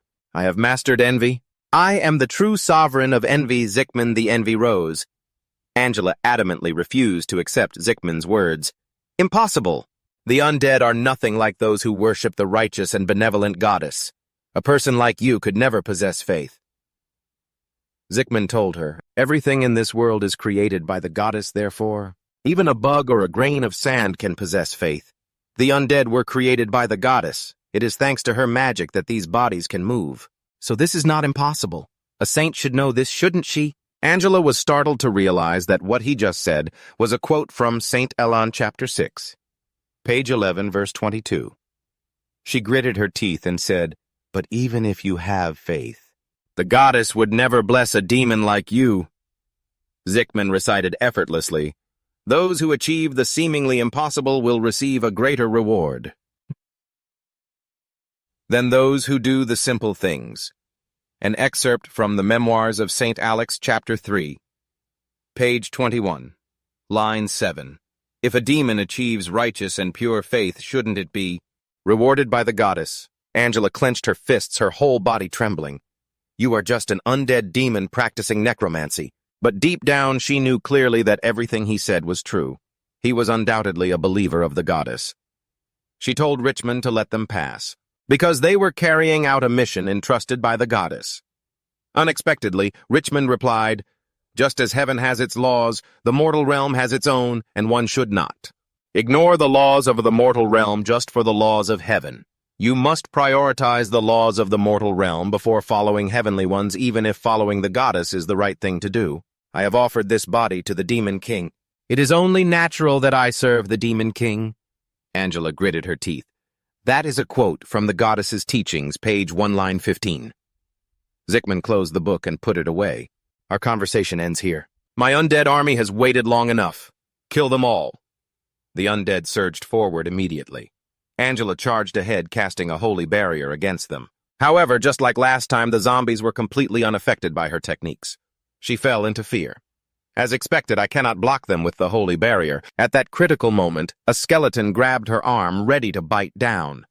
Suddenly, a blinding light flashed. Hippanic had timely deployed his light shield. He knocked the undead away and shouted, "Angela, this is no time to be distracted. Focus!" Finishing his sentence, he lunged forward, wiping out the zombies surrounding her. Angela felt a surge of emotion, remembering her childhood, when SD had also protected her from a pack of wolves. She quickly pulled herself together. No, a saint is not allowed to have these feelings. Hippanic was still struggling to fight the hideous undead. Angela regained her composure and quickly apologized to him for losing focus. Meanwhile, Kim was still nonchalantly sleeping on the carriage. An undead stumbled toward him, but before it could do anything, it took a punch to the head, caving it in, and vanished on the spot. Kim grumbled, "So noisy." "So?" The warrior anxiously asked, "Are you okay?" Kim didn't answer but jumped off the carriage. The two princes were extremely tense. "I'm glad you're okay. These undead aren't affected by light magic." Seeing Kim walking straight ahead without hesitation, the prince called out, "Wait, Lord Kim. Light magic doesn't work on them. Don't rush." Kim glanced back and asked coldly, "So what?" Just then, an undead lunged at him. Kim remained calm. He gently used his sword to parry its arm, then grabbed the limb and twisted it backward. Kim forcefully ripped the undead's arm off its body. Then he crushed it to pieces. After finishing, he turned back and calmly muttered, "If you hit them, they still shatter all the same." The two princes' older brother broke into a cold sweat seeing that, but at the same time, he realized that the prejudice that one must use light magic to fight the undead had led him to think incorrectly. Just because holy magic is ineffective doesn't mean they can't be destroyed. One just needs to swing the sword a bit more. Even if holy magic doesn't work, they are still just minions of the Demon King, and a holy sword would certainly still deal a massive amount of damage to them. He immediately rushed in, telling himself he would destroy them without severing them, because as long as holy magic isn't in effect, the undead that have been cut down will still stand up again. An ordinary sword wouldn't last, but a holy sword is indestructible. Angela by now had also regained her composure and fought with all her might. If all iron is forged into weapons and armor, what will farmers have for tools? Just 2 bare fists are enough to protect a pious believer. That is what the Pope taught 1,000 years ago. Hispanic specializes in light magic, so it is indeed troublesome when he cannot use it. But magic was never meant to be used in only one way. Kim felt that they were doing even better than he had anticipated, but unfortunately the number of enemies was too high. If this kept going, no one knows when this will ever end. Richmond burst into wild laughter. Keep struggling, then. Even if you killed 1,000 undead, that wouldn't even be 1% of my entire army. You'll all eventually become part of my legion. He threw his head back and laughed maniacally. He was crazed and supremely arrogant, but suddenly, cold sweat broke out all over him as a fire dragon appeared right before his eyes. A dragon burst out from the sea of raging flames, leaving Richmond, the warrior, and the saintess completely stunned. In this extreme situation, the two of them were actually sitting on the back of a dragon while that skeleton guy could only stare up at it. And that red dragon was none other than Kim. Looking down at the ground, the warrior realized the group below was being completely surrounded by the Andes. Seeing Kim reveal his form, the saintess assumed he had changed his mind, and she was right. Without a word, he flew straight toward the Demon King. This made the warrior feel uneasy. He couldn't sense any clear intentions behind Kim's actions. He couldn't help but wonder if SD even knew about this. He turned to Hispanic and stammered, asking if Kim was actually a dragon. Facing such an unexpected question, Hispanic didn't know how to respond at first. But very quickly after that, he still answered the warrior, telling him that Kim was not a dragon. However, the prince's answer at this moment was absolutely not enough to satisfy the warrior. If Kim isn't a dragon, then what on earth is this thing? Pressed for an answer, the prince didn't know how to explain it. He was so conflicted that he furrowed his brow and squeezed his eyes shut. He could only apologize, as he had previously promised not to reveal Kim's identity to anyone. Hispanic could only give a vague explanation that Kim's background was a bit more special than an ordinary person's. By then, Kim was still soaring in the air while Hispanic continued. To prevent the warrior from having any more strange questions, Hispanic took the initiative to say what he knew Kim was an extremely dangerous person. Dangerous to the point where he could turn all of humanity into his enemies. That was all he could say. The things Hispanic revealed made the warrior form an entirely new line of reasoning. He began to analyze. This person can turn into a dragon and has a background stranger than anyone else. Could it be? He suddenly shouted, a transformation expert, so Sir Kim is a shape-shifting mage. Faced with that conclusion, Hispanic was so helpless that he could only go along with it, reluctantly replying, right, that's exactly it. The warrior immediately sank into his own thoughts. Based on what he knew, shape-shifting was a technique only possessed by those with demonic blood. He was convinced that Kim had betrayed the demon race and become a whole new species, half-human, half-demon. If that were really the case, then he understood SD's intentions. But then he shuddered in fear. What if his entire deduction was wrong? How else could this be explained? What is that terrifying giant monster?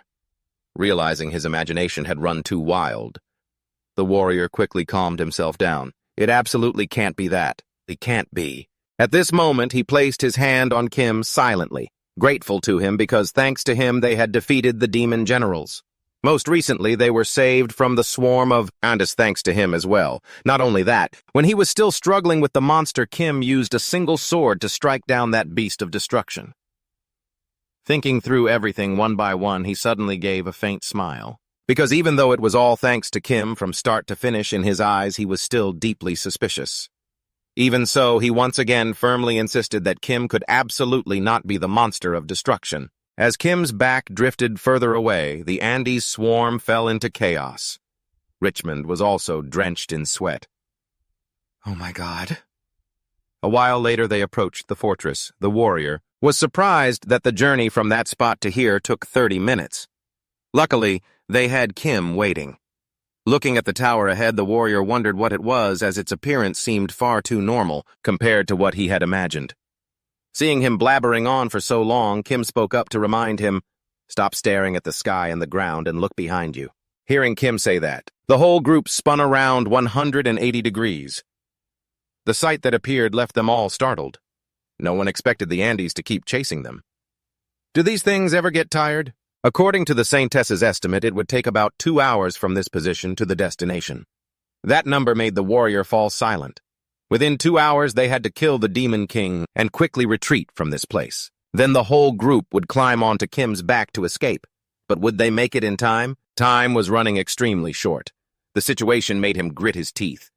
If they couldn't kill the Demon King before the Andes closed the circle, the situation would drag on even longer. Right then he thought of a solution to this difficult problem. They needed more people. Only then could they buy some time and complete their goal. The warrior then opened his mouth to ask Kim for help. It wasn't clear what he said to Kim, but he landed on the ground immediately. Hispanic and the other two jumped off Kim's back. They asked him to bring them all the way here. "Leave the rest to us," they said, rushing inside while Kim disappeared right after. Just then the demon guards saw the intruders and were startled. One of them roared, "You humans, where do you think you are? You humans, where did you think you are exactly?" No sooner had he finished speaking than the whole group lunged forward to attack. But before they could even strike, a purple substance was splashed directly onto them. They stared at the slimy liquid coating their hands. The demon didn't know if it was oil or some kind of toxin, but before he had time to figure it out, the substance began to bubble, followed immediately by a massive explosion. Swallowing up 1/3 of the city, Kim, who was hovering in mid-air watching the whole thing unfold, knew that purple liquid wasn't just oil or poison. It was highly flammable fuel that would ignite violently at the slightest spark. Kim looked down with a sharp, calculating gaze. At this point, no one could open a portal to get in anymore. The Andes and Richmond squads couldn't get through either, not unless they dared to cross that wall of raging fire until the fuel burned itself out. Rickman stood there frozen, watching the castle explode. Sweat poured down his face, and he gritted his teeth, silently cursing that absolute disaster of a dragon. Damn it! There's nowhere to run now. Rickman was standing on the back of one of the massive hulking Andes, surrounded by an Andes army so dense it looked like a black tide. All he could see were countless glowing red eyes peering through the darkness. Rickman couldn't tell if this was truly the dragon belonging to Starbucks or not. And in just one day, he managed to fire off nearly 10 shots. Could it be that this lazy bum was actually sparing him? Rickman's hands began to tremble. To him, the enemy's true identity didn't matter anymore. The only thing he cared about was that dragon. Rickman's grip tightened on the shoulder of the Andes, carrying him, leaving the creature bewildered. Rickman's eyes turned blood red, shooting out glints of pure malice. It was a dragon. The Andes had 3 major weaknesses, and with their skin and bones bodies, the first was that they would be obliterated by light magic. Their flesh would start to smoke. Second, they would be destroyed by sunlight, their skin gradually turning rough and withered. Finally, they would simply disintegrate over time. However, the first weakness had been overcome by faith. Their bodies were now covered in a layer of golden light to shield them. To avoid the second weakness, they were forced to power down after sunset. And to prevent their bodies from decaying over time, they had to remove all moisture from their skin. But that in turn created another weakness. They were terrified of fire. Still, Rickman could use fire resistance magic to mitigate some of that impact. That dragon brain of his wasn't helping at all. It was useless to the Demon King. Following Rickman's orders, the Andes kept marching forward. Useless or not, they were just going to burn like dried kindling. Rickman was overflowing with ambition, swearing he would use all his greed to protect the Demon King. This battle was between him and Kim. He had to capture that dragon. Meanwhile, the Hispanic group had pushed deep inside. The warrior darted past the demonic guards, wiping them out with a single slash, and immediately led the way for everyone else. But suddenly, a massive pillar slammed toward him, making him jump. The impact caused a violent tremor, sending debris flying everywhere. Hispanic and the Saintess shouted in unison as they charged forward. From within the thick cloud of dust, a purple foot emerged. That's enough. It was Julius, that deep purple guy holding the pillar. Julius represented the ambition of the demons. He possessed the bloodline of the demon race and had shredded six-pack abs both front and back. He looked incredibly flashy. His demonic origin traced back to the incubus, also known as the lust demons. And that guy who looked so scrawny, that was the Julius from 15 years ago. According to known records, the incubus were a type of witch-like demon army that specialized in seducing humans to absorb their vitality. A quick recap of the past. The Julius of 15 years ago was incredibly confident in his God-given beauty. Every girl would fall into his arms because their race possessed extremely unique magic, so they didn't need to nourish their bodies the conventional way. In the early days, young people avoided having a body that suddenly developed bulging muscles because it was considered incredibly ugly. Julius back then felt the same way to the point where he would collapse to his knees. If that was the case, a bigger question arose. Why did he become so massive, tough, and muscular now? Why didn't he use his magic instead of choosing raw physical strength as his weapon? Back then he cried so hard that tears streamed down in rows, splattering onto the ground. It was all because of the painful, lingering memories of that parting 15 years ago. Back then, he was far too confident in his God-given looks, thinking he was practically a Korean idol. The flashback ends here, because right at that moment, the warrior lunged forward, sword in hand, charging straight at Julius with an incredibly angry look on his face. Seeing the warrior charging, he immediately raised what remained of the stone pillar. "You little brat. I was just reminiscing and you're already throwing a fit. Did I strike a nerve about your pathetic past?" With that, he hurled the rock block at the warrior. Facing the stone, the warrior didn't flinch. In the blink of an eye, he unleashed countless slashes, shattering the stone pillar instantly. After destroying the pillar, the warrior remained calm and cool, engaging Julius in a head-on clash. At that moment, Julius also began to channel his magic. Focusing all his power into both arms, the warrior's sword and Julius's fist collided simultaneously. The force from both sides created a massive shockwave. Suddenly, from within the smoke and dust, a figure flew out and slammed directly into the wall. It was Julius. The warrior had taken him down in a single blow. Lying on the pile of rubble, he began to reflect. This kind of ending, it really doesn't fit the strongest of the four heavenly kings. If you look closely, this actually fits nature quite well. They are often barbaric, kidnapping people, often taking hostages like Francis, or especially gluttonous like Pagus. Most of them don't have much power, but they are full of rage like none other than Deckers, and lazy to the extreme like Net. Not only that, they engage in wars of convenience to satisfy their personal ambitions. That's Bassanio. Finally, because he had no army, he was fueled by jealousy, so he created an army of his own. Other than Rickman, who else could it be? The Lord of Envy. Brave people usually have a 1-to-1 ratio where their strength reaches its peak. Right then, the warrior looked back, urging the prince and the saintess to catch up quickly. Both immediately answered in unison, "Got it!" A series of numbers appeared before their eyes, as if about to spill off the screen. Julius still lay motionless on the rubble, thinking to himself, is it really true that having only strength is enough to defeat the heroes? He truly wanted to apologize to the Demon King. This was all he could do. He just lay there, spinning, letting those three pass by him. Then Julius went completely limp and didn't move again. By this time, they had reached the door. The warrior reached out to touch it, a look of anxiety flashing across his face, because this was where the Demon King resided. The door slowly creaked open, but contrary to their expectations. Inside was a small girl with long, flowing white hair. Seeing the door open, she turned her head. "Is that you, Julius?" Seeing her, the warrior was stunned. "Is this the Demon King?" Outside the castle walls at this very moment, Kim is facing off against the undead. He starts puffing out his cheeks, looking like he's about to breathe fire. Seeing this, Richmond is incredibly confused. Why isn't he spitting any flames? Is there really no other way than this? He stares at Kim so intensely, his eyes almost cross. Daisy thinks to herself that if he truly can't breathe fire, she has to stall for time. Or should he go provide support to the Demon King? Lost in his thoughts, his staff tightens around the undead he's holding, causing it to whimper in pain. In conclusion, he feels he's done enough supporting for now. As for Kim, he has puffed his cheeks out to the point where he can't hold any more. Immediately after, he dives straight down from the sky toward the undead. Seeing him swoop down, Richmond panics instantly. He's here. He immediately uses his staff's fire magic to buff both himself and the undead.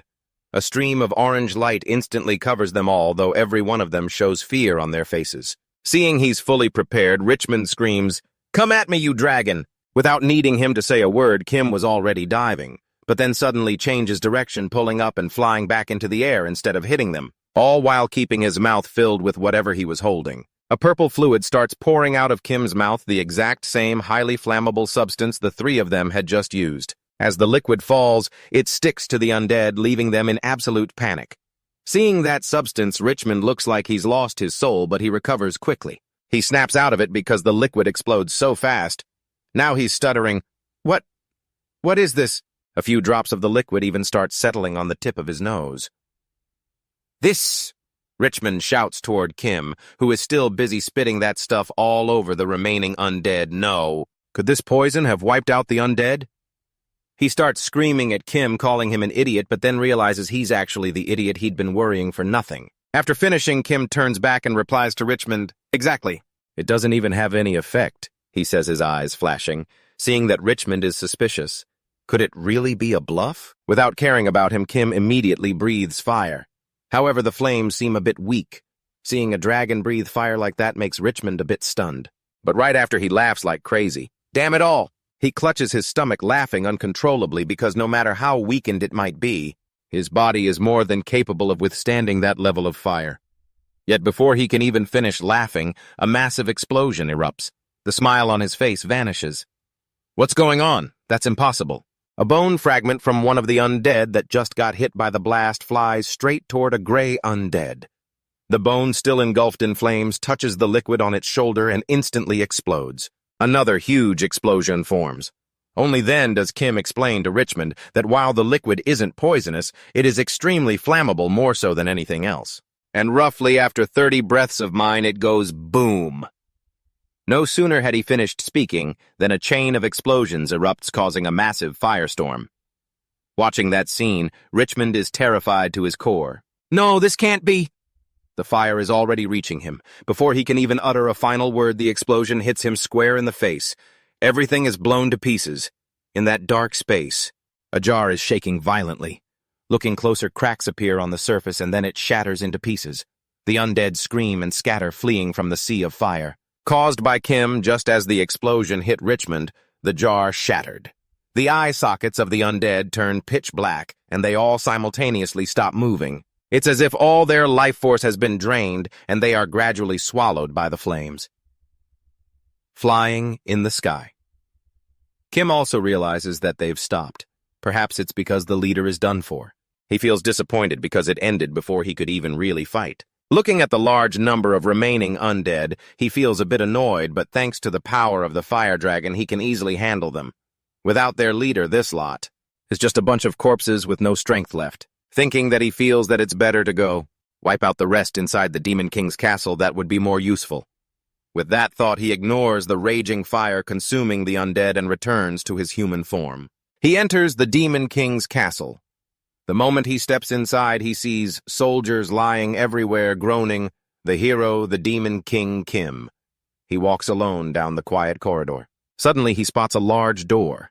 As soon as he pushes it open, he hears a noisy argument between several people inside. 3 of them are standing in a Spider-Man-like standoff. They are pointing at each other, arguing, while the warrior is protecting a little lowly girl with horns. Hispania loudly questions the warrior because he says they can't execute her. But instead, they must live with the lowly girl. The Saintess, standing in the middle, pleads with them, Please don't argue, don't fight, don't tear each other's clothes, put the weapons down. Just then, Kim enters and asks what's going on. Everyone in the room turns to look at him simultaneously. He asks about the situation with the Demon King. The warrior hesitates, because telling him the truth would be very dangerous.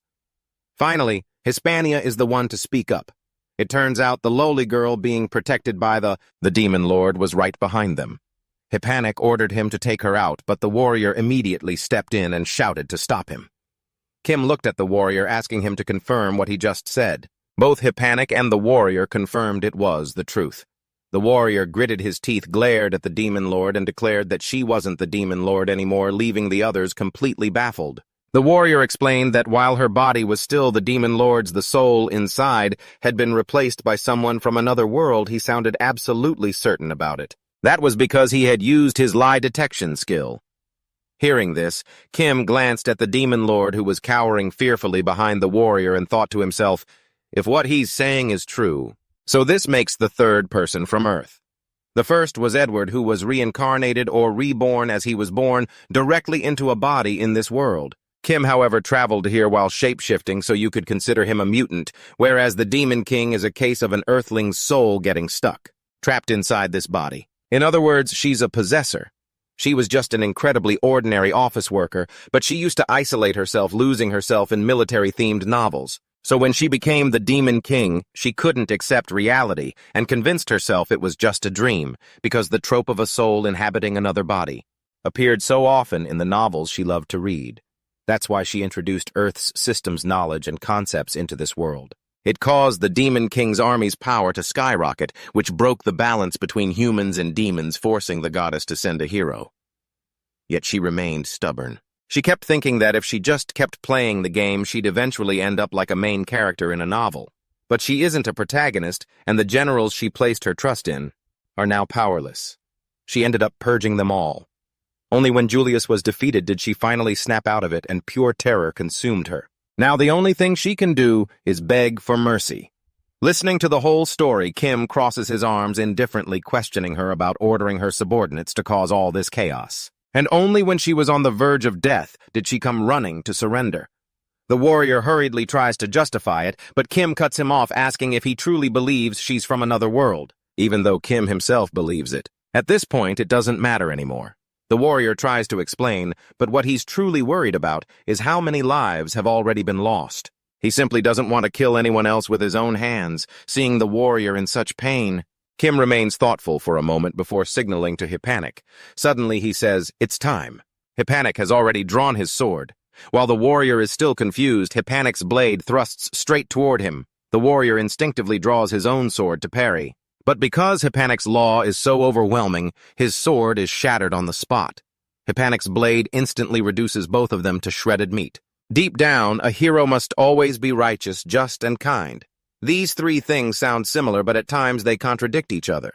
Yet once a hero overcomes that moral crisis, they reap the best results. But the prince and Kim are currently trampling on his kindness. The warrior once took part in the massacre of defenseless people at the weapons factory. That was right, but it wasn't kind. He didn't even condemn the villains in the gambling den, but instead only sought to save his own companions. That was kindness, but not justice. In the end, he even tossed aside his own mission to cover for the Demon King. Even the integrity he always valued has been lost. The hero is no longer righteous, no longer just, and no longer kind. Therefore, the hero is no longer a hero. The warrior stares at Hippanik in shock. He cannot believe it. Hippanik coldly asks him if it hurts when he says his name, because from the moment he demanded they save the Demon King, he ceased to be a hero. Red blood mingles with the broken sword fragments as the indestructible holy sword is now just an ordinary blade. The warrior clutches his stomach in agony and calls out to Hippanik, but Hippanik no longer wants to listen. He slowly sheathes his sword, his heart filled with anger toward the warrior. He is angry at him, but there was no other choice. Hearing that, the warrior stammers as if trying to say his final words, but before he can utter a sound, he collapses. Witnessing the whole scene, the saint turns pale, staring at Hippanik without blinking. She can't comprehend why things have gone this far.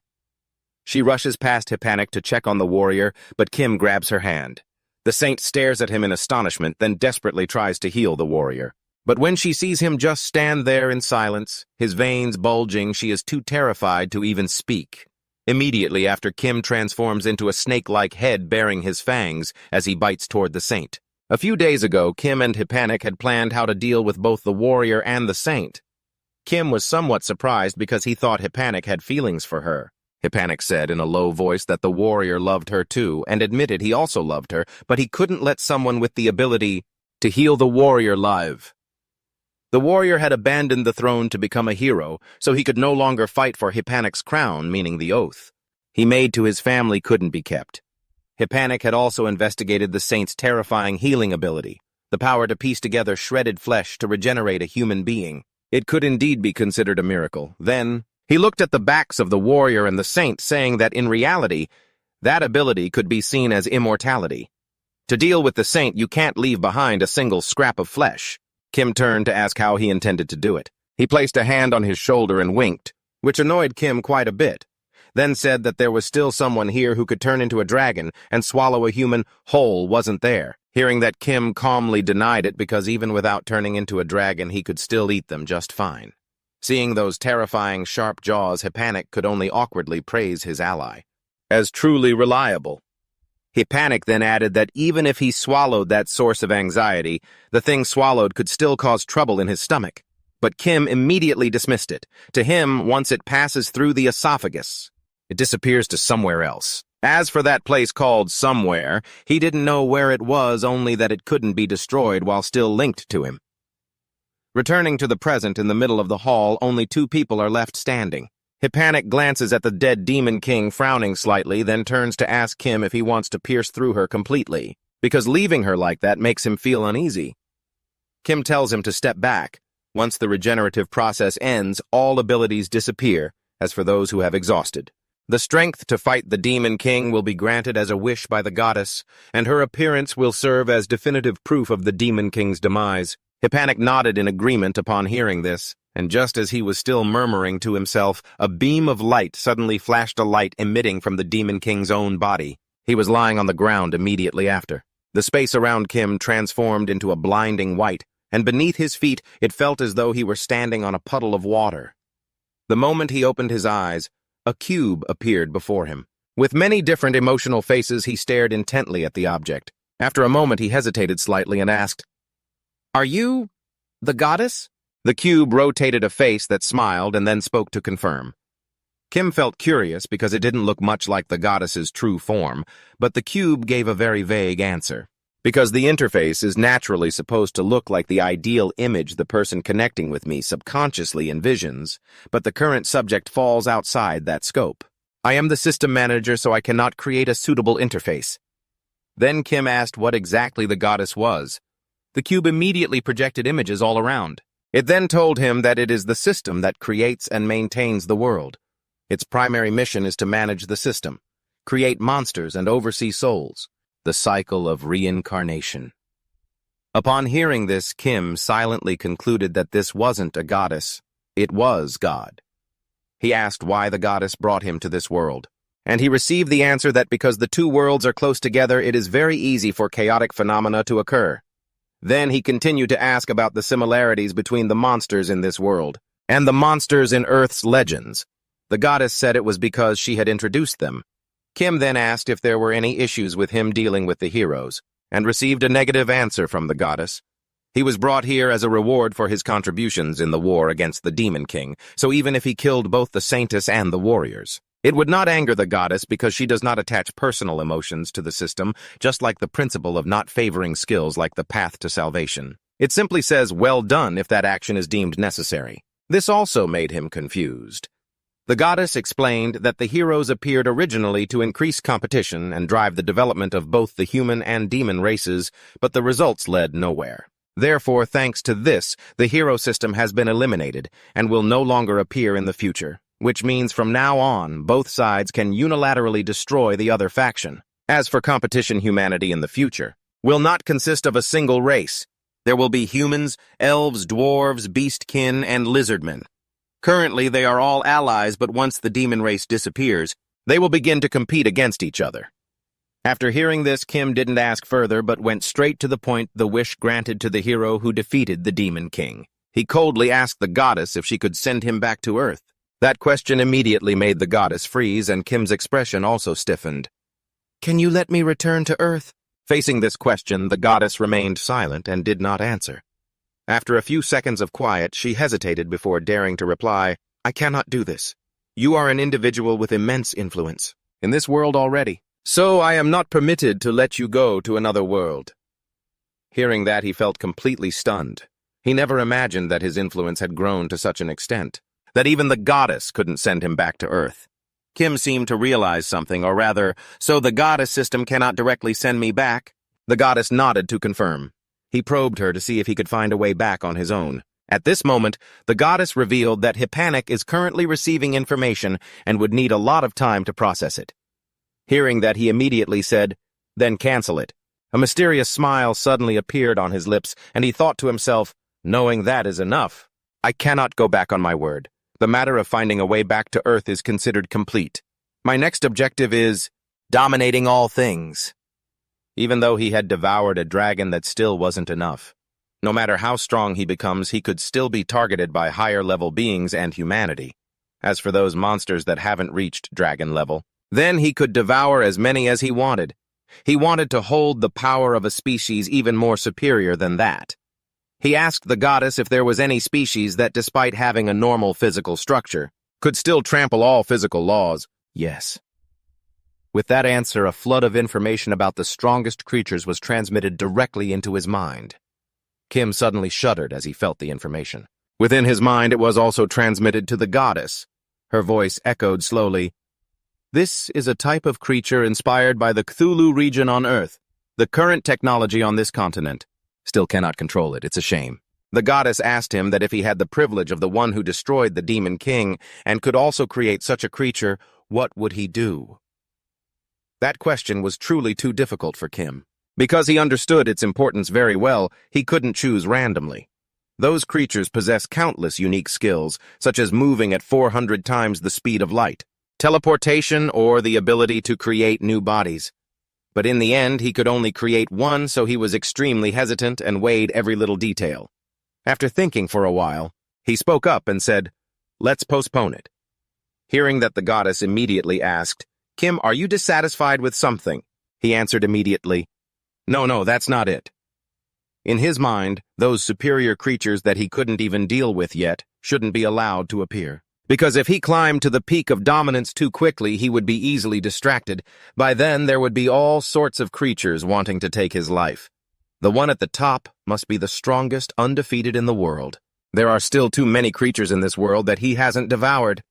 It wouldn't be too late to slowly devour them all and then finally accept that superior power, after thinking it through thoroughly. Kim said to the goddess, "My wish is, will I still get my reward for defeating the demon lord?" Hearing that, the goddess immediately agreed to pause the reward process. He asked her when he could come back, and she replied that he could return whenever he wanted. However, his companions were still in the middle of making their wishes, so it would take quite some time. The goddess asked if he wanted to go on ahead or wait for them, and Kim quickly chose to go first. With that, the goddess considered her mission complete. Before he left, she didn't forget to offer him her best wishes.